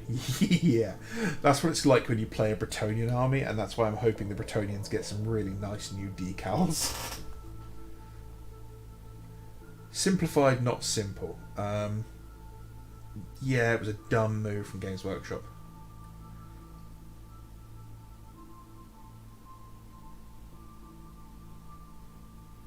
So the reason I've been told Bolt Action plays better is compared to the new 40k is because Bolt Action used older edition rules of 40k. Kind of. It was written by the guys who wrote 3rd edition Warhammer 40k. So it played very similar to 3rd edition. It is a radically different game. So in 40k, I do my movement, you do your movement. In Bolt Action, what we do, everything is controlled by an order dice. Order dice are regular d6. I think I might actually have one around here somewhere. I'm not going to bother looking out for it. We'll just be looking through boxes. You have all your same colour order dice, and they have things like advance, rally, shoot, assault, that sort of thing. And that's what your unit's going to do. You and your opponent have a bag, you dump all your dice inside it, you shake it up so you can't tell, and then you close your eyes, you reach in and you pull a dice out. Whoever's dice is pulled out gets to move or do one unit. So I pick my unit and I go, I'm going to advance this unit so they can move 6 inches, whatever this unit can move. I'm going to move them up here, and then I put the dice next to them to say they've moved. That's all they can do this turn, whatever. Okay, we shake the bag up, grab another one. Oh, it's another one of my dice. Okay, well, I'm going to move this unit over here now. Shake the bag up. Oh, it's another one of my dice. I'm going to do this unit here. He's going to ambush. And that's like Overwatch, he can wait till someone comes into his view and then he can shoot at them. Shake it up, shake it up. Okay, it's one of my dice again. Oh, this is really silly. I've got 4 of my units moving in a row. Okay, well, these guys are going to move over here now. Well, what happens now is the next 4 dice, because there's only 4 dice left in the bag, are all my opponents. So anything he does, I can't counteract. So it could be like all his guys come round here, and suddenly this one guy on his own is left facing an entire army. And I've got to wait till next turn. Well, what can happen next turn is he can get all of his dice at the beginning. So it radically changes how each turn plays. It could be I get one, you get one, I get one, you get one. There's the pinning mechanic, which basically anything, if you hit the enemy, they get a pin marker, and then that's -1 to basically every roll they do for anything. It really does come across more fluid, and it's a lot more fun, in my opinion. It really is a lot more fun. Movement's really important. Positioning's really important. So basically, everyone hits on a 3. Okay? If you're shooting over half of the range of your weapon, it's -1 to hit. Okay, so if I've got a rifle with a 48-inch range, I can effectively shoot to 24 inches. without worrying. Big 12 for an SMG. But if I'm shooting at 48 inches, well, that's -1 to hit, so it's now a 4. If I've moved, it's a 5. If I'm an inexperienced unit, it's a 6. So you have to think like about what the unit is doing. Do I move this unit into position so they've got a better position, but then there's a less chance that they're going to be able to hit the target? If I sit still, I'm going to have a better chance of hitting the target. However, the enemy mortar has already shot at me. And the way mortars work is, on the first shot it needs a 6 to hit me. You basically just go, I'm going to fire my mortar here. Okay, I need a 6. Oh, I've missed. Next turn, if I'm shooting at that unit and it hasn't moved, I need a 5. The next turn, it's a 4. Because I'm ranging in my rounds. So like, oh, I'm in a really good position to hold this bridge. Yeah, but the mortar has got me and he's slowly bracketing my position. I have to move now. Otherwise I'm in trouble. So yeah, I love bolt action as a game. I think it's really good. There's a few problems. Basically, 2nd edition has been out for a while. It's got a lot of campaign books. There's been a lot of bloat. It needs a 3rd edition just to tidy up the rules again, unfortunately. If you play just the base game, it's fine. But it's when you start involving all the campaign books, it starts to get a bit unwieldy. So yeah, you know, I a bit over the top there, but if you've got friends who play it, definitely give it a go. It's definitely worth playing. Do you think Xenos species can use bolters? I'd imagine orcs would use them. In Rogue Trader, Eldar could take land raiders. They could also have lasguns. So, absolutely, there are models of orcs with bolters from Rogue Trader and from 2nd edition. In fact, the shooter basically was just a bolter. A lot of bolters they can't use. You can't pick up a Space Marines bolter and use it. Space Marine bolters have palm print readers to stop you being able to use them. Now, there's one thing that's really funny about a palm print reader for a Space Marine. Okay? If you can see in there, on the Space Marine's palm, you may notice he's wearing an armoured glove. It's going to be pretty hard for any sort of palm print reader to read his, fingerprints, his palm print or anything through an inch of ceramite. Hey Bando, are you looking for the Black Templars upgrade sprue, or am I mistaken? I am looking to see if I can find a recaster of the new Black Templar sprue, or a source of the old Black Templar sprue, yes. The majority thing I need at the moment is the Initiate shotgun arms. But, it would be nice to get a hold of some of them, or more of them.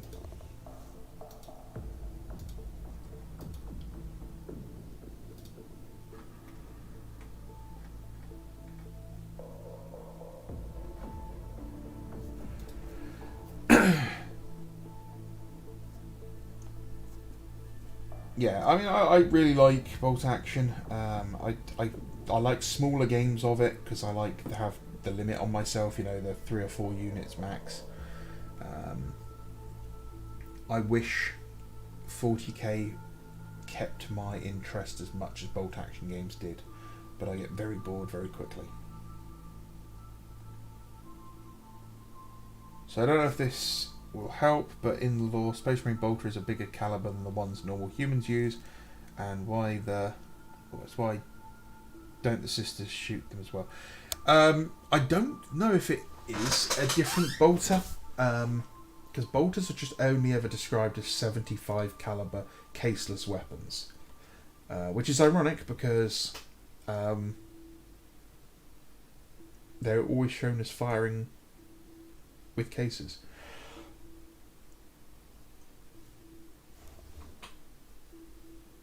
They're a gyrojet weapon, which means they're a micro rocket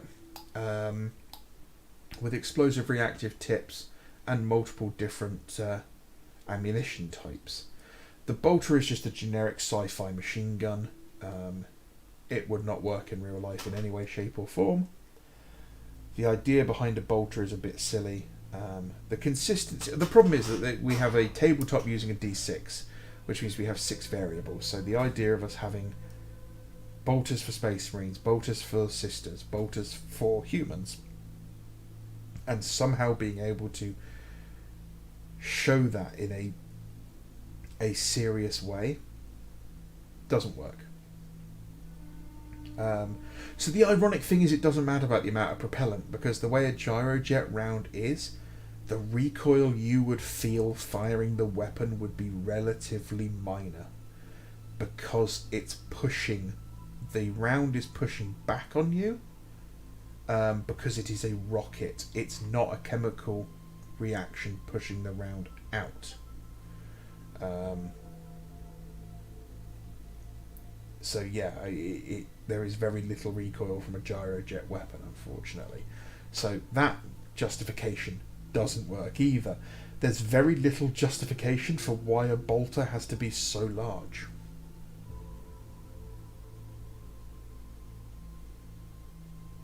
Half the ammunition for bolters is empty shells that eject from the actual bolt fires. Yeah. Could you use Arbiter arm prints for the shotguns? Probably. I'm after the Initiate arms because they are Space Marine arms with shotguns that are bare, and I want to do some shotgun recon Marines for my Salamanders with the bare arms, so I can paint the skin black against the yellow armour.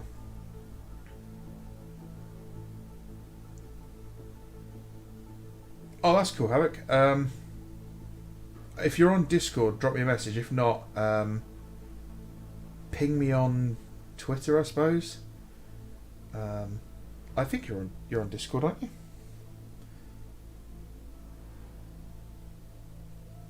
I'm sure we can figure it out. That'll be cool.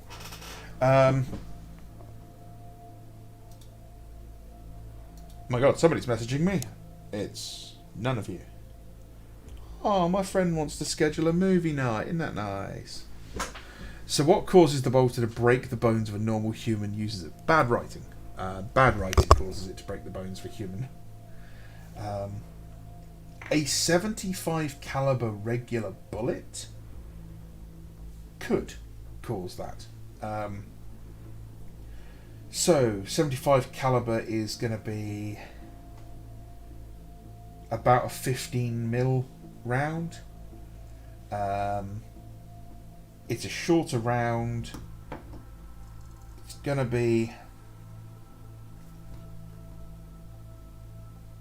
I mean, you'd be looking at something like a 500 Nitro Express, but bigger.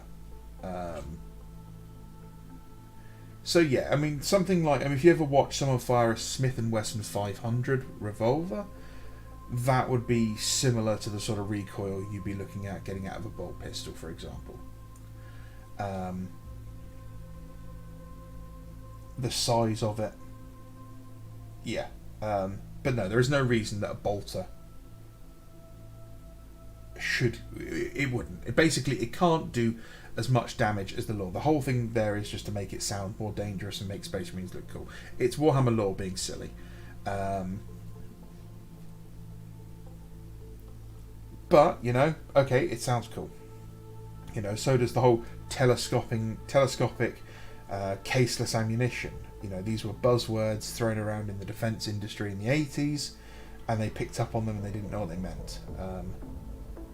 Caseless ammunition means nothing ejects from the gun. It also means you can't fire a gun for long bursts of full auto, because if the gun gets too hot, the ammunition cooks off and it just starts firing indiscriminately, and you can't stop it. The gun also can't get wet, because caseless ammunition doesn't like being wet. It's also a huge shame that wolf helmets for the heresy upgrade speed have been removed and not used anymore. They honestly looked cool other than the beacon. Colt, please, buddy, don't make me ban you. I get that some people liked them. A lot of people didn't like them, and I think they would have worked for a specific unit. I could have seen them being used for um,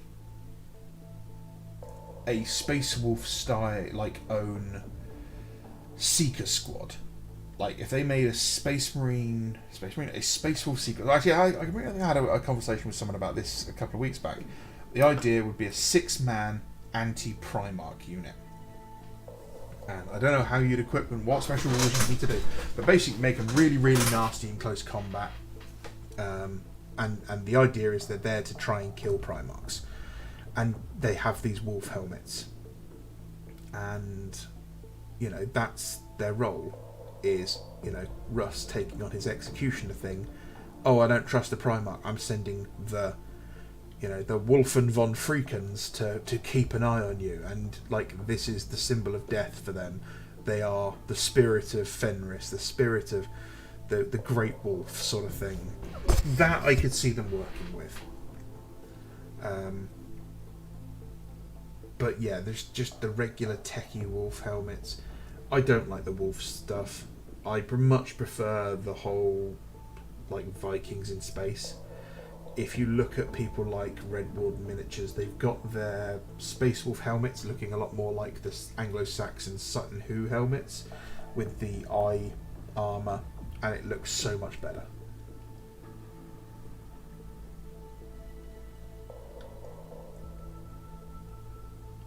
Couldn't the guard just use full-size bolters on tripods? Absolutely. Again, bolters shouldn't have recoil. That's the problem. An autogun would have more recoil than a bolter. An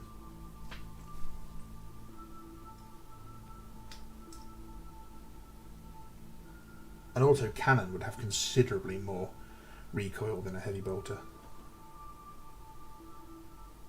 Also, ironically, las cannon should have no recoil. So, Trigon Bragg should have been running around with a las cannon and not had to worry about anything. But yeah, Warhammer gun stuff is a bit dumb. The knives, they're monomolecular. They have a single molecule thin blade. Okay, you realise that just means it breaks really quickly, right? Sure, it's going to cut through things as long as edge alignment's perfect. But the moment you've done that, it's blunt. Brilliant. Really great there, guys. Nice going. I like the idea of a tripod-mounted storm bolter. That's kind of cool. It's just a super fast-firing, point defense weapon. That I could see being really cool. But yeah, 40k weapons are all a bit dumb. It's a plasma gun. It fires miniature suns. That means it would give off enough heat at the point at the end of the barrel that it would fry the guy firing it no matter what.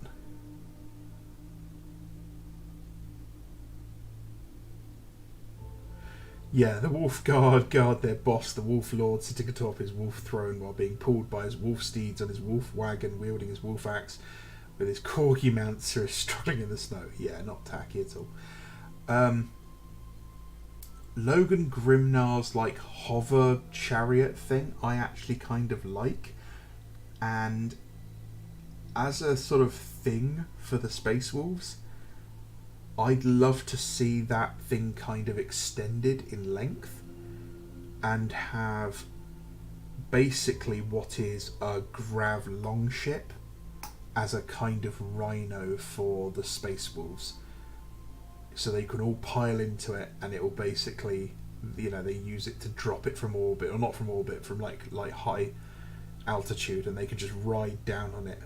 I think that would be really fluffy, really over the top, really stupid, a bit like a drop pod, but more open topped.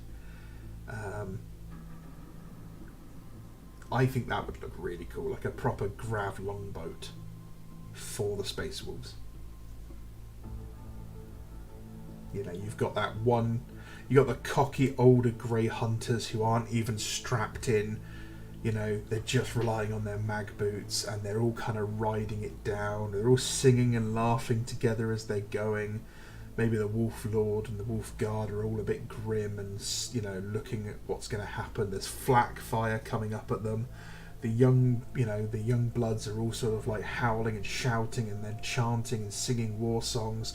And as soon as these things crash down and they smash through the enemy position, they're jumping out the side with their axes, and they're just, bam, axe, hammers, shields.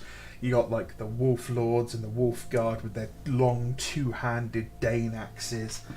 Oh, it would be so good. I would totally do a Space Wolf army that looked like that. I really would. I actually, you know what? I might sketch up these things and then look at getting them commissioned as 3D printed and running them as like Storm Ravens or something.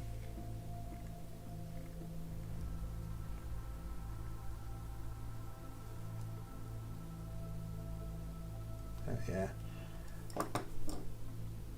I just think like the bolter, like not giving bolters to normal humans, the easiest justification is they're just too expensive to make. You're not worth giving a bolter to, basically.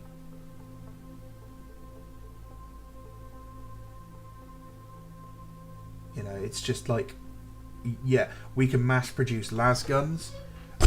We'll give you a las gun. The bolters, the whole idea is that bolter ammunition itself is so expensive to make that a single bolter round is worth more than 100 human lives.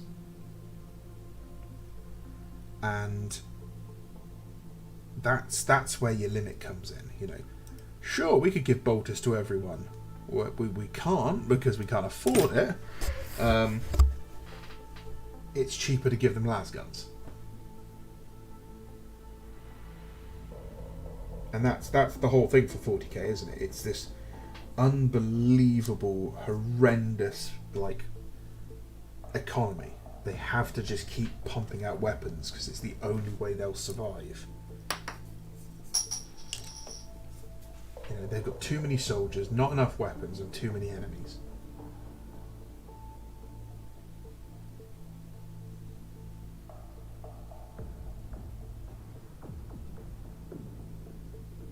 Let's be honest, I don't think the Crayon Eaters would evolve to the 41st millennium. I think the regular Marine Corps would absolutely slay in the 41st millennium. I reckon the USMC would thrive. Oh, they'd absolutely break the bolter somehow. They'd also try and sleep with an alien.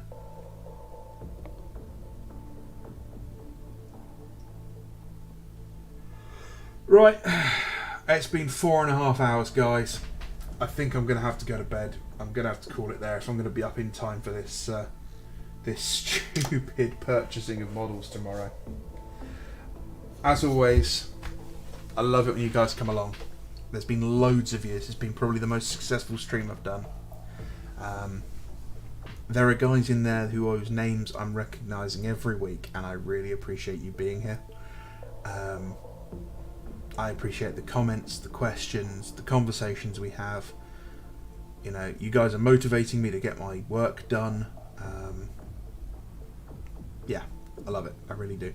Guys, keep an eye out on the channel for upcoming videos. I'm sure you'll find something you like to watch. If you guys have got requests for videos, pop a comment in something and just say, hey, can you do a video on this?